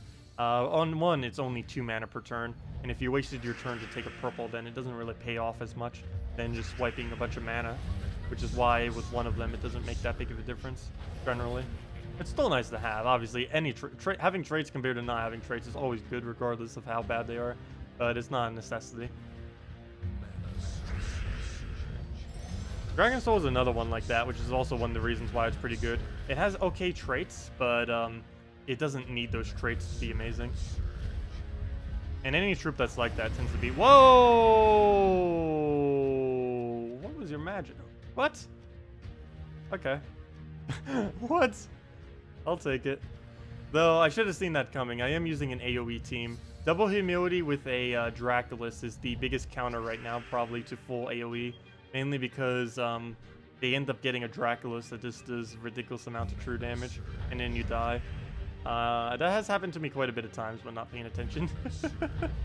But yeah, that is quite devastating. The Wombo Combo, I know, team wipe. Or would have been a team wipe if if our thing didn't revive. Vanguard puts his reporter hat on. Reports all the broken AI. No, there's no broken AI. Actually, the AI these days, the only thing, if anything, it's broken in the negative way, in that it's too easy. I actually kind of prefer the console AI compared to the PC mobile AI. PC mobile is easier, but console is... the AI there is slightly smarter. And it would be nice to have a harder challenge, because these things... a lot of the moves that the PC mobile AI does right now is quite predictable. Or at least after playing for as much as I have. Actually, I forgot to mention it, but during this stream, we ended up hitting 3,333 hours played in Gems of War. I'm not addicted. But yeah, milestones. There's triple threes, or the quad threes. Actually, quad fours would be really cool. I need to screenshot it when we hit quad 4. 4444. But yeah, we just hit all threes. Actually, what is the exact amount? We probably already passed all threes. Profile. Yep, 3338. Oh wait, never mind. We actually hit that yesterday then. Because we've only been streaming for a few hours. Never mind, we hit that yesterday. My bad. But still close enough. Anyways. Where will we? We'll go and remove that. Obsessed is not equal to addicted. I guess so. Yes, I'm obsessed with Gems of War. Though not as much as some people, though. Some people only play Gems of War. I am playing at least like 5 other games at the moment right now. Let's see. Some of them I haven't even streamed yet. One of them I've been meaning to stream. Because there's barely anyone playing it due to it still being in beta. I'm actually, I think, like number 7 in the world on the ladder. Or something like that. But yeah, there's a game called Brawl of Ages I've been playing a little bit here and there as well. It's basically, if you heard of Clash Royale, it's basically that. It's essentially a Clash Royale clone. With characters from the Strife MOBA, which was a MOBA that was actually the best MOBA I have ever played in ever. But unfortunately, they stopped production of it completely due to financial limitations that they had. So they started this other game instead. I wish they would have kind of stayed with the other game, because the other one had a lot of potential, even more than this other game, but still kind of fun. Let's see, what else do I play these days? Not Harvest Moon. Stardew Valley. It's basically Harvest Moon. Darkest Dungeon, though I might take a little break from that now that we just finished out at least the game for the first time. Albion Online, RuneScape, and Feria are all of the games I currently play at the moment, and to some degree, even if it's only for like 5 minutes, just to check up on things. You think you're giving you luck? You just got your first Keeper of Souls. Nice. Yeah, Keeper of Souls is pretty useful. After all the changes they've made to gem spawning and skulls, spawners in general, as far as nerfs a couple of them like Bone Dragon, Keeper of Souls is actually the best skull spawner in the game if your only intention is to spawn skulls exactly where you want them. It's the most consistent skull spawner there is as of this current moment, which makes him pretty good. He also has Necromancy on his first trait, so if you're a somewhat newer player or can't afford the trait stones, the first trait's the only trait you actually need, and that's his cheapest one. So it works out pretty nice, since you'll be able to get a Necromancy. It's still a pretty expensive Necromancy, but out of every troop that has Necromancy, he's the strongest one out of all of them, or at least situationally, he's the strongest. Generally, he would be, though, for the most part. Depends what kind of team you're running, obviously. It's not good to run skull spam on every single team. There are some teams that you actually want as few skulls as possible on the board because mana might be better for them, or they just don't want to be hit because they're so squishy. I could have taken the green into the brown. I was actually thinking about that, but then I saw the extra turn up there. But then I forgot. I could just move the green over there, and then that would have done the same thing. Also, what is he doing? I was expecting this to be another Draculus team, but then I just noticed it's a full Taurus, which is a little bit of an odd pick. I'll probably still somehow find a way to die to it, but it's mainly an odd pick because Humility doesn't give HP. He can randomly give HP, but he doesn't just constantly give HP. He just gives magic and armor, and then a random stat off his ability. So it seems a little odd to be using a Bull Taurus, which requires a bunch of HP. And Mercy's not always going to hit him, so in this case he will, or she will, I mean. But yeah, seems a little bit of an odd choice, but oh well. Come on, there we go. And that's match. Oh, don't forget your question? Sure, what was your question, Vangor? What was your question? So, what do you think about the many people that went to nerf Devour and other things in order to make the game easier? Isn't Devour already nerfed? They already nerfed Devour. As far as people discussing it earlier, I don't really mind if the community wants something that they ask for it. The devs are normally pretty good about that too. They normally wait a while. Nerfing Devour has been something that has been mentioned for about a year or year and a half now. They only recently did it, and the main thing that kind of pushed it over was the whole Guild War system. But they haven't nerfed Devour that hard. It's still really good. The biggest things it doesn't do anymore is it no longer can devour a barrier. It used to be able to steal barriers. Now it is protected against barriers. So if you run a devour against a barrier, it'll stop the barrier. It will stop the devour portion, but the damage will still hit. Like on a Cabarrus, where it does damage then a devour, or it does devour then a damage. Every single devouring troop in the game right now runs its damage before the devour, except for one troop, and that's one of the reasons why it's so strong, among other reasons, is Kraken. Kraken is currently the only troop with Devour in the entire game that can bypass a barrier, because if for some reason it does the reverse order of every other troop, which makes it very powerful for quite a few different combinations of things. But it does the damage first and then the Devour chance. This can also be used now to kill the last troop of a enemy team, and then it will still devour the next one in line, which is very, very, very, very good. Kraken's one of those other kind of troops I would consider to be the absolute best. I really need to make a top 10 list of like the best troops these days, because it has changed a lot since the previous top 10. What else was your question? Oh, as far as people asking for nerfs for stuff, I normally don't mind it. It's normally when they ask for buffs for things that don't need it is the things that sometimes get annoying. Because I know in the past there's been troops that have been buffed way too hard that shouldn't have been. Gloomleaf and let's see, Gloomleaf at one point in the game and Web Spinner at one point in the game were both way overly buffed. So much so that they basically buffed it and then nerfed it almost instantly because of how badly they ended up going out of control when they were. But yeah, I don't mind them randomly buffing and nerfing things. I'd prefer them to rebalance things. This game needs a lot more balance than what it currently has. Generally, they go about balance by adding new troops and new counters. The biggest issue with this is they start making weird dynamics in the game, and they make a lot of dead content by doing this, by never rebalancing the troops that are already useless. Because they don't always have to add new counters. They can just revamp already existing troops into becoming counters to things that are already a problem. Like, let's just go and pick a random useless troop, like Alkalite, for example. Alkalite's never used these days. You're either going to use a Deep Bore, actually, it might be used occasionally for its necromancy purpose, but generally, you're never really going to use it. You're either going to use a Deep Bore, or you're just going to use an Exploder or something else. But they could maybe revamp or give him something else that might maybe take away something slightly, like slightly higher, slower stat gain, or maybe but give him like a third capability on top of everything, or just something, maybe higher gem spawn. But they could definitely like look into ones that are extremely not used. Like look at the 25% most underused troops, and then revamp them in a way that would actually make them usable in some way, shape, or form. Even if they're not really that usable in every team, at least make them usable to counter something.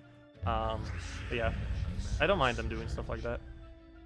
Sometimes it gets out of control though, as far as people requesting nerfs for stuff. But as of recently, I don't think it has been that bad.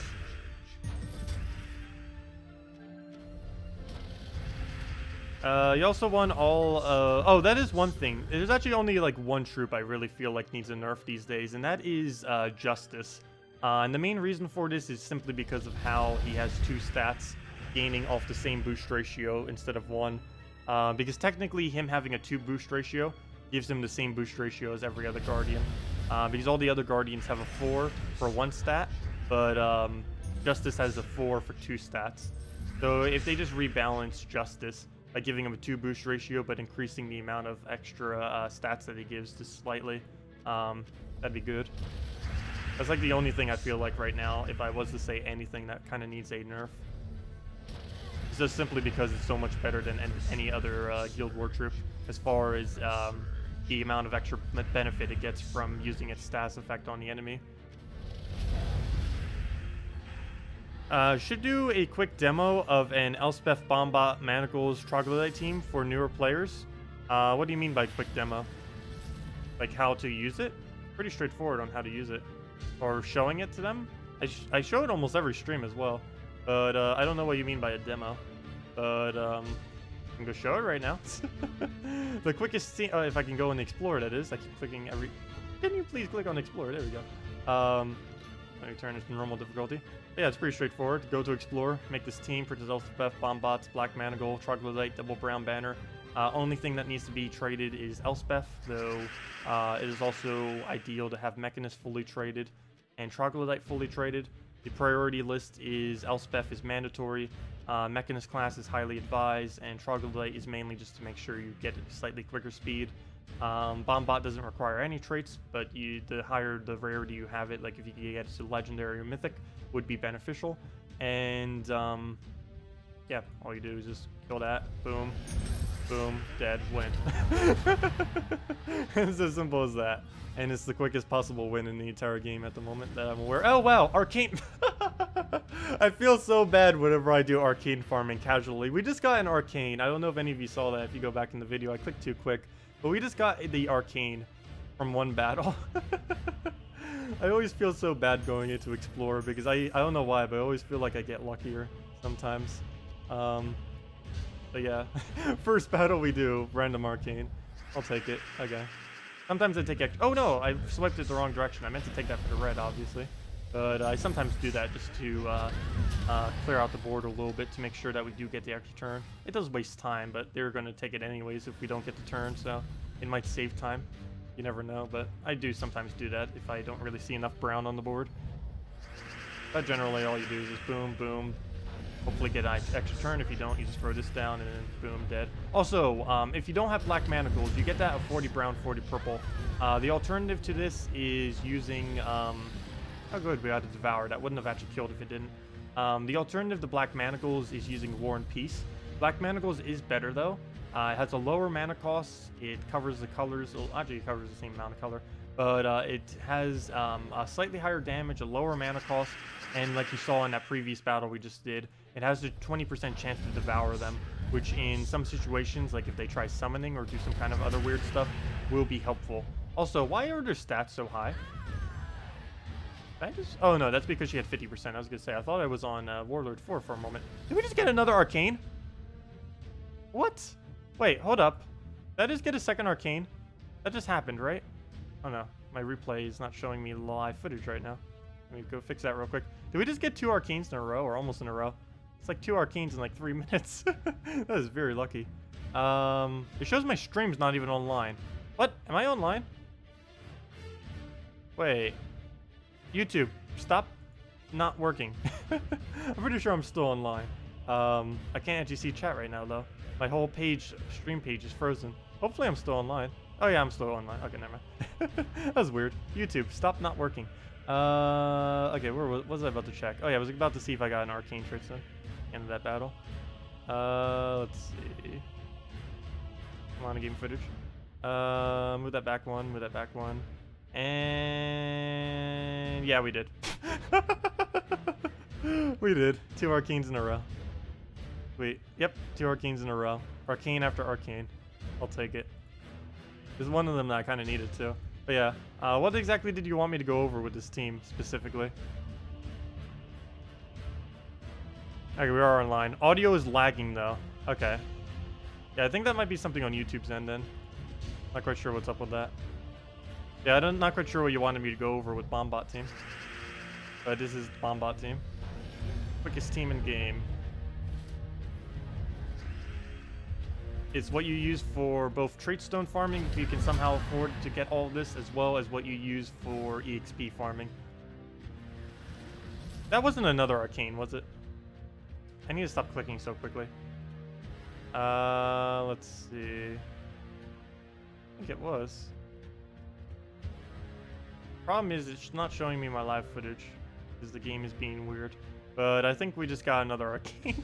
Let's just keep doing it until we don't get an arcane then. It's gonna be like that. Fail. Or not fail, but what even? Do we get another one? Please? No, we're not gonna get that lucky. It'd be almost impossible to get that lucky. Come on. No, we're not gonna get that lucky. But yeah, 3 arcanes in like no time flat. I'll take it.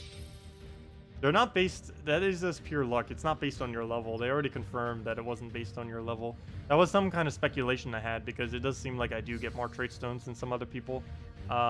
It's just luck, apparently. It does just appear to be luck. The average for how many you get per hour is around 5, though. And that's regardless of luck. For the most part, you should get around 5 if you're using that team. Should average around 5 per hour. We got 3 in like 5 minutes. But yeah, there we go. But on average, it would come to 5 per hour. With that team, anyways. You would have to win once every 2.5. You would have to win 2.5 times per minute, which might seem like very quick, but that team can easily win even quicker than that quick to be able to get that many. You can win upwards of 3 times every, or barely upwards, but it can win about 3 times per minute, which of course would come out to 180 per hour. And there is approximately a 8 to 9% chance that you would end up getting an arcane trait stone, even if you assumed 8% chance and only a 2.5. What does that come out to? I believe that's where I got the number from initially. 2.5 times 60, 150 wins, and what is 8% of that? 12. What? That's not right. There's no way you can get 12 arcanes per hour.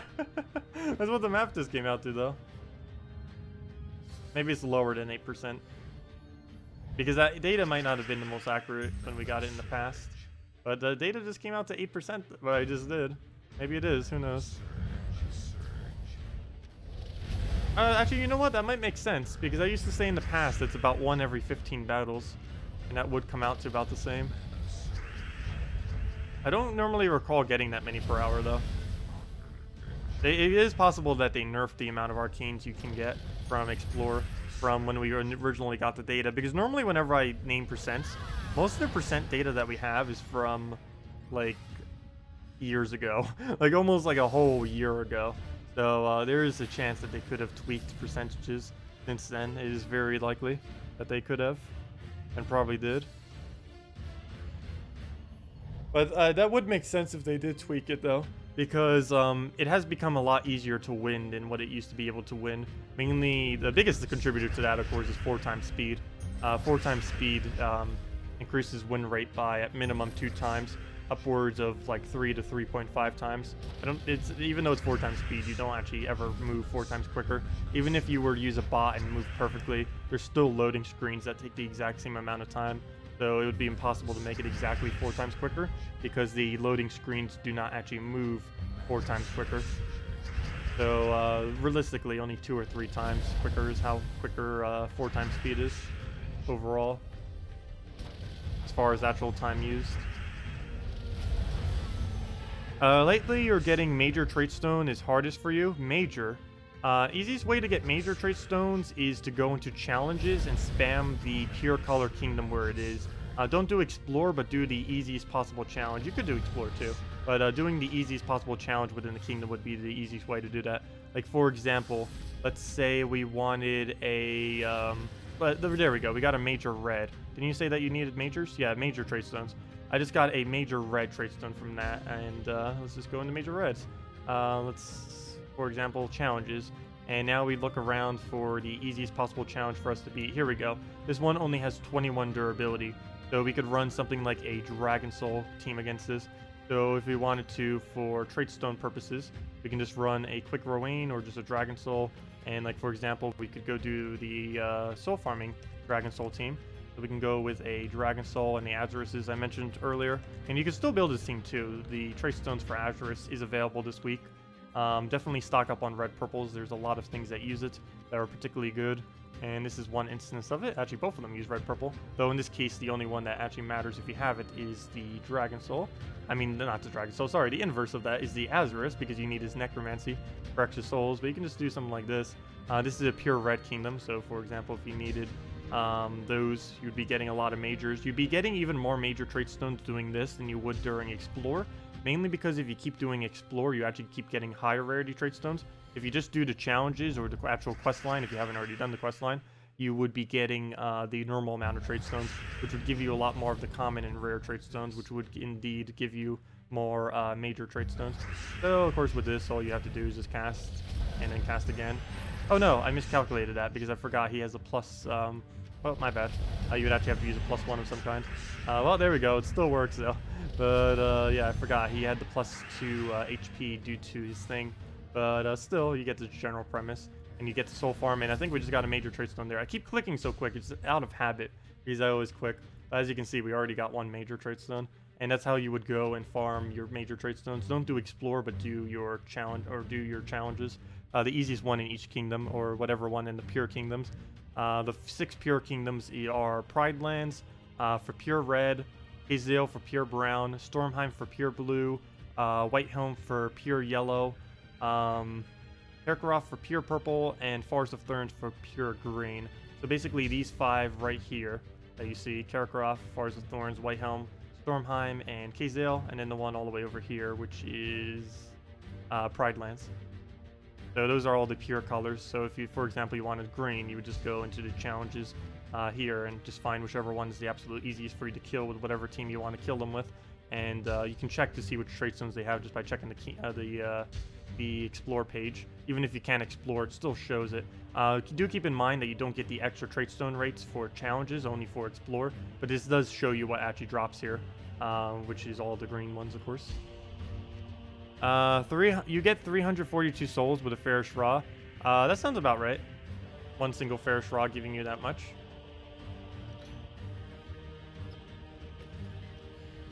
because you would need to reach the max capacity of souls. Though it seems a little bit odd that you have it at such a weird number. Is that only one Farish Raw? Because actually that actually does seem a little bit weird. Normally it doesn't, if you get full souls, it doesn't fall at that weird of a number. Normally it falls at a nice like even number of some kind. Or maybe not even, but you know, like a nice like divisible number, like by 25. Or by 20, or you know, kind of like a nice like, it's either normally ends in a 5 or a 0. What I'm trying to get to. Okay, we'll move that over. Dragon Soul it. So you have been doing it right, but you guess the drop table will just hate you. Sometimes that happens. Drop tables either love you or hate you. You got 3 arcanes earlier, but sometimes it has taken me upwards of an hour and a half to get 1 arcane before. But then we just do it like on this stream, and we got 3 within like 5 minutes earlier when I was showing the Bombot team. So it can vary quite drastically, and which is one pretty nice thing that the crafting system is bringing. We don't know much about it, but it does look like the crafting system is bringing the capability to craft trait stones.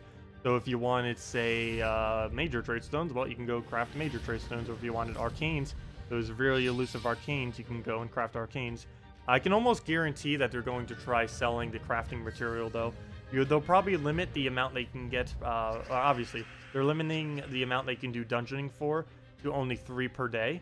But then they're probably also going to sell the resources that you can use to craft with, which I guess would be okay, because that would give them a way to actually make more money again.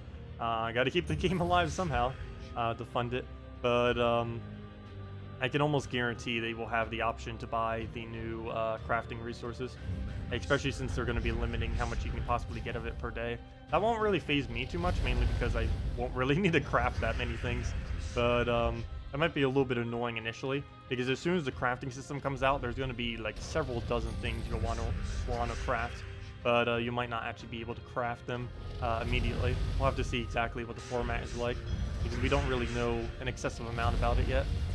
We know it's coming, we know kind of like what it's going to be doing, we just don't know like how much we'll get, or how much things will cost, or anything like that. They're probably still reworking that as we speak. Actually, no. They're probably sleeping right now. I forgot. They're Australia. They're probably like 6 a.m. right now in the morning. They're probably still sleeping.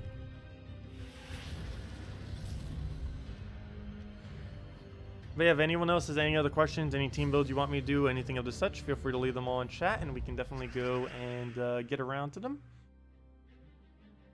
Where to go? Where to go? I guess we'll move that over.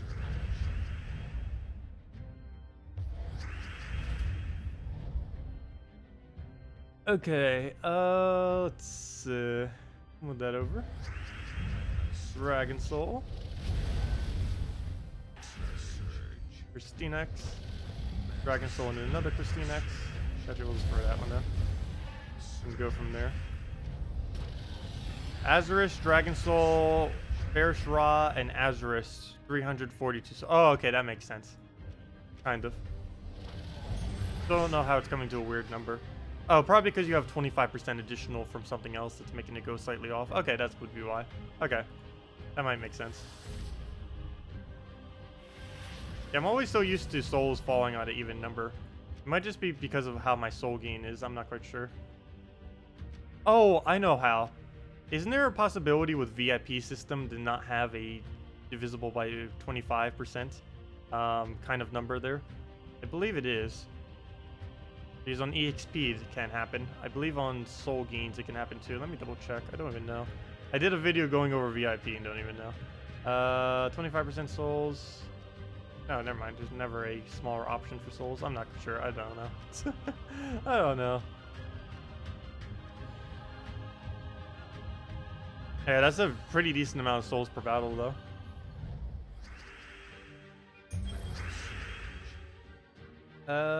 No, we have no move. Oh yeah, we do. We can move that over.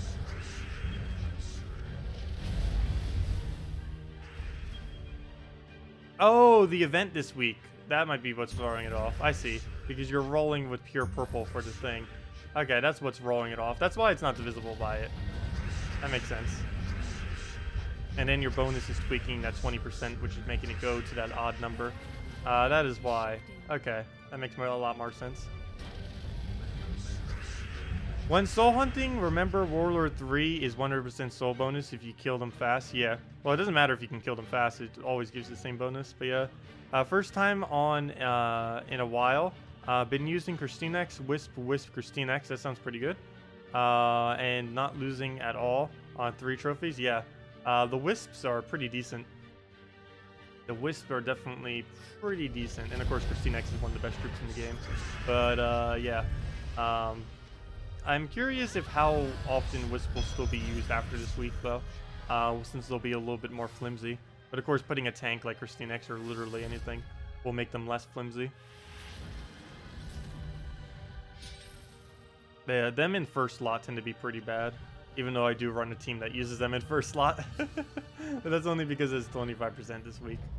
So we can actually get away with using them in first slot.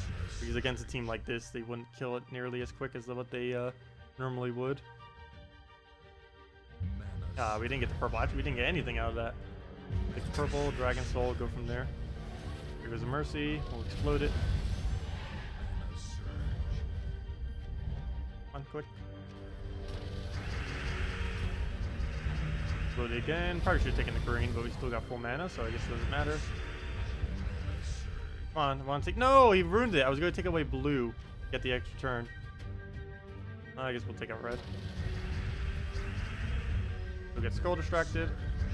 KrissTigger. And Skull. And dead. There we go. You're doing maps right now? Glory and gems for event keys. Yeah, that would be a pretty good way to try to get them. You can actually buy them with Glory. It's not something I normally mention, but it is actually possible to buy event keys with Glory, as you mentioned.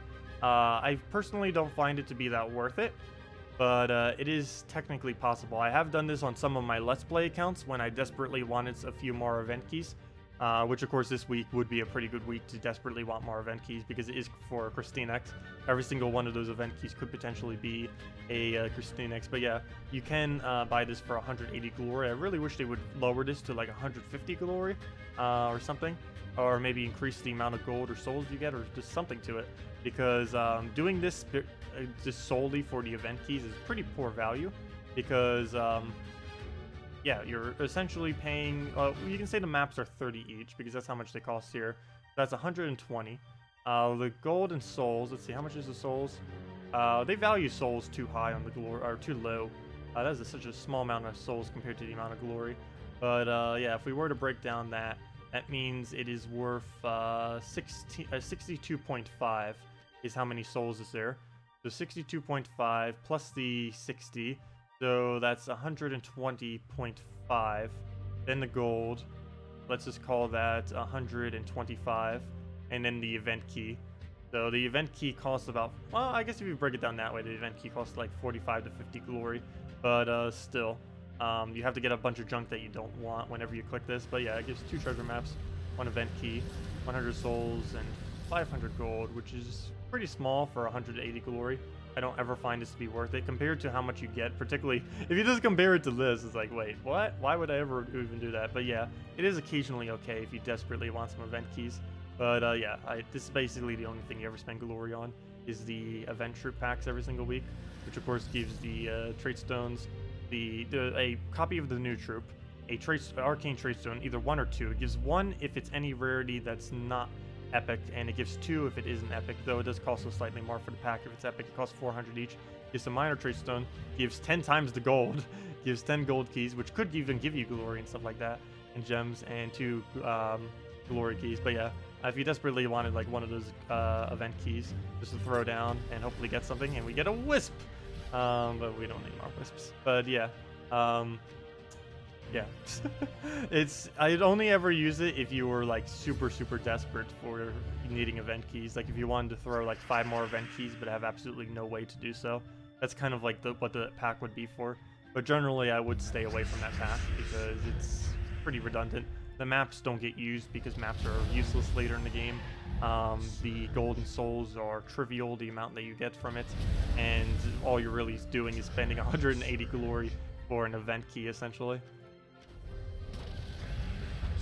KrissTigger Mythic, worth the effort. if you have the resources, it depends how many resources and if you feel like it is worth it for you. If you can get 4 copies of it to Mythic, I would say yes. If you're at like 5 copies right now, I would say just stop, because generally you do not want to ascend a KrissTigger early. It's one of the few troops that you need many copies of, because there's many teams that run with 2 KrissTiggers. There's also, you do have the capability of running it in Guild Wars, 4 of them as your entire team. So I would not really advise ascending it until you have at minimum 7 copies of a KrissTigger. That's about the earliest you should ever ascend a KrissTigger. Really, with most things, that should be the earliest. A lot of people will ascend Legends as soon as they only have 6 copies, and then they might realize later on at a different time, it's like, oh, I kind of need 2 of these for a team, but then you don't have the second one to be able to use, whereas before you did. So I'd say just leave it at Legend unless you really have a lot of resources to throw at it. Really, all you need is 2, I would say. Anything beyond that's more of a luxury. Unless you're intending to put it in Guild Wars. But even with only 2, you can run it in Guild Wars if you have the other troop. On Blue Day, you run double KrissTigger with Scion and Corvash. And on a Green Day, you can run it with Krakens and maybe one other troop if you wanted to.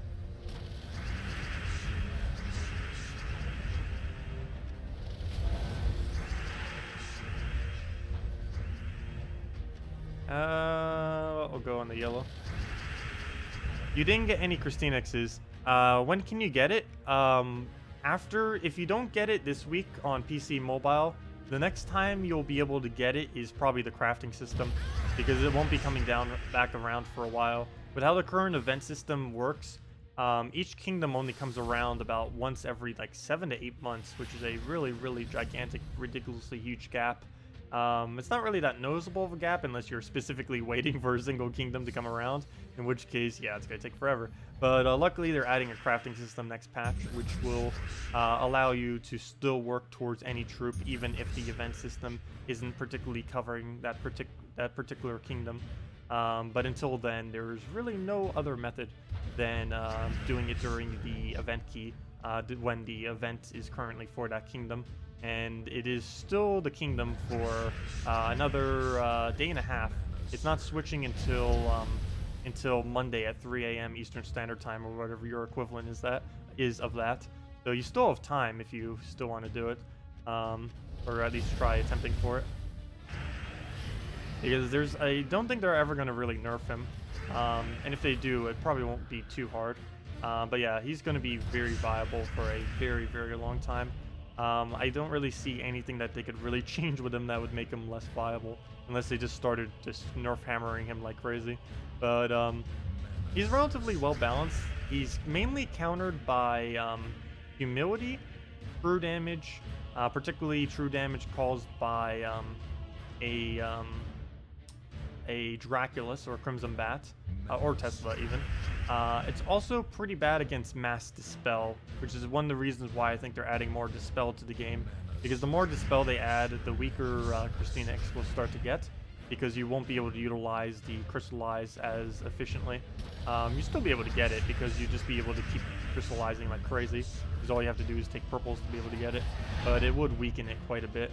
Like right now, Wisp has made KrissTigger a little bit weaker. Though in a way, it also made it stronger, because ironically, even though it's a counter to, even though Wisp is a counter to KrissTigger, you can use a Wisp as a troop with KrissTigger as a nice support troop, which is kind of odd. The counter is also a support troop for it.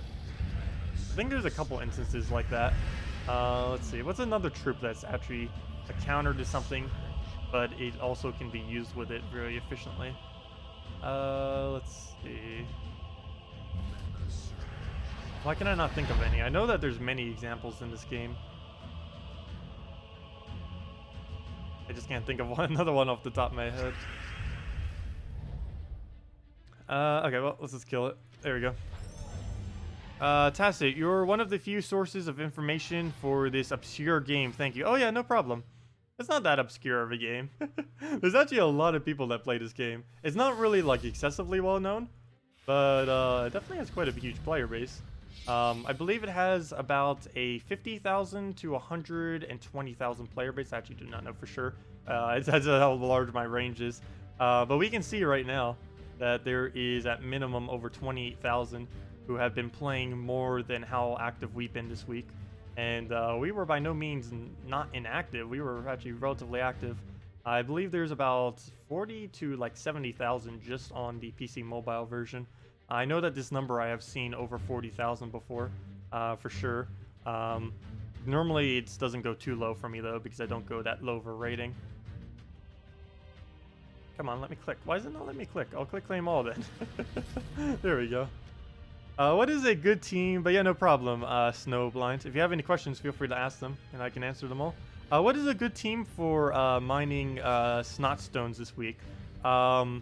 I was just rolling back onto an a alchemist team, just running with a triple elspeth with an alchemist.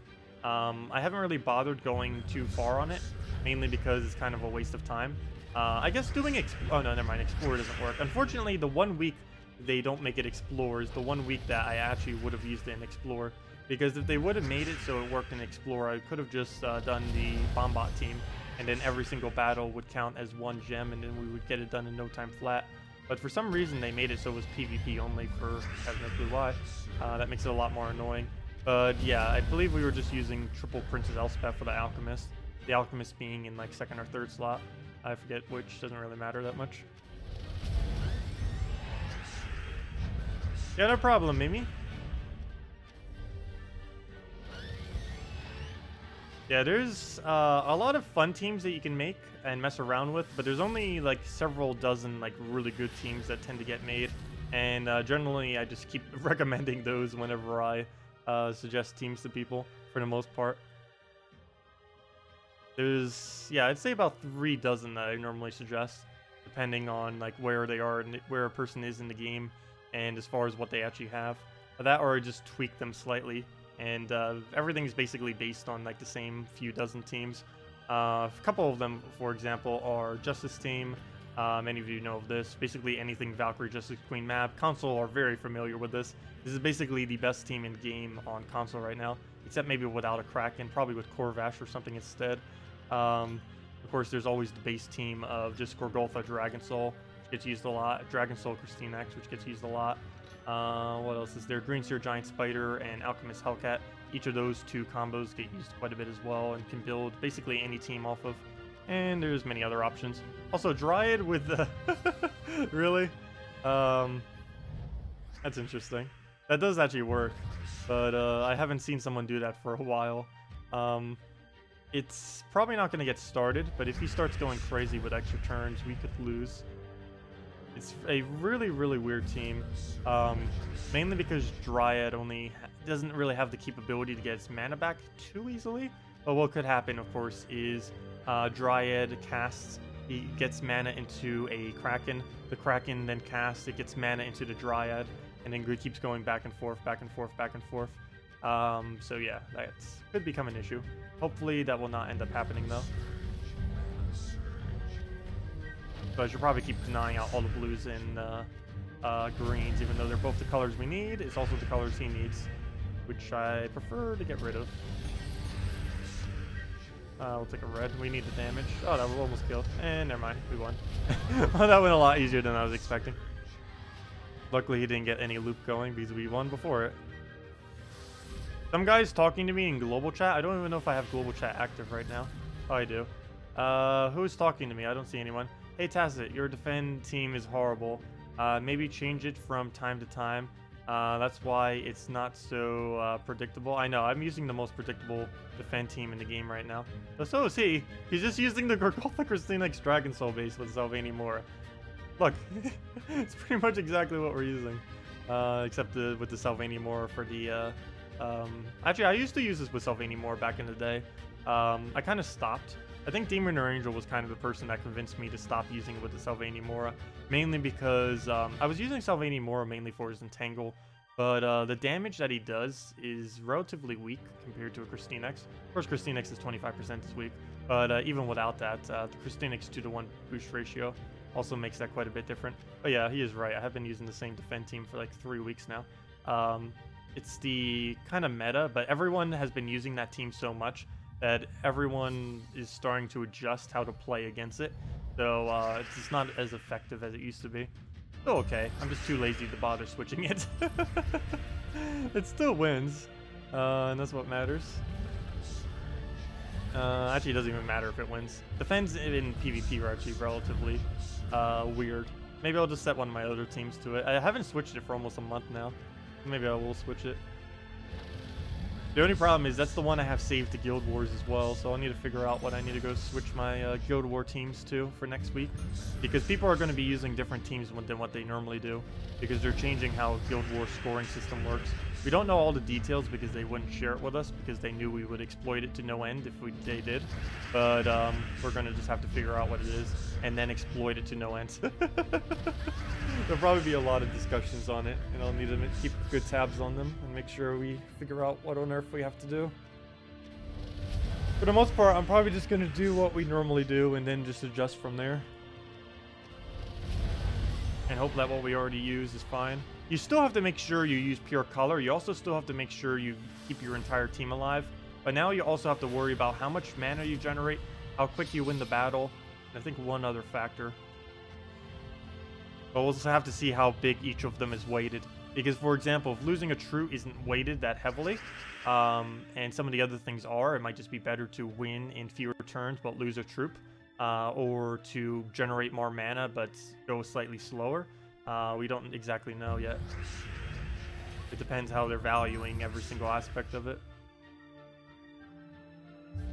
It's going to be hard to make a guide on later, but it is something I'll need to do. Because we won't know definitive proof of any of the information regarding it. We're just going to have to test a bunch of stuff and see what works. And then go from there. At least it will make the scores have a little bit more variety. Because right now, it's really possible that you'd have like a 5-way to 10-way tie for first place in your guild. That is definitely possible. Also, they're spreading it so each battle is worth 300 now too. Which is another change they were making, which is kind of cool. So if you lose once, you don't get penalized nearly as much as what you did before. You still get penalized pretty heavily, but it's not anywhere near the previous penalty. Before it was like 750 points for the first, or for the final battle, or whatever it was. Then it got changed to 500. Now it's getting changed to only 300, and now all of them will count for 300. The only bad thing about that is your first, or actually really any battle that you lost would have had the same weight. Never mind. But yeah. Also, if they keep the point system for that, that also means you only lose 90 points for losing a troop. So if they weight the other aspects, or if they haven't reskilled that aspect, it probably is worth not using a summoner anymore. We'll have to see though. I'm still going to use a summoner for now, just in case it is weighted a little bit more heavier. But if it's only worth 90 per battle, it's probably worth going without a summoner. Because you really do not need to save yourself 90 or 180 points if you can maximize points by doing something else that's not summoning. Because summoning every single summoning troop in the game is slow. Minus KrissTigger, other than KrissTigger. I shouldn't say that. I forgot about KrissTigger. But every summoning troop other than KrissTigger is very, very slow for the most part. They're still good, but they prioritize other things other than damage. Like Amnesia prioritizes mana generation and stuff like that. A fun mechanic in a now closed game used to play was a chance to capture cards in PvP, forcing another card into the vacated defense spot while the captured card is out for a penalty period. That'd be kind of cool. So that would probably make PvP a little bit too easy, because everyone would just sub in the weakest possible troops in the game, and you could penalize pretty heavily for that too. Like if you could sub out the first troop in any lineup, you could just sub in a hero with prismatic orb, and then you're stuck with a hero with prismatic orb blocking their entire mana. So everyone would just run skull-oriented teams instead, which would just make skull meta back again. But that does seem like a pretty cool concept. It could work for some games. Definitely wouldn't work for Gems of War though, unfortunately.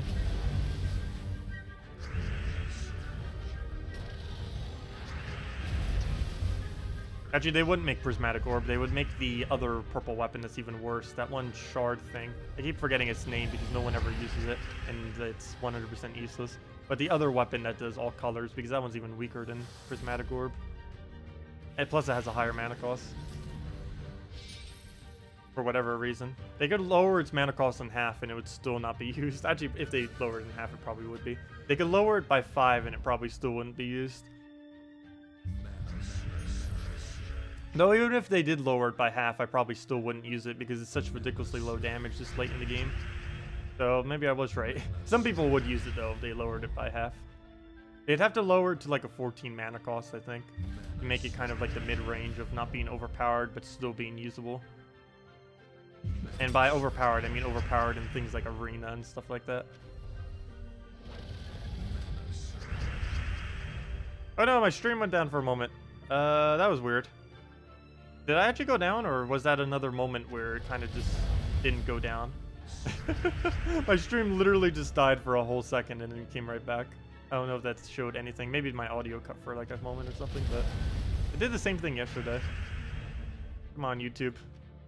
And I can't blame the storm now either. It's completely YouTube because storm is gone. There's no storm around anymore. It came for like 1-2 hours and then it left.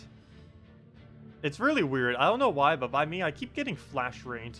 It could be because I'm in like in a hurricane area, but there's always like flash range and flash thunderstorms where out of nowhere, it could be a completely sunny day, then like 5 minutes later, boom, downpour of rain plus short thunderstorm that's ridiculous.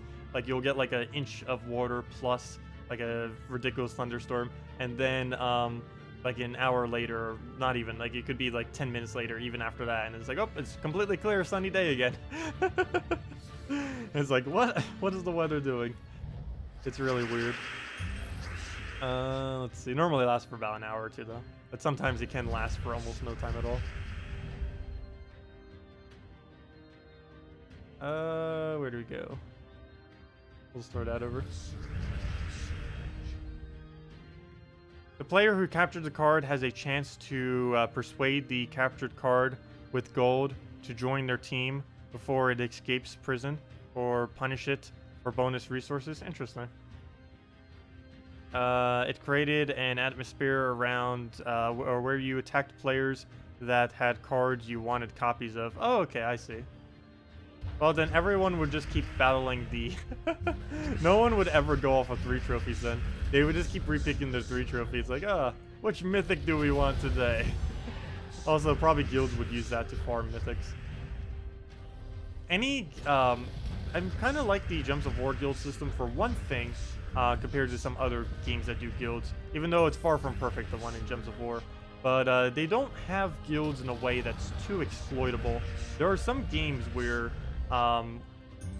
guild cooperation can basically just break the entire game. Because if all of like the really top guilds in this particular game start to group together and ally with each other, then everyone else who isn't in any of those guilds are at a disadvantage in some games. That's not the case for Gems of War. Well, to the most part. The only slight disadvantage, I would say, back in the day, there used to be a little bit more of a disadvantage because you used to be able to gain ridiculous amounts of resources from guilds. But they rescaled it to be a lot less. But that's like the only real, like, huge difference is more established guilds do gain, like, huge amounts of resources still. A lot less than what it used to be, but still a very competent amount compared to smaller guilds.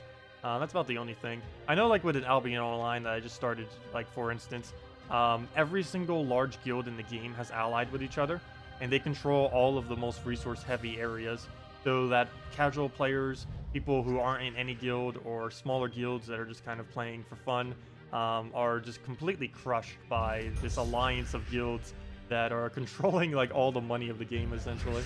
And it broke the economy quite heavily. Yeah, back in the day, Gems of War, there used to be a different system where you could infinitely do tasks, and some of these tasks included like glory keys and gem keys, and it was possible at one point with optimization of a guild to get upwards of 30,000, or wait, no, it wasn't 30,000. Sorry, I wish it was 30,000. It was about, you could get upwards of 3,000 gems and upwards of 3,600 glory keys per week. At optimal amounts, I think it reached as high as like 5,000 or 6,000 gems per week, and like almost 7,000 glory keys, somewhere around there. it was very, very insane. Nowadays it's a lot less. I believe the amount that I get these days in gems, well, you get a lot of variety though. You don't just get gold gems and glory keys, but as far as some of the other things, you get stuff like oh, what's it called? Well, as far as gems, nowadays I think you get about, in a really top guild, you get about 600 to about 800 gems per week, depends how many you get from legendary tasks and stuff. And glory keys are down to, I think, 100? I don't know the exact number. It really varies a lot depending on legendary tasks. But you also get a lot of other stuff now too, like almost 100 gem keys per week.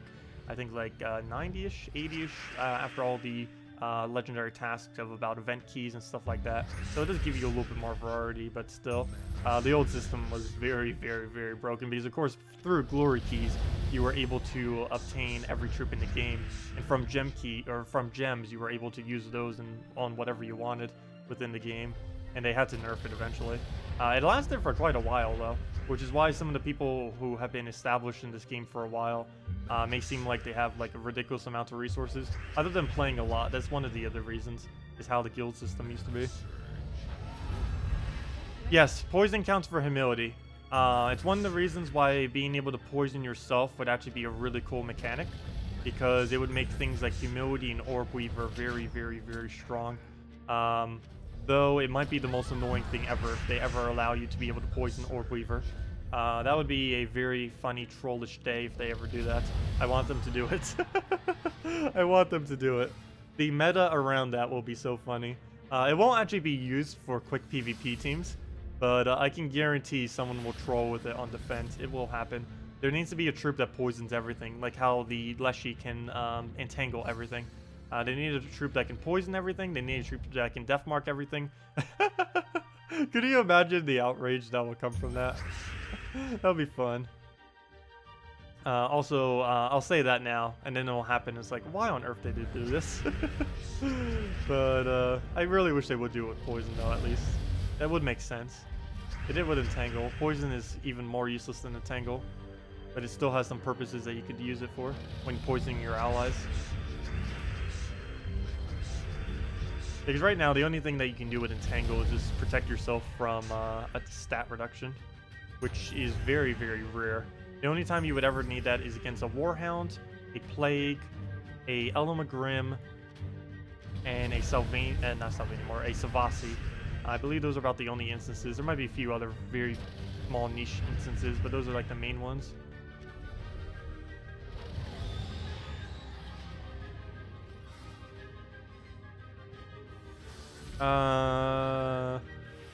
Bad breath. Poisons all. I don't have bad breath. I do still brush my teeth before I ever start the streams. Normally, not always. Actually, you know, honestly, I didn't do it today. But generally, I do.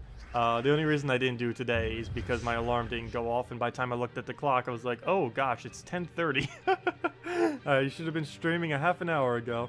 So I was a little rushed this morning. Generally, I do.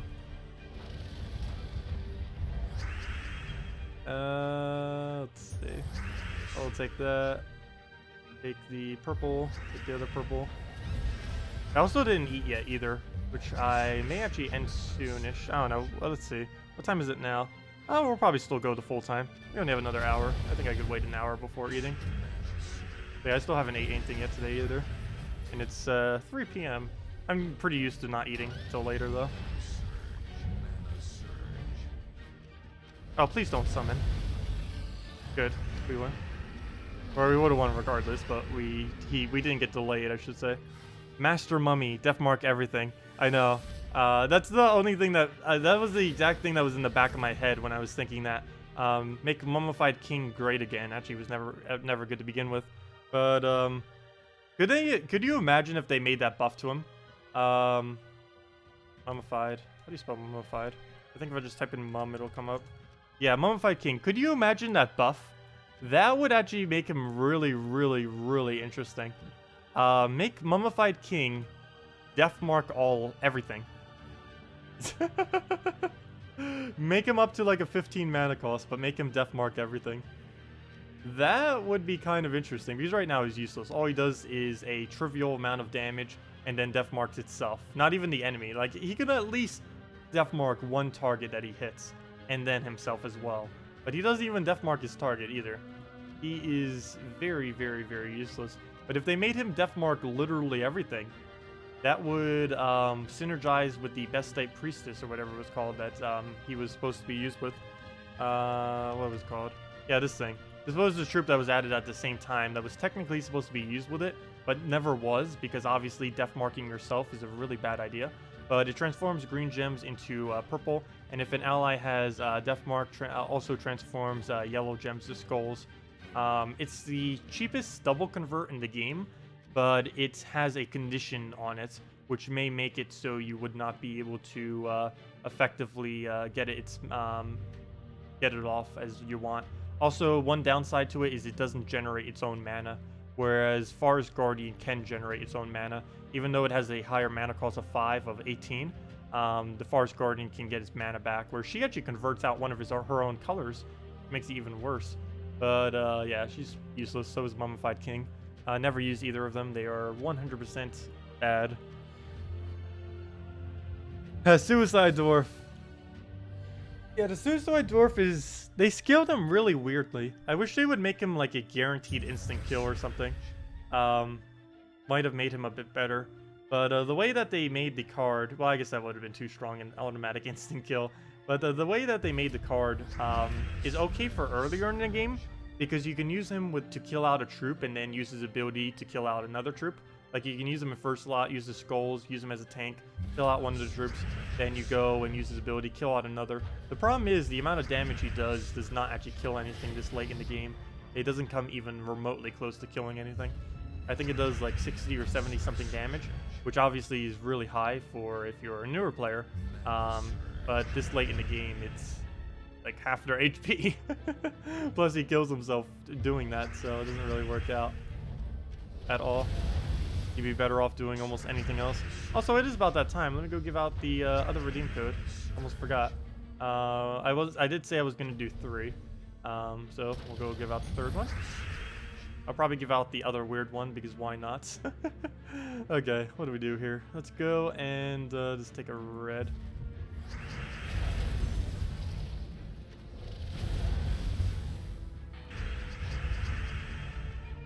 And we'll just do it on yellows. Dragon Soul it. And we're good to go.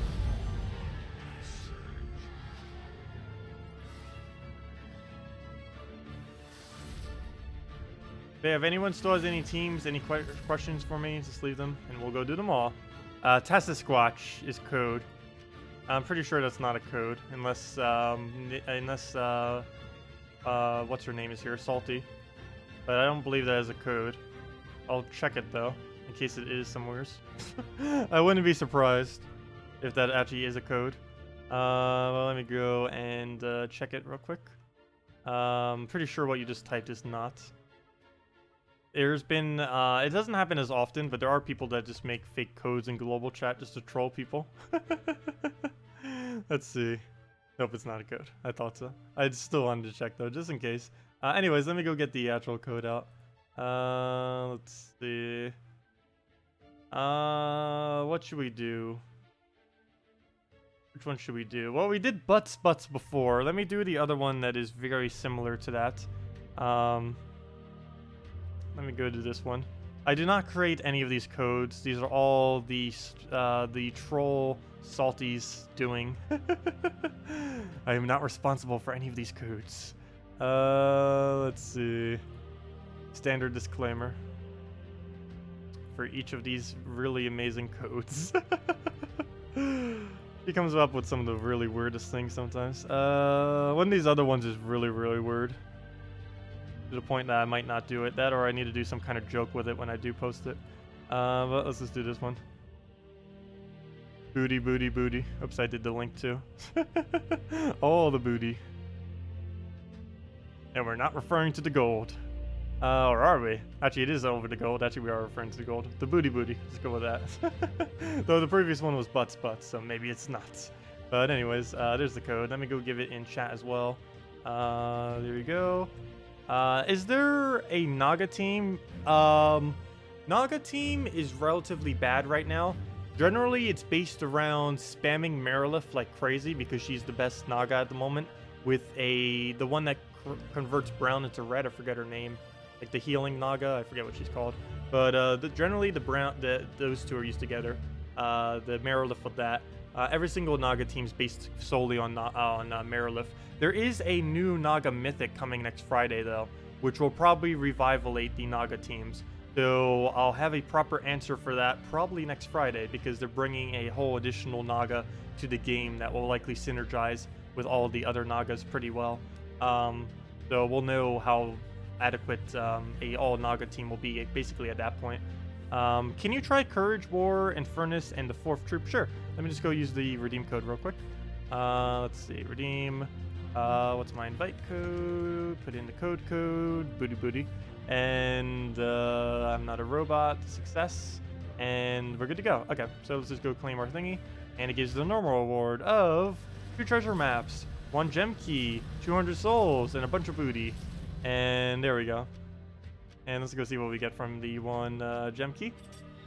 Runic. I'm actually perfectly fine with getting a Runic Trait Stone because that's actually better than me getting an Ultra Rare. I need the Runics more than I need the extra copies of Infinite Troops.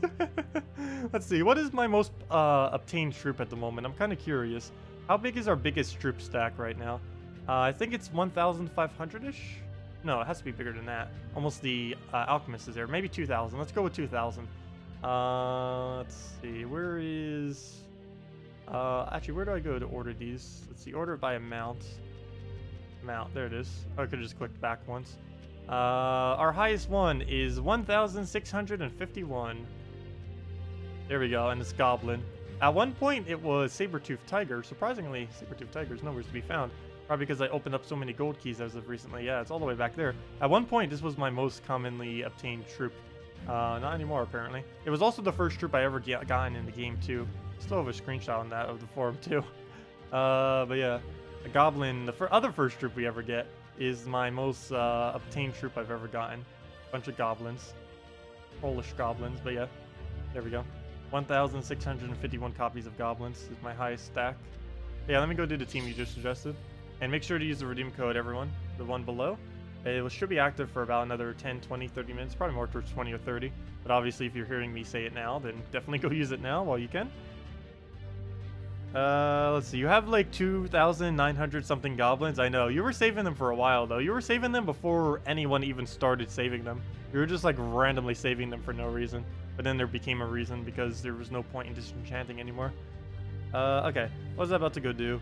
Let's see. Hope it's easy to craft common. Do you want an army of 1,000,000 goblins? That would be really cool. I'm not quite sure what it will really require. I almost feel like the new resource will be required.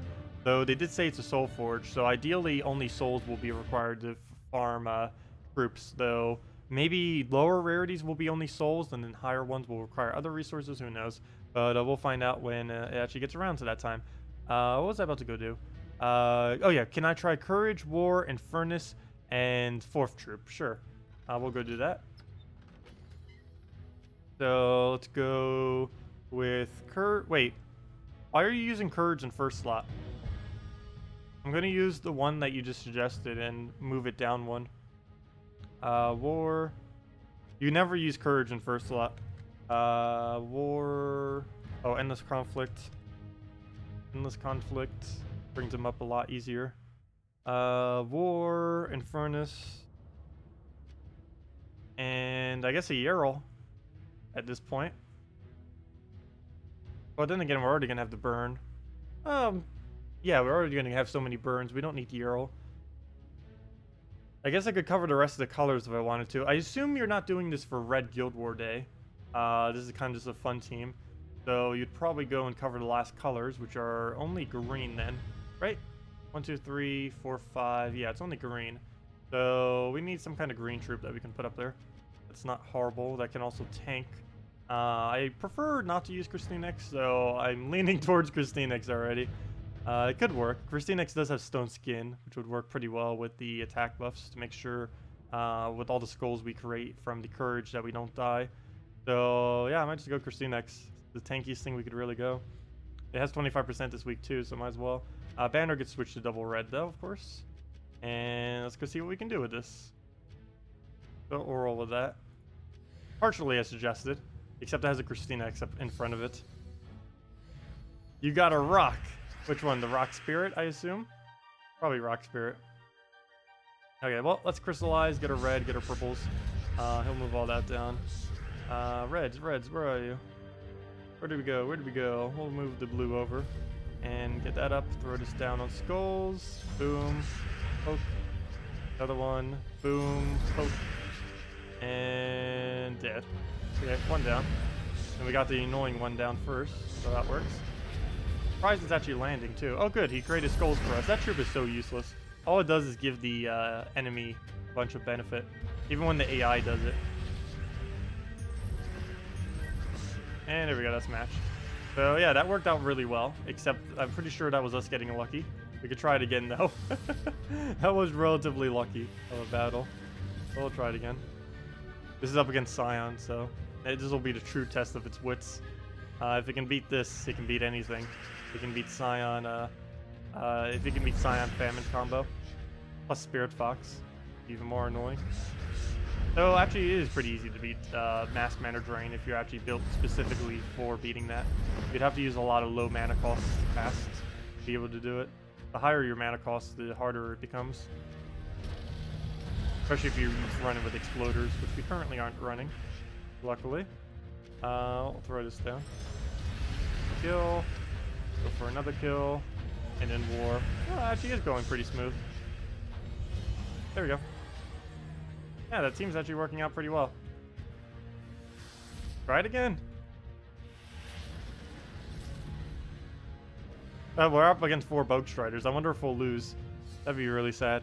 Your lucky coin. Last week, while you were watching, you got your Dragon Soul. And now you got KrissTigger. Nice. Well, I'm glad I could help by not doing anything. But congrats. Yeah, that combo, you see me using it a lot. Yeah, it's my favorite combo in the entire game. Dragon Soul plus KrissTigger. Also, Gorgoltha plus Dragon Soul plus KrissTigger. You can get Gorgoltha next week off of event keys, which will be perfect for you. Gorgoltha, KrissTigger, Dragon Soul is enough to win any game ever. It sometimes struggles against some, but once you build that team, you're pretty much good for forever. Because that just covers everything, all your bases. It's you can even use it for event weeks where it says use troop X for X benefit, as far as like extra glory, gold, souls, whatever they happen to do. Because sometimes they'll have a throwaway troop where they'll ask you to use a troop, but that troop is ridiculously useless as a troop.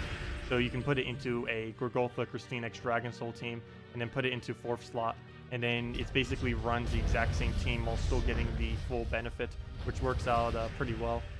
And it's normally what I do whenever they give a condition like that, particularly if they're doing it for +5 glory, because +5 glory is the best one they can do.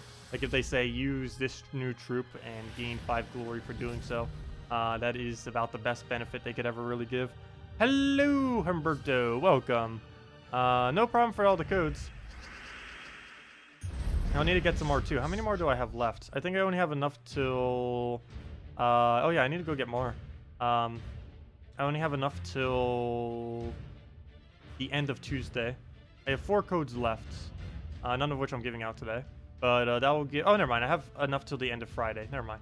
So I will ask probably this weekend, though, because that will run out pretty quick. That will run out quicker, and if I forget to ask, and it might get delayed again. But that wasn't... it wasn't me not asking that it got delayed the previous time. It was just because she was busy and didn't have the time to make them. So I'll make sure to ask way ahead of time this time around. Make sure that she isn't busy. And if she is, well, she'll have almost an entire week to go and get them. Oh, I could have taken the red into the purple. Probably should have, but we'll just throw that down. Too late for that now. Where do we go now? Let me move that over. That down, move that over. Okay. Where to go? Where to go? We have the drop right there. Not enough mana though, due to no surge. 8 HP, really? Oh no, don't you dare, Famine. Don't you dare. How do we go about this? I'm tempted to take that skull. The problem is he famines us if I do. Let's do that. Let's take a skull. That leaves me in an even worse situation than what I was in earlier. Yeah. Oh, good. He didn't. That's weird. He didn't throw famine. So it's still his turn, unfortunately. Let's try this again. There we go. We got a kill. There we go. That's what we needed. That's match. We won. We'll lose KrissTigger though. Oh wait, no, we won't because of Stone Skin. Yay, Stone Skin for the win. And Dumb Spirit Fox for a win. There we go. And that's match. Let's just do it with the overpowered or overstacked war. He's not actually overpowered. He is far from that. When he first came out, he was actually quite amazing. Even though he hasn't changed, well, actually he has changed quite a bit since then. The biggest changes he has gotten, well, it's some good, some bad. He came out with a 24 mana cost, which was obviously horrific. Actually, he did come out pretty bad, but then he got a couple buffs, and then they eventually made him okay-ish. But he did originally have 24 mana cost. He always had to burn all enemies. He always had the boost ratio based on his attack and the standard damage. He did not always have... Excuse me. He did not always have the extra turn, though. He also... The main thing that made him weaker, I have no clue why they did this, but he used to have Pyromania, which of course allows them to do 2x skull damage when hitting burned enemies. This of course combined with the burn made it so he could basically kill everything once he started getting the burns and just tear it down with one skull spam. For some reason they replaced this with Inferno Armor, even though he wasn't really overused or overpowered, and this basically made him useless as far as skull output, because now he only has armor piercing without the constant 2x, so he doesn't have any consistency anymore with taking skulls. So now he's basically just used as a caster instead of a gigantic skull hitter, which kind of defeats the whole purpose of what he was, because that was the whole purpose of him, was to use a gigantic skull hitter. But for some reason they changed it to make it not so, either directly or either intentionally or unintentionally. Probably unintentionally, because it seems like the concept of the card is to use him for skull spam and skull oriented stuff, but that's not how you actually use him anymore because of how they nerfed him. Or I think they might have tried doing it as a buff, but they technically nerfed him. The nerf buff. It's always funny when they nerf buff troops. What was another troop that got nerf buffed recently? There was something that was nerf buffed. Like about a month ago. What was it? I'm trying to figure it out off the top of my head. Hello, Anna. Welcome. Let's see. I know there was something that was pretty important that got nerf buffed. Oh, I know what it was. It was the new orc, or not the new orc, the green-purple orc, I forget her name, from the Garnock Kingdom. She got nerfed, buffed, during the most recent patch. But yeah, that was funny. They completely reworked her ability, and then, in doing so, they made her stronger, but weaker, somehow. It's really weird.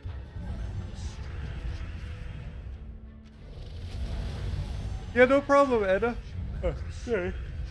Whew. I need to stop yawning. Oi. Here we go. Let's throw that down on the blue. The burfed. I know, the burf. The buff nerf. Yeah, someone mentioned that on the thread as well, that she got burfed. Buff nerfed.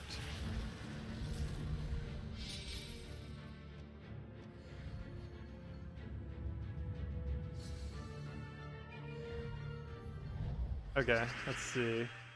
We'll move that down. Move blue to purple, and we're good to go. Oh, no, we're not. I don't know why, but I don't feel like I ever bother checking for Mercy anymore. Probably should. She's still a mild threat, even though it doesn't seem like it most of the time. Mainly because she misses. But when she doesn't miss, gotta kind of watch out and make sure she's going to miss. Okay, well, there goes Silent One. That's unfortunate, but I have nothing I can do about it. He's stunned, so I can't even crystallize with him. Luckily, we got the crystallize on the other one. And we'll just take skulls, because that's the only thing we can do.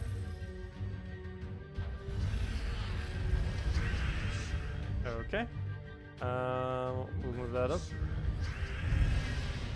Dragon Soul. Oh, come on, he is silent again. Yep, he silences us. He silences us again. That didn't take long at all. Alright, we'll move that down. Poked. We have Gorgoltha, so I'm not too worried about all the pokes. There we go. Cleanse. Perfect. He's still not crystallized, but he's about to lose it anyways if he was cat. Oh, come on. You got it again. Oh, let's go get rid of blue, I guess. Get skull distracted. And we do not have a drop. Guess we go. Oh, yeah, we do. Oh, wow. We actually have a lot of drops. How did I say there's no drop? Wow. There's a lot of drops on the board right now. We go for Dragon Soul. And it's match. That would be the match. Oh wait, when can you get Gorgoltha and Dragon Soul? Sorry about that. Gorgoltha you get next week. Dragon Soul you won't be able to get until a while. Crafting would probably be easier. You don't get Dragon Soul until October 23rd is the earliest you'd be able to get that, other than crafting system. So probably crafting system would be your best bet. By the time October 23rd gets around, you'd probably be able to easily farm yourself a Dragon Soul through however the new crafting system is done. So yeah, I'd say just wait for crafting system for Dragon Soul. Gorgoltha you use event keys on next week though to get. You'll probably also simultaneously get the new legend that's coming as well on Monday.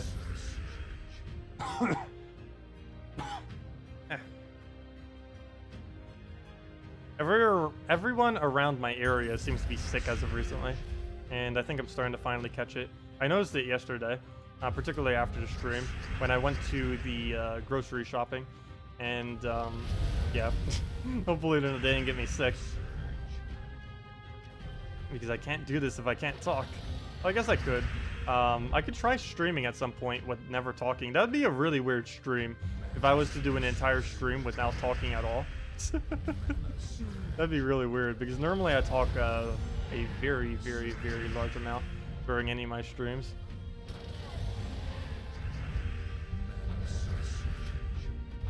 Let's see. Oh, never mind. We already won. I'm like contemplating. Oh, we won.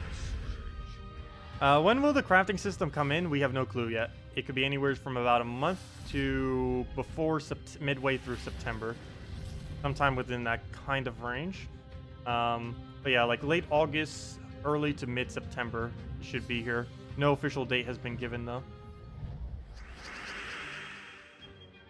And if I ever get any more details on it, I will let you guys know, of course. And hopefully we'll be able to beta test it as well. I believe they're finishing off the mobile beta testing before they bother letting us do the PC one for the next little patch thingy. But they already did a nice little preview thing, so who knows? Maybe. You never know. Warm tea with honey? Yes, I did do that the other day. I did do that yesterday. And I think I may need to go get more tea. That is one thing I did not pick up though. These tea bags. But yeah, I did go for that the other day. And it helps some. Oops, wrong direction. Would you type in all your responses to chat if you couldn't speak? I guess I could end up doing that. Though that's not going to happen though. I'm pretty sure that won't happen. I've yet to get sick enough in the last... Since I've started streaming, I have never gotten so sick that I couldn't talk yet. It hasn't happened yet.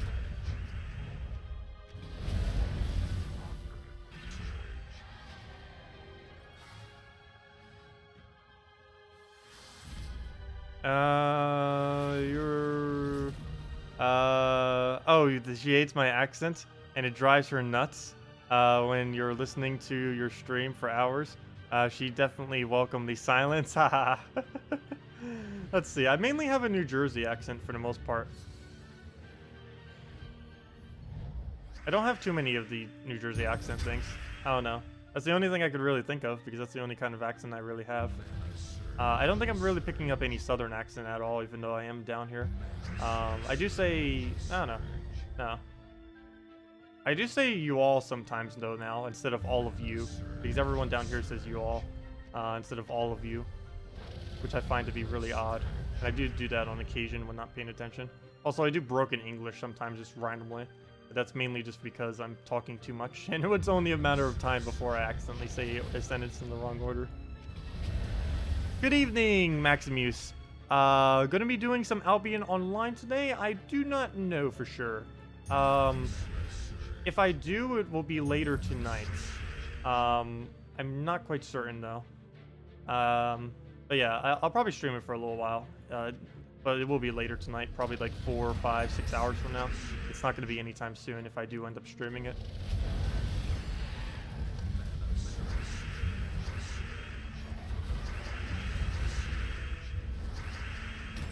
Okay, well, we'll go in Gorgoltha.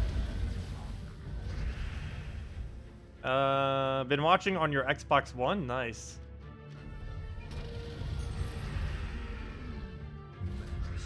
Yeah, that must be a nice screen then too. Do you have a 4K screen for your TV, or is it 1080p? That's still something I've been contemplating if I get a new computer, if I'm going to go for a 4K screen. I kind of want to, because I've never actually even had a TV that's 4K. That would be kind of cool to have my monitor as 4K. Because I watch a lot of YouTube, so like whenever I'm like not doing anything, I normally, or while I am doing stuff, I'm normally playing 2 to 3 games simultaneously while also watching YouTube. That is normally what I do when I'm chilling. When I'm chilling, normally I'll just play one kind of AFK while watching YouTube. But yeah, I sometimes do like 2 or 3 at once. Actually, even right now we're doing 2. I'm playing RuneScape in the background. It takes 2 clicks per minute. So technically I'm not playing, it's just an AFK game. But it is technically running. Let's see. 1080p but 55-inch. Ooh, nice. Yeah, I had a friend that actually had like a little movie theater in their house. It was pretty cool. Like they actually have movie theater seats and everything. Like 2 rows of them too, so they could have like guests and stuff like that as well. Even though they only had a family of 4, it was able to hold like 16 people, 12 or 16, I forget exactly. Really nice. I've never had like my own TV kind of setup though. I've never even really had my own TV other than the really small one I ended up winning from a arcade at one point, because I used to do arcades quite a bit on Sundays. It used to kind of be a thing I used to do with my dad and stuff, but that was quite a bit fun.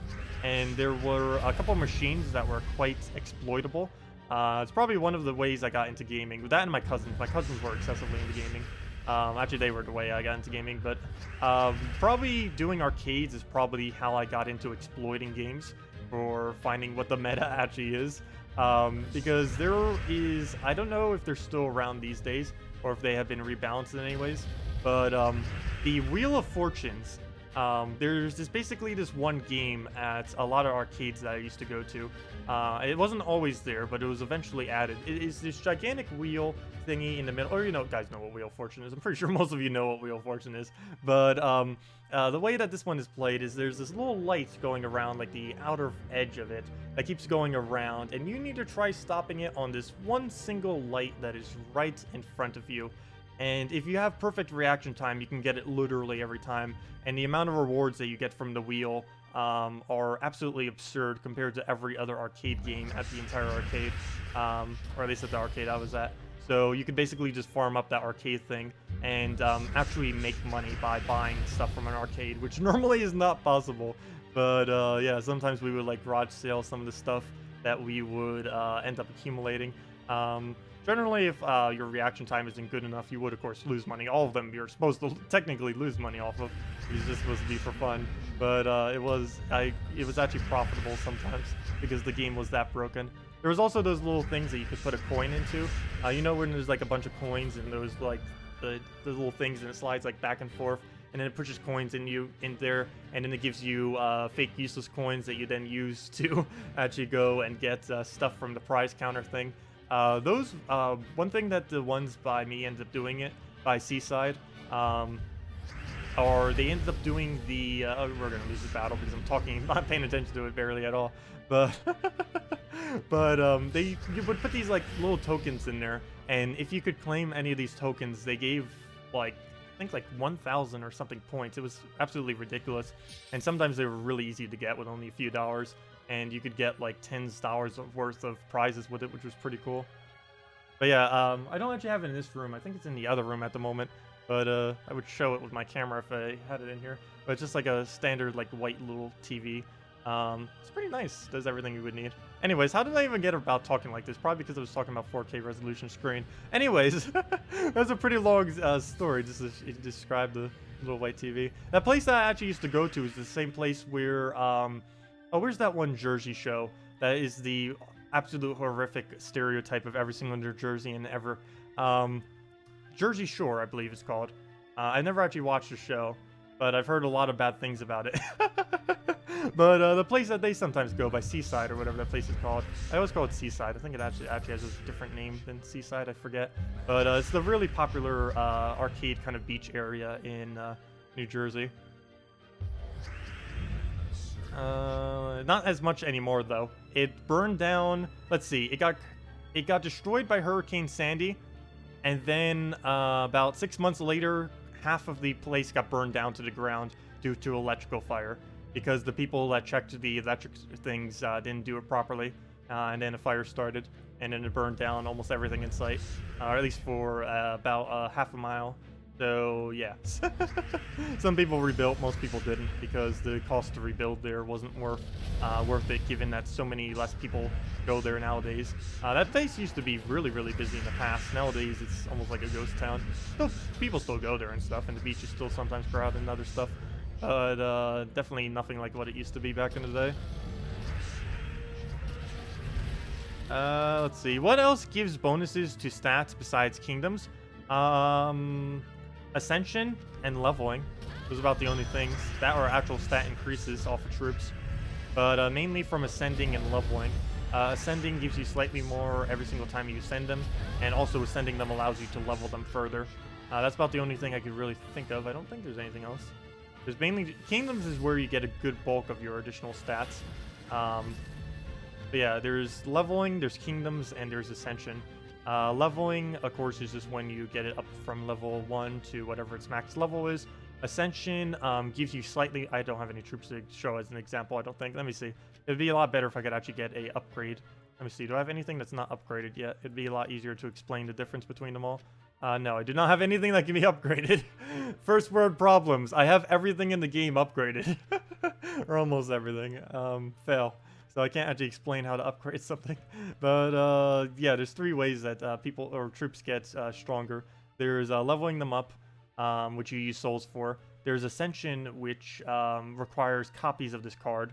You end up ascending them, and then they gain slightly more stats from the ascension, as well as this increases their max level that they can be.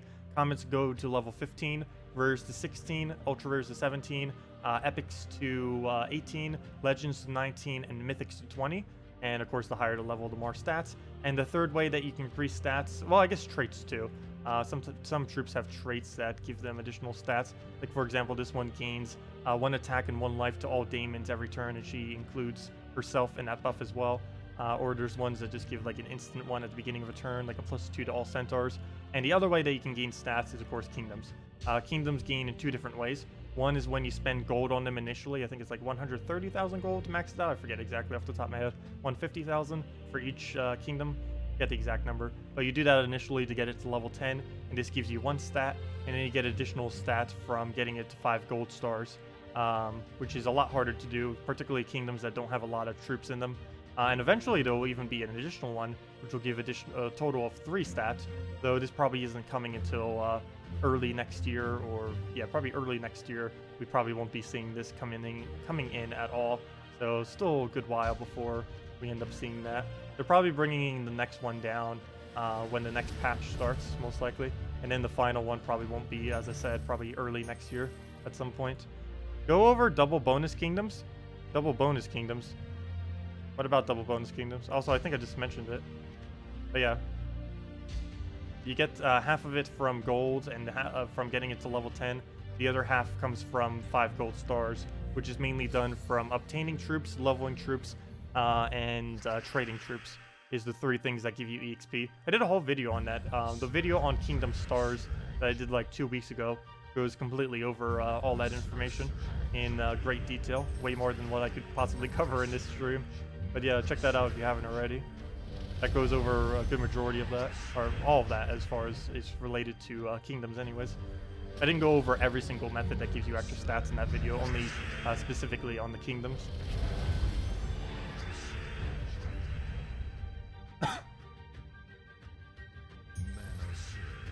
Let's see, what do we have? Let's throw down the Gorgolf.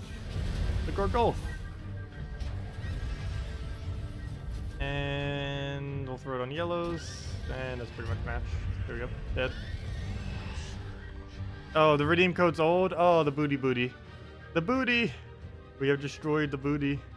No, let's see. More on Monday. There we go. Yeah, next Gems of War stream after this will be on Monday. Same time at night, normally at our 8 p.m. Eastern Standard Time approximately. I might start becoming a little bit more lenient with the times that I do those on, though. But we'll see. I'll try keeping them at 8 p.m. at the best I can, though. Starting to get too used to not doing them at 8 p.m. now. But I'll try keeping them exactly at 8 p.m. on most days. Hopefully every day. This is a little bit hard to do it literally every single day at that exact same time. But generally we are able to get it. Well, let's go and move the green over. The booty has shaken its last. Dun dun dun. Twerking has died. What happened to Tuesday Gems of War stream? That is now a Tuesday Guild War stream. The reason we haven't been doing it recently is because Guild War doesn't exist. Oh, it will after next week though. But yeah, we'll be back doing Tuesday streams. We'll be doing every night streams once Guild War comes back.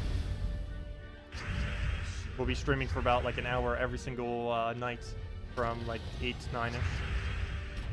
And that's why I kind of want to keep it at the same time, because it's such a short duration that it kind of needs to be at the same time, or else someone could end up missing it if they're not particularly looking on YouTube at the moment.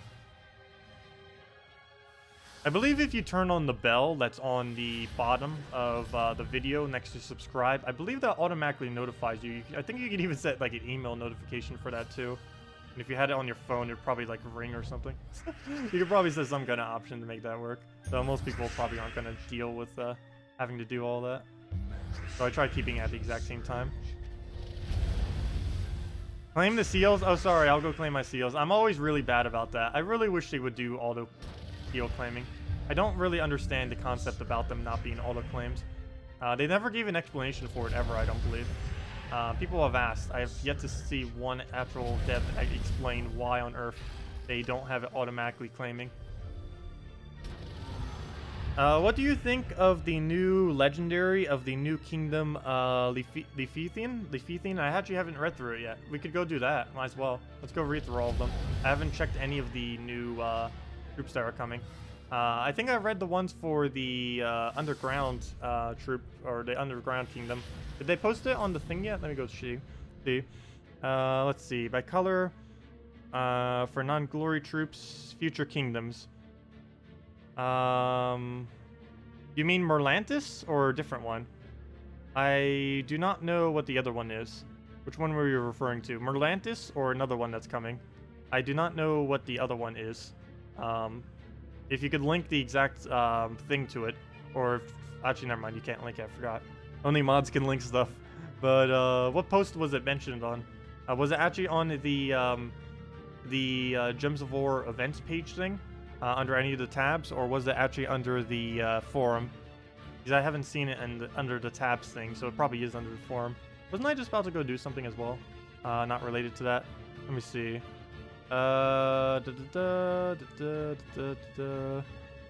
Regarding the team you're using, you already have fully traded Dragon Soul. Should you trade Gorgoltha or KrissTigger first? If you're using the exact team I'm using, Gorgoltha first. If you're using other teams prior to using the exact team I'm using, do KrissTigger first. With the Guild Wars coming, I would say probably KrissTigger might be your better bet, particularly if you have multiple of it. Because if nothing else, you could always just run triple KrissTigger with a Dragon Soul.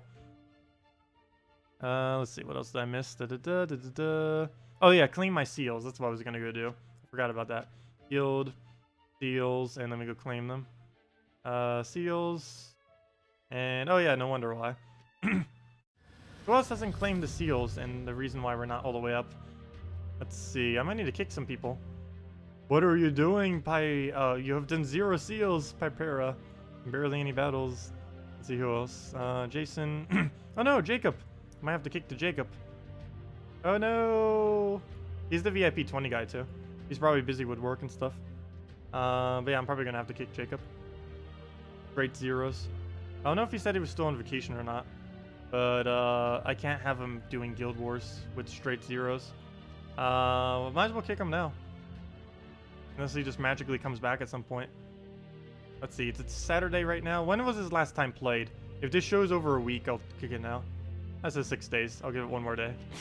And then if he's not back by sometime tomorrow, I'll kick him probably midway to tomorrow. And then recruit the slot. Because we need someone else there for when Guild Wars starts up. I cannot have someone with 0 doing 0 for Guild Wars. That would not be good. Anyways, back we go. He is the new kingdom. Oh, he is the new kingdom. His name is Leviathan in the spreadsheet that you linked earlier. He's not from the new kingdom. Wait, what?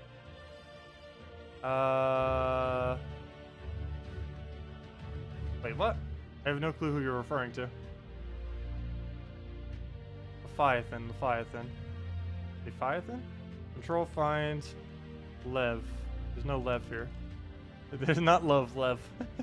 But I don't know which one you're referring to.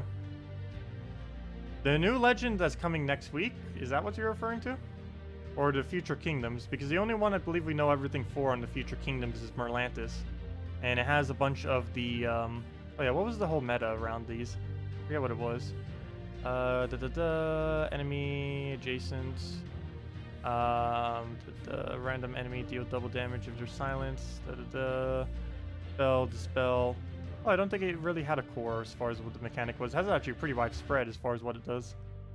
Oh, I know what it was. I believe it was movement. Was it? No. But yeah, there is a common that's actually pretty funny that has the ability to move around the enemy team pretty decently. It might actually probably bring movement cast as finally being viable for once. Be kind of cool.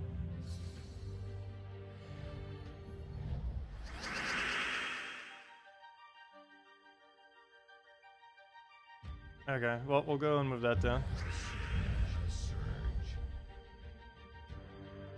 Let's see.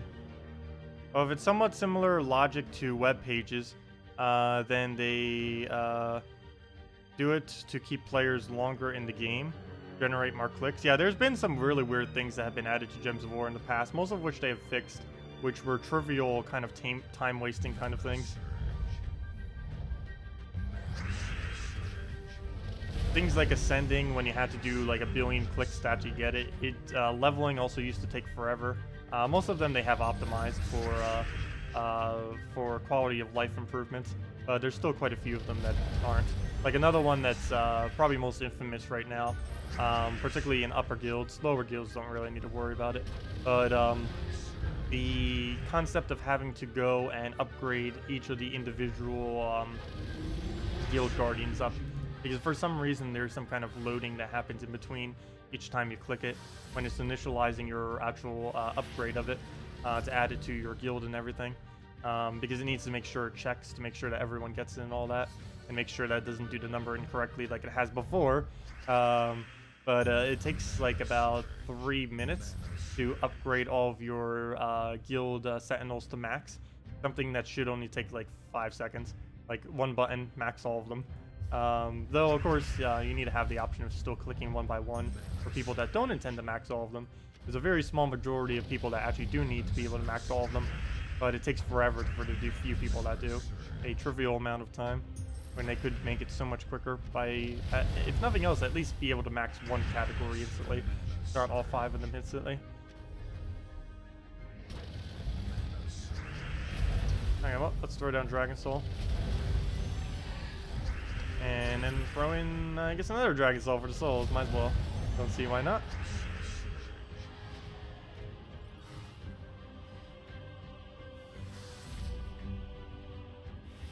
You want Ascended Gorgotha? Wait, do you mean the Evolved Gorgotha or the Ascended Gorgotha? Because it's called Evolved Gorgotha, the one that comes in KZL in the bonus quest line. It is possible to still get it. There's a 1 out of however many daemons there are in the game chance that you will end up summoning one.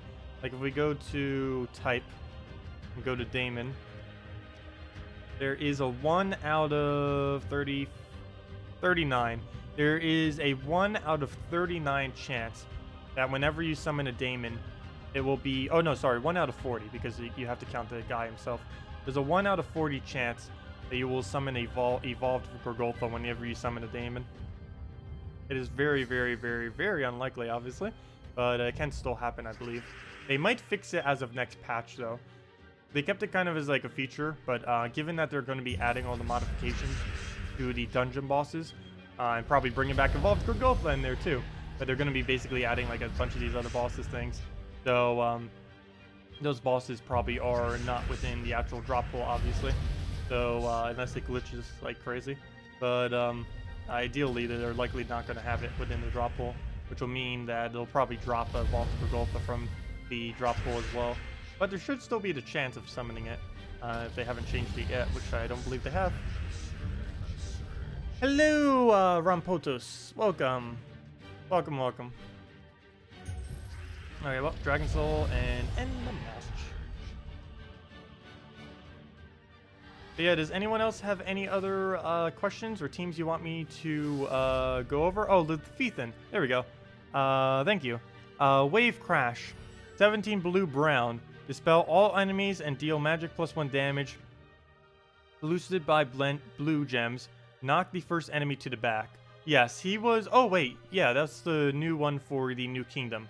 Oh, yeah, I see now. The Lethian. Okay, yeah. We went over him earlier and went over all of those. But yeah, if you check on the Future Kingdoms tab under this link right here, actually, the way I have it right now might bring you directly to it. I'm not quite sure. But at that page, or if it's not already on the right page, click over to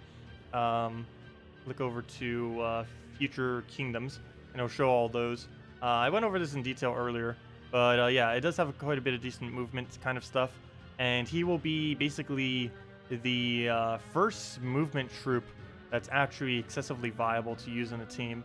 But yeah, it dispels all enemies, deal magic +1 damage, boosted by blue gems, and then knock the first enemy to the back. And it's a 3-to-1 boost ratio based on that. So I definitely see a lot of potential in it.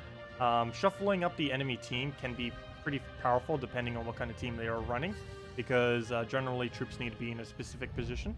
Currently, the only way to viably move stuff is Dust Devil because it has empowered. But Dust Devil does a near 0 damage this late in the game, so he doesn't really get used ever. But Lethian, and maybe even the common blue troop, though probably more so the Lethian, will end up getting a decent amount of usage because it will finally make movement kind of spells viable. And then you can just keep shuffling around the enemy team into making them into horrible positions. Though some teams are kind of immune to it. Like, for example, the team we're up against right now, there really isn't anything that we could really reorganize them in and make it better. I guess moving the Kraken to first would be okay, but that wouldn't be too big of a benefit. There are a lot of teams these days that, or a lot of troops, and a lot of teams just in general, that are capable of functioning with the team in any order whatsoever. So you do have to keep that in mind.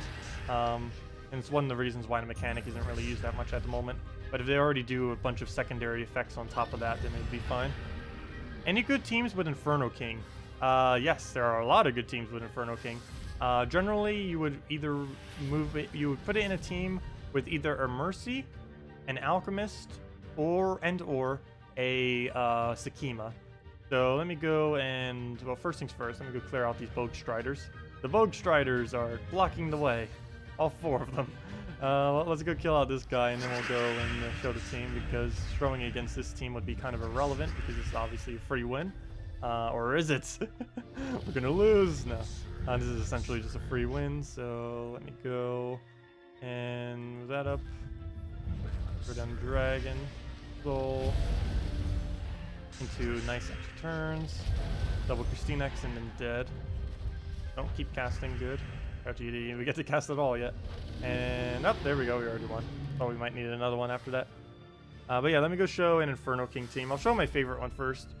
Speaking of Inferno King, and now have Sakima fully traded. Good team. Yes, both of them together is definitely a good team. Let me go show both of them. Let me go show my favorite Inferno King team and then the other one. Great Maul. Inferno King. Also, you can use anything at first slot here. Great Maul is just my preference. The only 3 core troops for this is Mercy, Inferno King, and Shegra. Are the only 3 core troops. The Great Maul is optional, though very, very beneficial. I've won this with a peasant in first slot, so really anything can be used. It doesn't matter that much. But yeah, ideally we get a perfect board where we get a Mercy cast. Of course, generally you will not get a perfect board. So we'll just throw this down. We still get the mana we need, or at least some of it. Obviously, you wouldn't do that if they had a Scion, because, yeah, Scion. But we were able to get away with that this battle. Move that up, get another Mercy up. Great Maul, the biggest threat, which in this case would be the Famine, because we don't want to Death Mark ourselves the other way around. Whenever you use a Great Maul, by the way, you do always want to make sure you're using another brown and another yellow on your team, so that you will be able to accumulate both of those mana still, because you can no longer accumulate mana after the Great Maul does its thing. So we'll go and throw that down, dead, and then Shagra dead, and then match. But yeah, that's the Great Maul version of doing this. So let me go do Sakima then. Oh, you don't have Shagra either? You can replace Shagra with Alchemist, though it would go a little slower. If you have Great Maul plus Inferno King, you can replace this with Alchemist. The team you would run is Great Maul, Mercy, Alchemist, and Inferno King. You'd basically switch these two and then make it into an Alchemist. But yeah, if you only have Great Maul and Inferno King, you can still run it. You can actually run it with any two of these troops. Assuming you have fully traded Mercy, you can run it with any of the two other troops. You can run it with Great Maul Inferno King. You can run it with Great Maul Shagra, Shagra Inferno King. Did I miss any combinations? Shagra Great Maul. Though Shagra Great Maul would be a little weaker. But yeah, so you could just go Great Maul Mercy, Alchemist, and then Inferno King as the final slot. So let me go show the Sakima version for the other person that asked for it. Oh, see ya, Danilo. Have a good day. Yeah, we'll probably be heading off ourselves soon, too. At least for a little while. Let's see.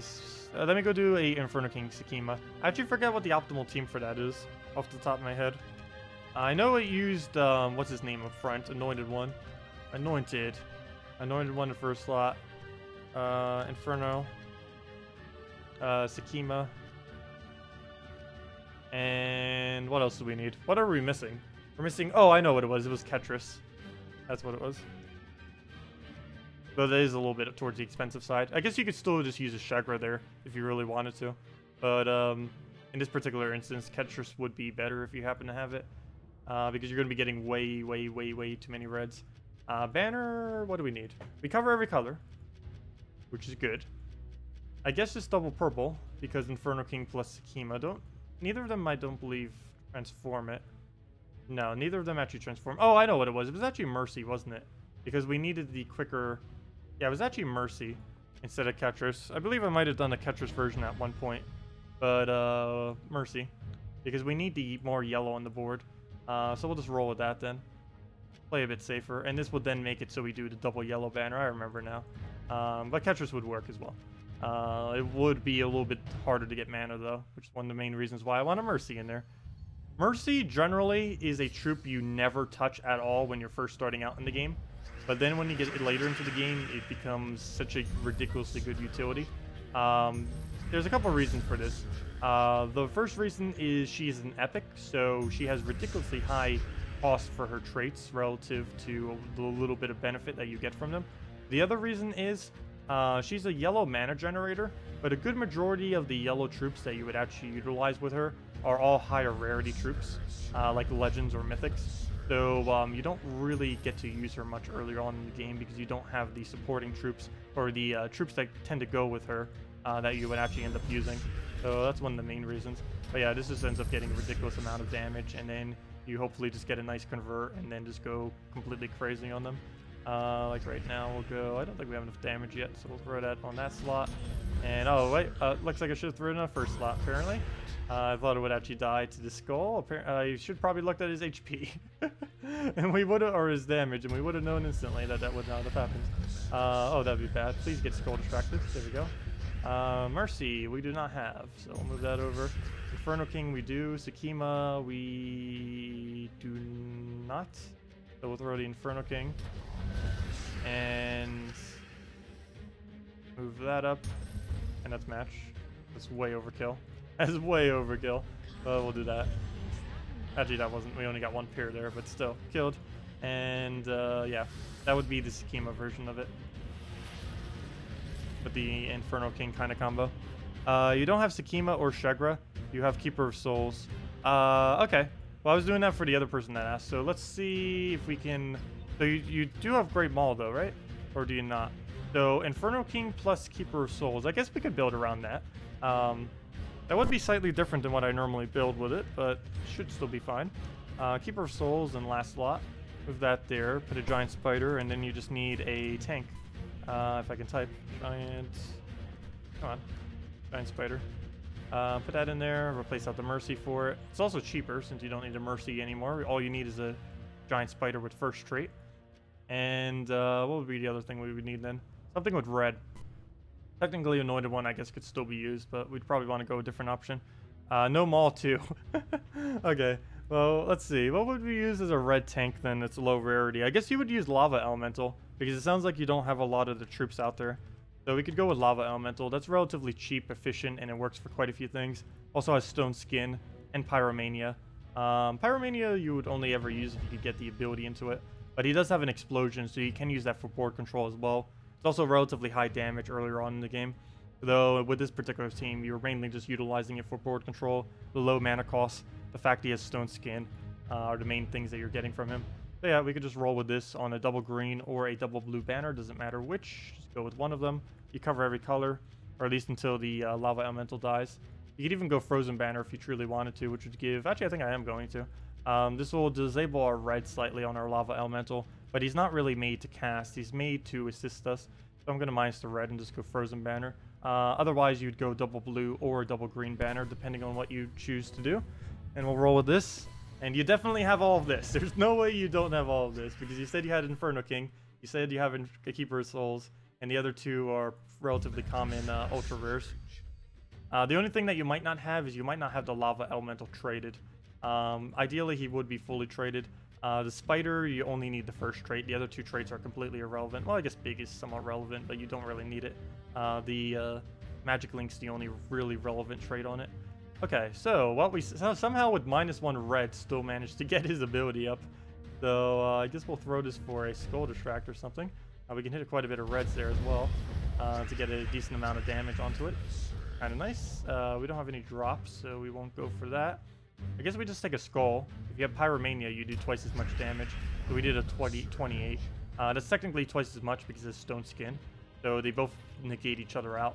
Our 2 times damage gets negated by his 50% reduction. So we were basically able to hit through his Stone Skin. We'll go to that, get ourselves some purple, get ourselves some more purple, and try finding ourselves an Inferno King alignment, and we got it. And hopefully we can win from here. So that gives us our Elemental again. Also, you'd always get way more purple, way more red than you would ever need just from that cast as well. I forgot about that. That's the only bad thing about the alignment I did. Though I guess you could fill up your little spiders with it too. But that wouldn't really be too good. But now let's just get rid of the red. And then just do it for skull-oriented only. And that's a match. So yeah, same kind of premise. A little bit different of a team. Definitely not the greatest of teams. This isn't something that you'd want to use constantly. But based on what you said, it's about the best I can think of off the top of my head. So you can roll with something like that if you really want to use both of them. But yeah, Giant Spider. Generally, whenever you are going a troop that uses a color and another troop that uses that same color, just put whatever that mana generator is. Like if they needed blue, that'd be Valkyrie. If they needed yellow, that'd be Alchemist. If they needed purple, it would be Giant Spider, etc., etc. Generally, you can build almost any team by doing that. Damage source of a certain color, mana generator of that color, and another damage source of whatever that other color was that both of these colors are oriented towards. And that alone is your entire team. Then you just put one tank up front, and then you're good to go. Almost every single team can be built off that premise using the Converter troops. The Converter troops are Alchemist, Hellcat, Greenseer, Giant Spider, Valkyrie, Apothecary, and Keeper of Souls are the 7 converting troops that can convert any gem of choice into a certain thing. Keeper of Souls is skulls, Giant Spider purple, etc., etc. For each one of them. But yeah, those 7 troops are very, very, very solid as far as their usage currently within the game. Anyways, I believe I am going to be heading out for now, guys. Thank you all so much for watching. I hope you all have a wonderful rest of your weekend. I'll try to get a video out soon going over what some of the best things are on what to actually craft once the crafting system comes. Do keep in mind it's still like upwards of a month away, but some people have been requesting for it, so I figured I'd make a video for it. I was gonna wait like until it actually came out, but figured we'd do one now. Unless things get rebalanced excessively, it's still gonna be relevant then, as relevant as it is now. But anyways, I'll be heading off for today. Have a wonderful weekend. Next Gems of War stream will be Monday night at 8 p.m. Eastern Standard Time. We'll go and cover all of the event stuff on Monday as well and all that. And in between there, we'll probably do an Albion Online stream and Stardew Valley stream tomorrow. Probably from noon until about 5 or 6 as well. So anyways, thank you all so much for watching. I'll see you all later, and have a wonderful rest of your weekend. Goodbye.